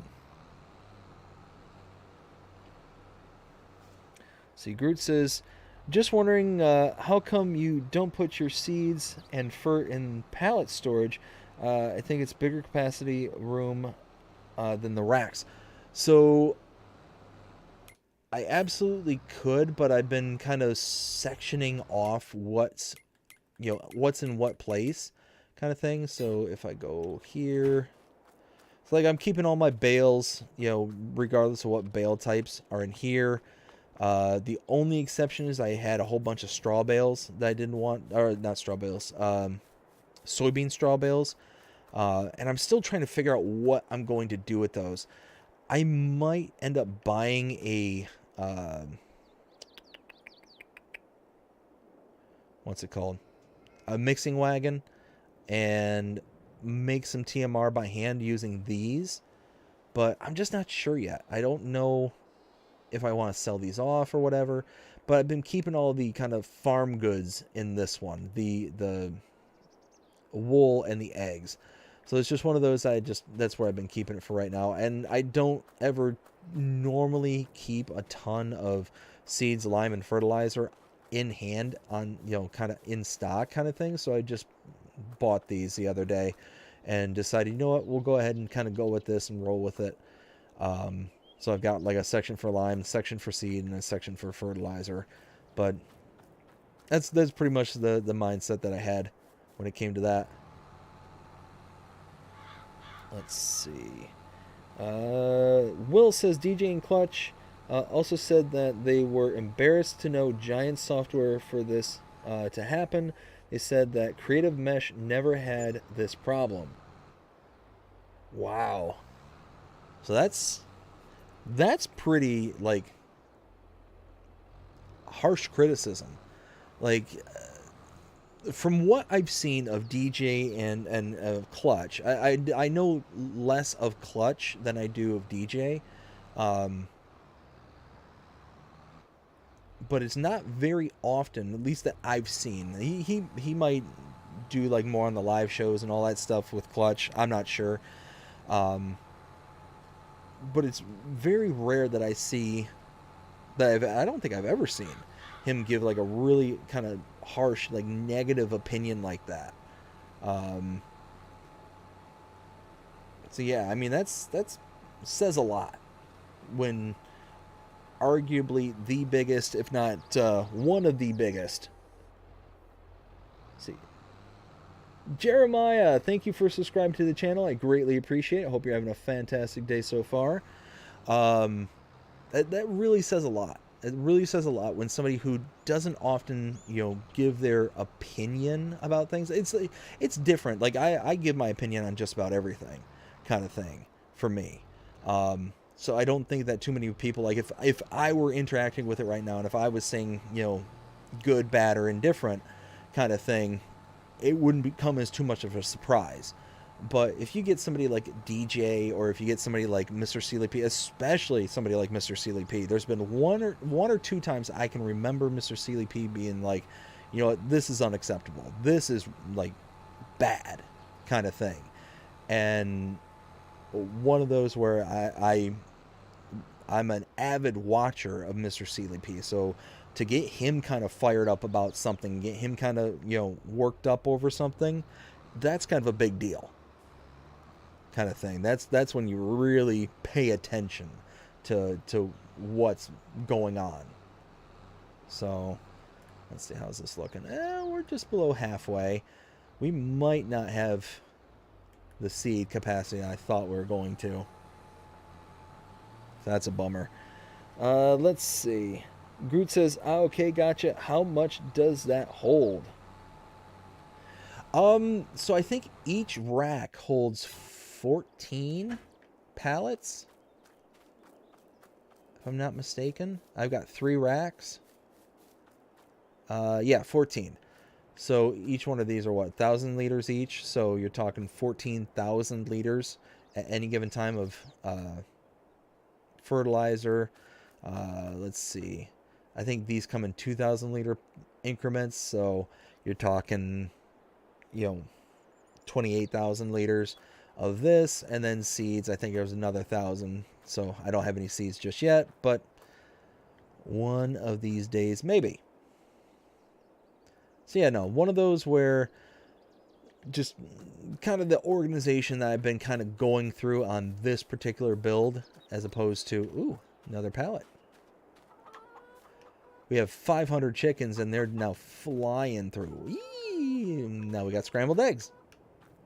And you know what? Oh, come on now. There we go. And we're almost up to another pallet of wool, too. Nice. So something that just dawned on me. So I have this on 1x speed. And it's one of those where, because we've been streaming for 5 hours almost, that we started this at like 7 o'clock in the morning in game. But we've been streaming for 5 hours, so it's already noon. And it's just... I know that's not shocking or anything, but it just... This is I think the longest stream I've ever done.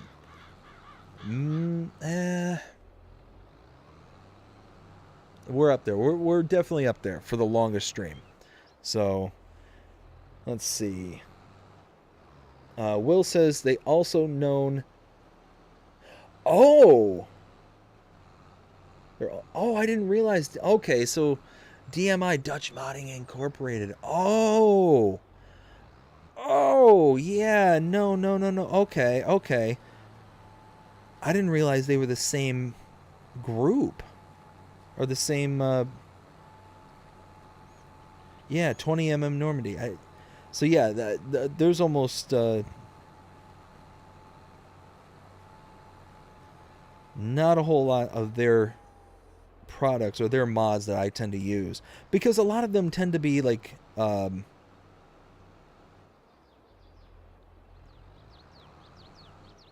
for landscapes and equipment that I don't necessarily use for my maps.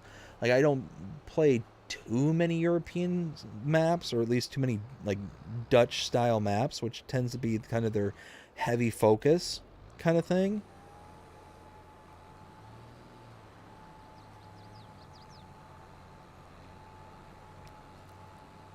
Wow, yeah, no, I didn't even realize that was the same group. Was, yeah, DMI, Dutch Modding. Yeah, wow. How did I not put 2 and 2 together on that one? Anyways.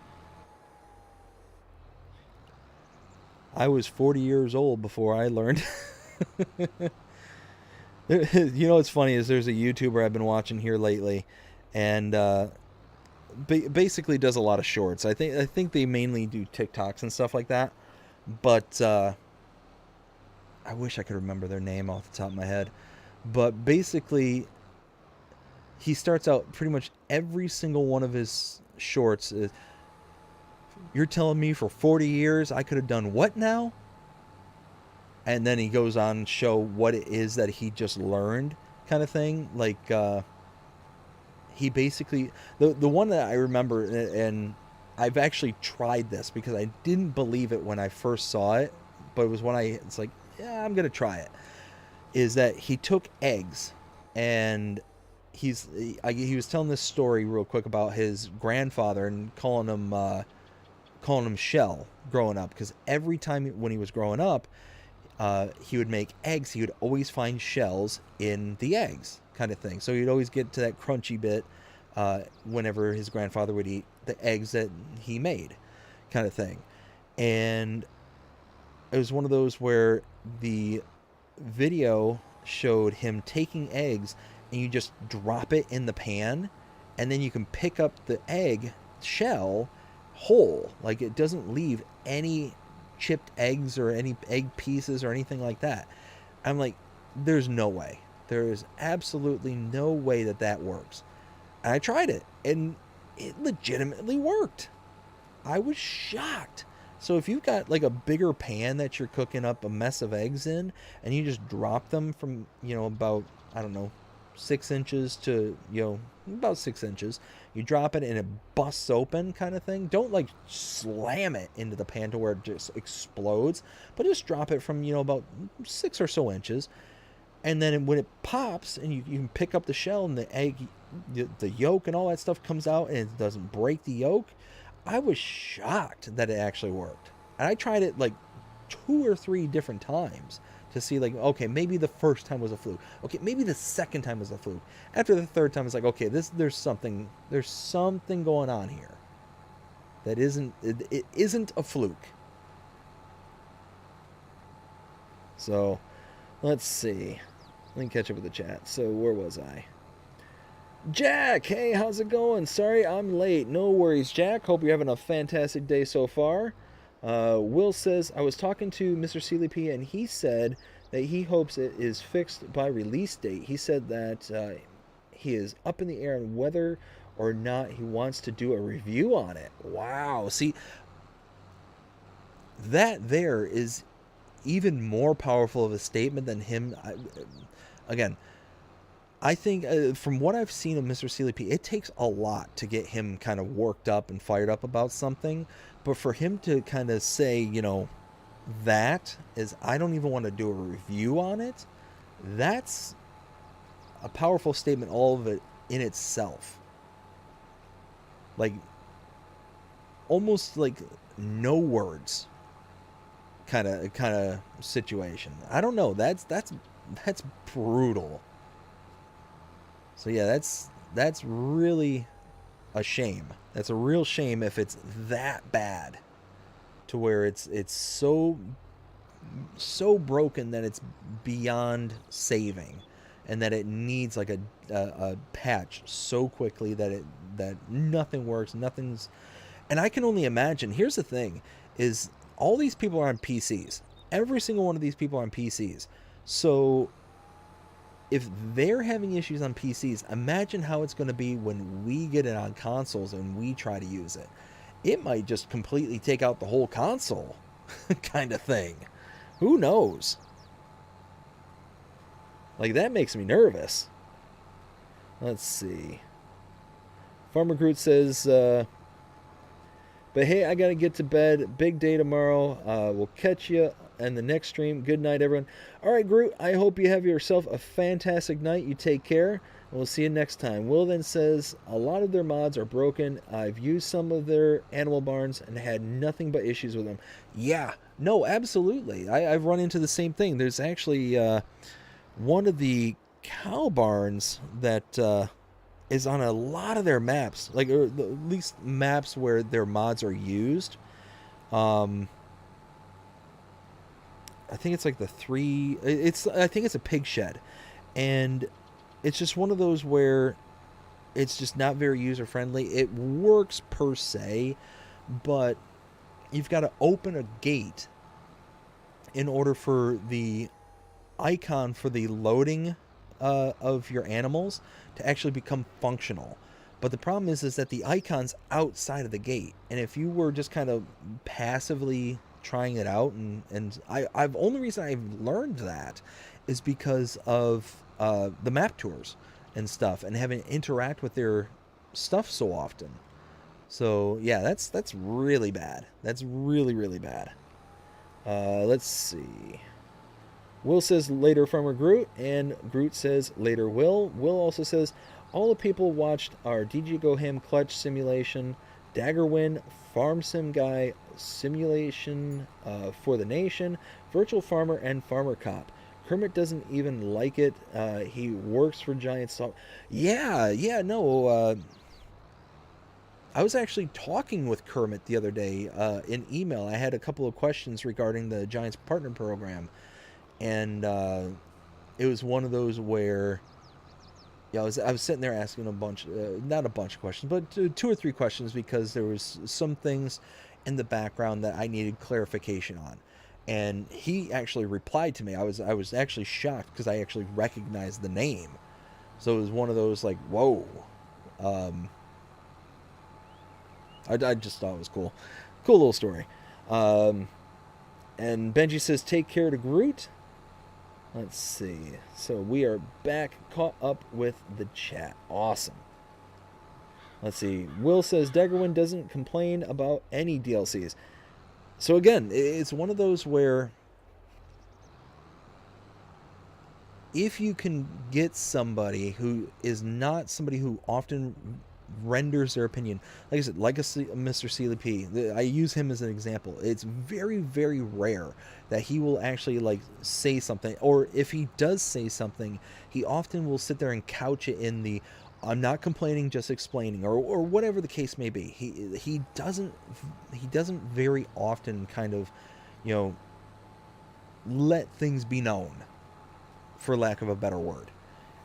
So when somebody like him says something, or in this case Daggerwin says something, and they're not one to complain, or they're not one to really kind of let things be known, then that's a big deal. That's a big, big deal. So that's nuts. That is absolutely nuts. That makes me really sad that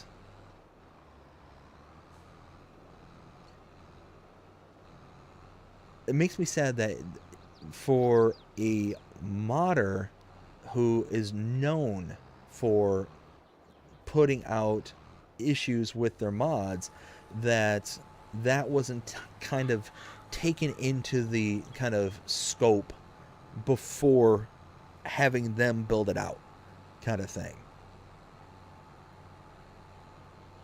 Now here's the thing is, I'm all about giving people chances, and regardless of their history and all that stuff, it's one of those, I'm absolutely fine with them getting the chance to make this stuff, but it should be heavily scrutinized. Like, you should go in there and make sure that things are functional, not just from Giants, but I mean everybody who's involved should be, like, if you're going to give, in this case, if you're going to give it to them and they're known for having issues with all their stuff, then it should be under additional scrutiny. It's like, okay, you can do this, but we're going to put it through more rigorous testing. We're going to be doing X, Y, and Z to make sure that the product that you are going to release, that we are going to charge money for, isn't having an issue, kind of thing. So I don't know, one of those that that's the approach that I would have taken if I were the person in charge, but I am not the person in charge. I'm just Mr. YouTube guy, kind of hanging out and, you know, yelling into the mic. So let's see. Will says, I'm not getting it unless it's fixed. Yeah, no, I hear you. And it kind of bums me out because I already pre-ordered it. It's one of those that pretty much every single, you know, item from Giants for FS22 I have gotten right away, because it's one of those that basically how it worked out is when I started doing the YouTube and whatnot, I told my wife, it's like, hey, you know, there's going to be various bits of DLCs and stuff like that are going to come out that I'm going to want for the channel and to be able to use and kind of to grow as the game grows, kind of thing. And she said, oh yeah, no problem. And I told her, like, look, you know, I'll get the season passes. They're like $10-15, however much they were, you know, once a year kind of thing. And then various bits of DLC here and there, maybe, you know, 10, you know, like when everything's said and done, maybe another $50 over the course of 2 or 3 years, kind of thing. And she's like, oh yeah, no problem whatsoever.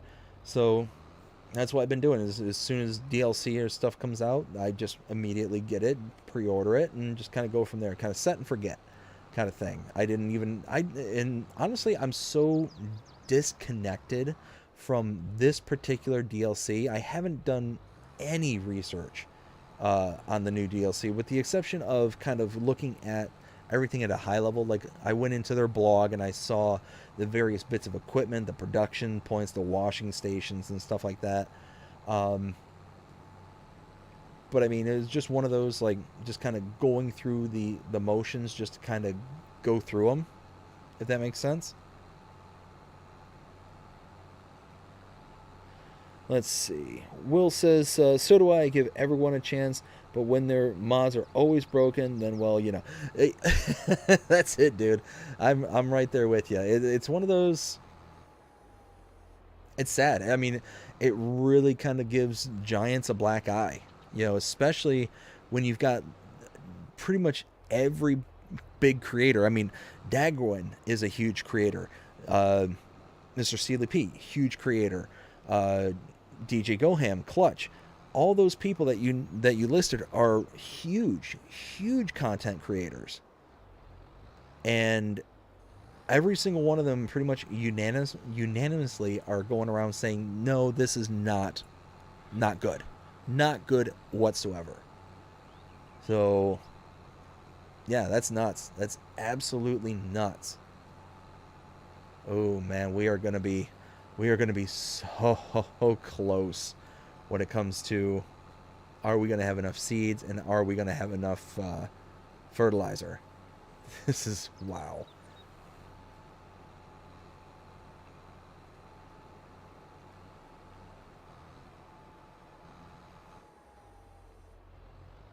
Wow, I just realized that the tractor needs to be repaired. Tractor needs repaired. Here,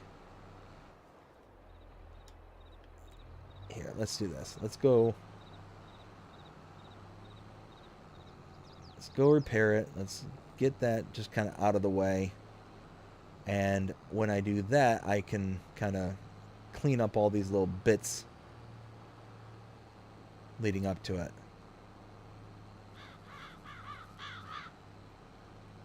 So yeah, wow, that is absolutely nuts. I cannot believe that it's just that bad. That's...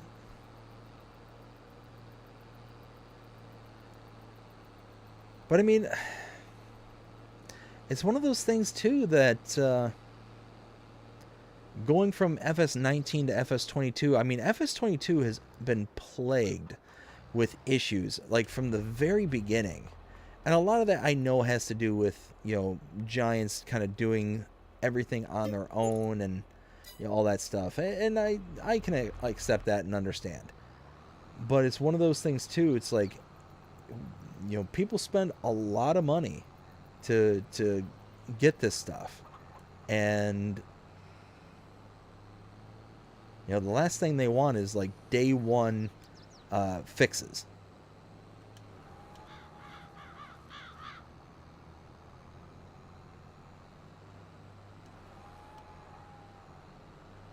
I'm just going to go through and clean up all these little bits.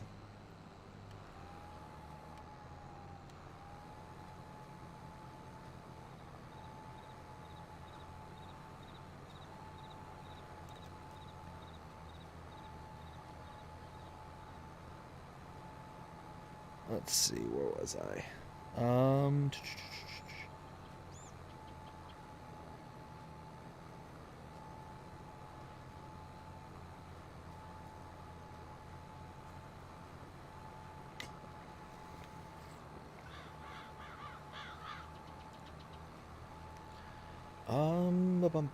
Where was I? Virtual Farmer said that he is glad he didn't make a video on it. He did a live stream. He said that he would have deleted the video right after. Wow. That's nuts. It's that bad. Wow. Will says Giants didn't make... Yeah, no. No, I get that they're just publishing it, but it's one of those where, you know, it's a DLC where we're being charged in addition to. Like, it's one of those that, yeah, they're publishing it, but their name is attached to it because there's a monetary transaction involved kind of thing. So it's one of those, like,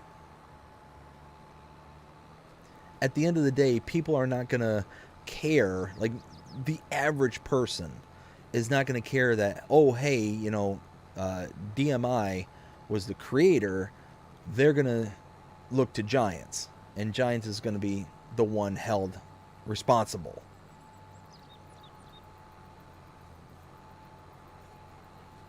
Let's see.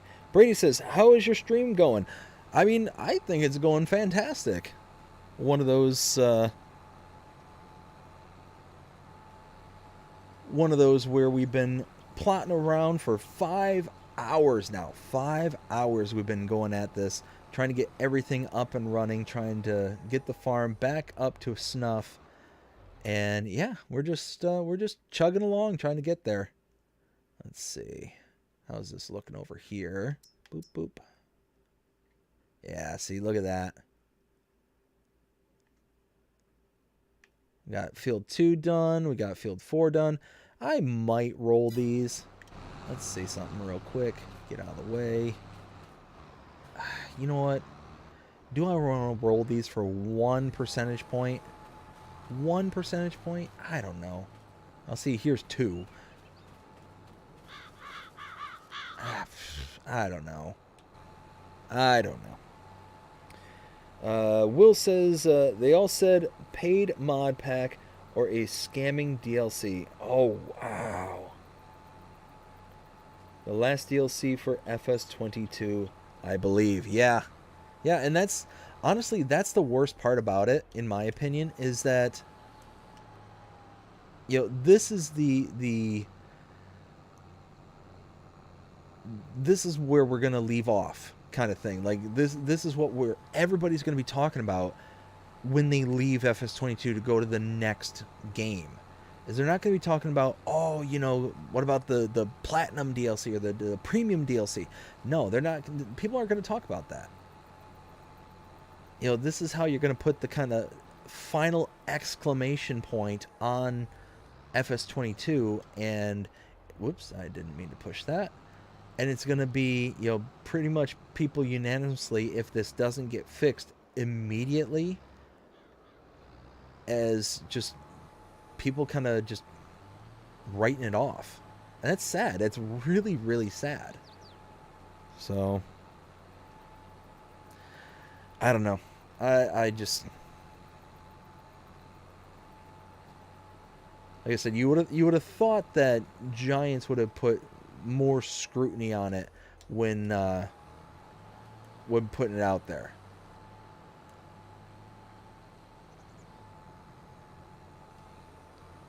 All right, let's just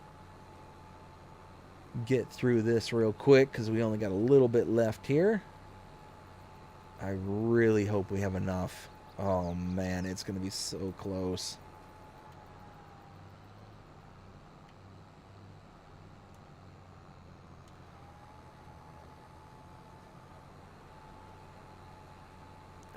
Yeah, it looks like we're going to have enough. It looks like we're going to be just barely by the skin of our teeth.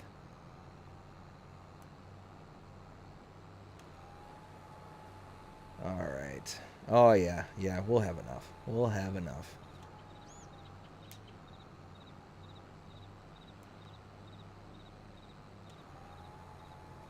There we go. All right, now. Perfect. So, we've got Wilson. I don't like to judge, but after watching all of them, I'm judged. Yeah, and that's the thing is, when everybody's saying the same thing over and over and over and over, like, it's really hard not to be like, okay, there's got to be some kind of credence to this. There's got to be some kind of validity if all these different people are saying the same exact thing. And it's not like every single one of them talk to each other beforehand. It's like, you know what?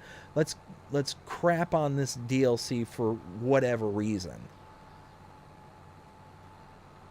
Yeah, there's several of them that kind of, they know each other. They talk to each other. Like, I know that DJ has talked to Farmer Cop. I know that he's also talked or does the show with Clutch Simulations. Like they all kind of have talked to each other, but I highly doubt they've gotten like together to collude and say, you know what, we're going to talk all sorts of bad things about this particular thing for reasons. It's one of those like there's a reason why all these various people, you said you saw 8 different people, and they're all sitting there saying the same exact thing, that it's broken, that it's not worth it, we're not going to do reviews on it, we're not going to do this, we're not going to do that. Like, yeah, I mean, there's some kind of, you know, some kind of thing going on. So, and I think that it makes it a little bit easier to be able to be like, nah, I can pass judgment based on not 1, not 2, but 8 different people that I've seen all saying very, very similar things. And Shazam. Awesome. We are all done, planted, good to go. Love it. Now let's go ahead and we'll unload the fertilizer and seeds. Pow. Now I wonder, is this light enough? Nope. And nope. Okay.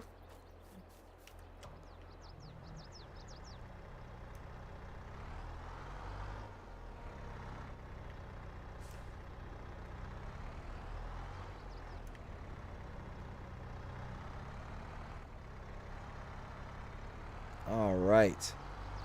We got our first pallet of seeds going up on the rack.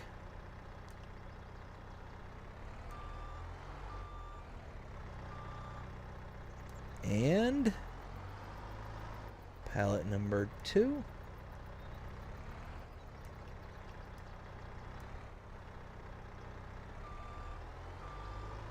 Like that. Oh, yeah. Look at that. That's a beaut. So, yeah, now we got field 4 all planted. We got field 2 all planted. We got 9 that's growing. We got 6 that's growing. So, we've got barley. We've got wheat. We got some more wheat. We've got some canola, alfalfa, grass.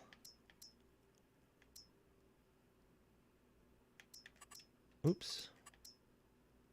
Oh, and the grass field's ready to harvest. Well, hot diggity dog. Oops. And let's go ahead and return this. Yeah, there we go. All right. Where was I? Will says, it's always the last DLC everyone talks about. Yeah, that's it. That's exactly.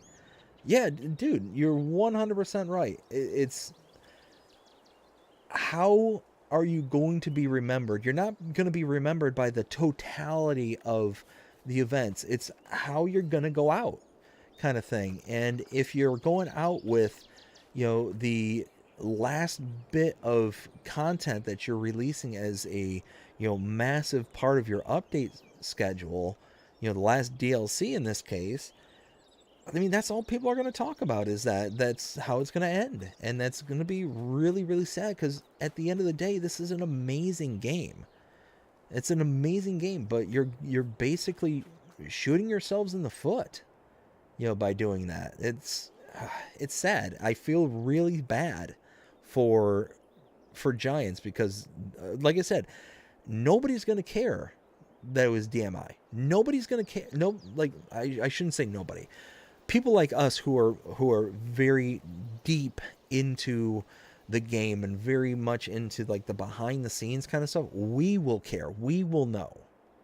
But the average player, the average person who's coming on here just to kind of mess around and have a farm and have fun, let's face it, we are the minority, the severe minority, when it comes to the level of information that we know regarding this game. You know, the kind of background information that we are privy to. So we will care that it was DMI who developed it. But anybody else is only going to see Giants. That's the only thing that they're going to care about, is that it has Giants' name associated to it. And yeah, that's going to be a problem. That's going to be a problem for them. So let's see. DJ is like best friends with Giant Software, and he told them WTF. I'm quoting him. Yeah, that's nuts. Wow. That is just crazy. Peter, hey, how's it going? Good morning, farming friends. Peter, hope you're having a fantastic morning so far. Ken says, most likely every DLC that came to FS22 will be on FS25 anyway. Yeah, and it's one of those where if that's the case, if they put out, you know, pretty much everything for our 22 onto 25, then it's going to be one of those where people are going to really, they're really going to lean into that still, because all of us who are going to be transplants from 22 to 25, and we see this like, oh, remember how this was rolled out? It was so terrible, blah blah blah, all that stuff. Oof, look at all that. Bad nitrogen. So this is a field that I own and just recently purchased, and yeah, we're going to get really poor yields on this one. I could bring fertilizer and lime out here, but I don't know. It's pretty much free. I didn't have to do anything with this field. Same thing with the other one, but I could increase the yield significantly. Going from 88, the potential here in this section to 125. Oof. Oof, oof, oof. Will then says, I spoke with Creative Mesh, and they said that DMI shouldn't be allowed to make another DLC unless it's free. They were talking to Giants about... Wow. Celobuki even told me that he isn't getting it. He asked for a refund already. Whoa. Yeah. Yeah, that... I tell you... You know what? That tells you everything you need to know. That tells you everything that you need to know. When you got other creators like Creative Mesh, like Celobuki, who are like, you know, hey, y'all should have known. Y'all should have seen this coming, kind of thing. Let's see. Ken, that is correct, but not the third-party DLC, though, unless they bring it back. Yeah. Yeah, that's nuts. That is absolutely nuts. I cannot believe that it's that poor. But, I mean, you know, like I said, it's a shame. It's a real shame, because at the end of the day, it's going to be Giants who takes the hit on this. It's not going to be DMI. Mark my words on this. Oh, see, there's this little river right here. So I cannot combine these two because of the river right here. Could do... No, I don't really think I could do those. I could do those two. I think it would be...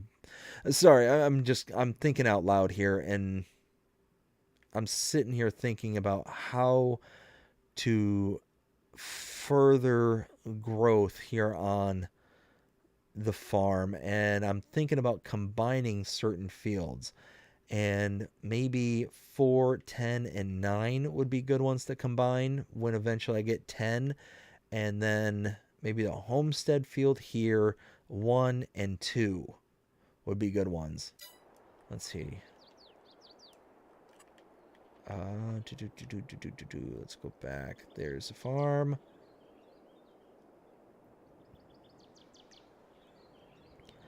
Oh, see, there's this little... Oh, no. Yeah, you could probably... level this out a bit. Could level this out and then combine this field into this one here. Maybe take out some of these trees here, and then you can really kind of... I don't know. That will be for another time, though. Let's see. So yeah, it is almost 3 o'clock in the morning. We've been streaming since 9:30. Wow. I can feel it. I can really feel it. I'm starting to fade. So I really had a blast tonight. It was a ton of fun. We got a ton of work done here today. Look at this. I mean, we've got our 2 fields replanted, our small new field and our big main field that was soybeans. We got those replanted. We've got our alfalfa field growing. We've got, harvested.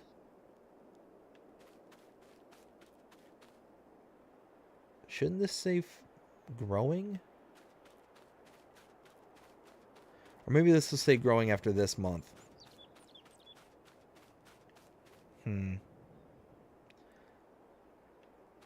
I don't know. We'll see. I'll see if this pops back up after next month. We got a couple of contracts done. We did the stone picking over there. We did the mulching over here. We did the seeding there, what else? Oh, we got all the stuff sold off around the farm. We've got the honey, the greenhouses all taken care of. We got the stuff in and around town all sold off. We got some... Oh, that reminds me.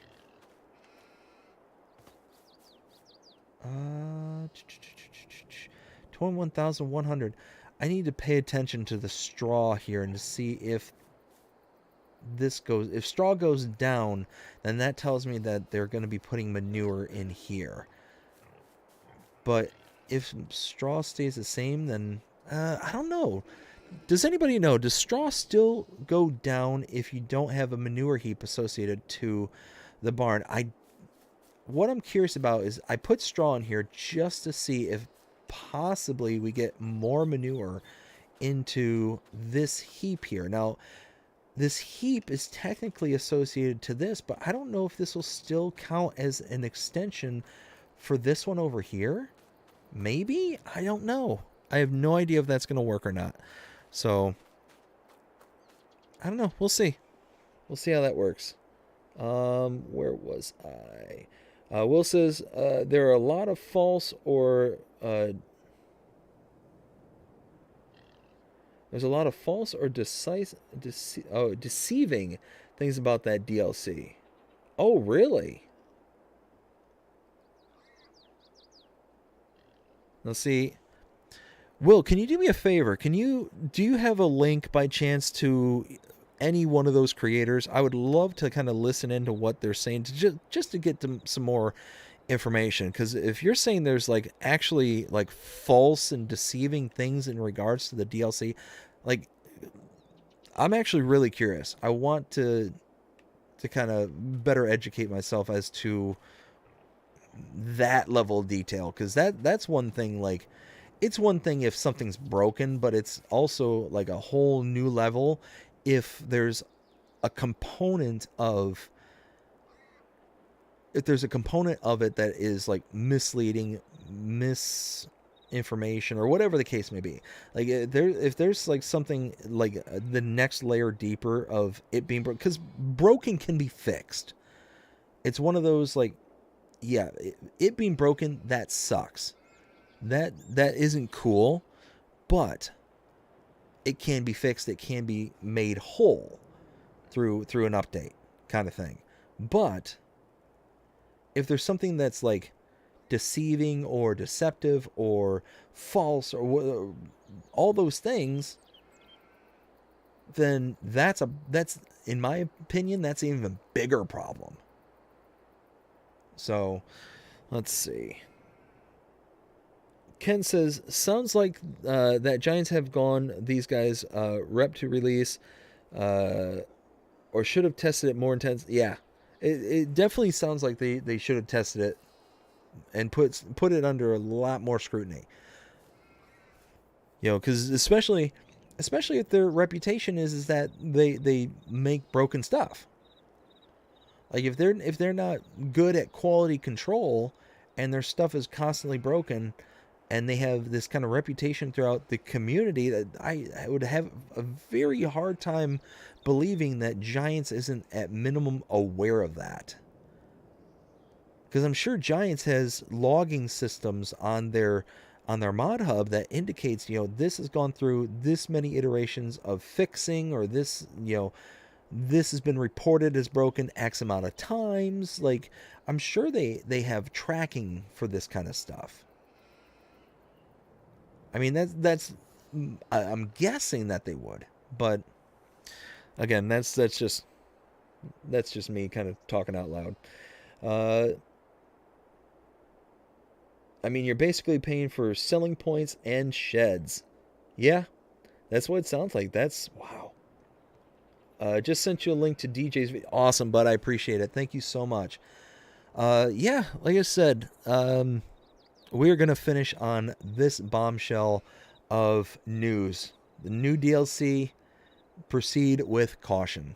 So, that is one heck of a way to finish out. But I was saying I had an absolute ball tonight. We spent a ton of time getting a bunch of stuff done, but we got them done, and I'm proud of that. I'm very happy that we were able to get everything that we set forth to get done.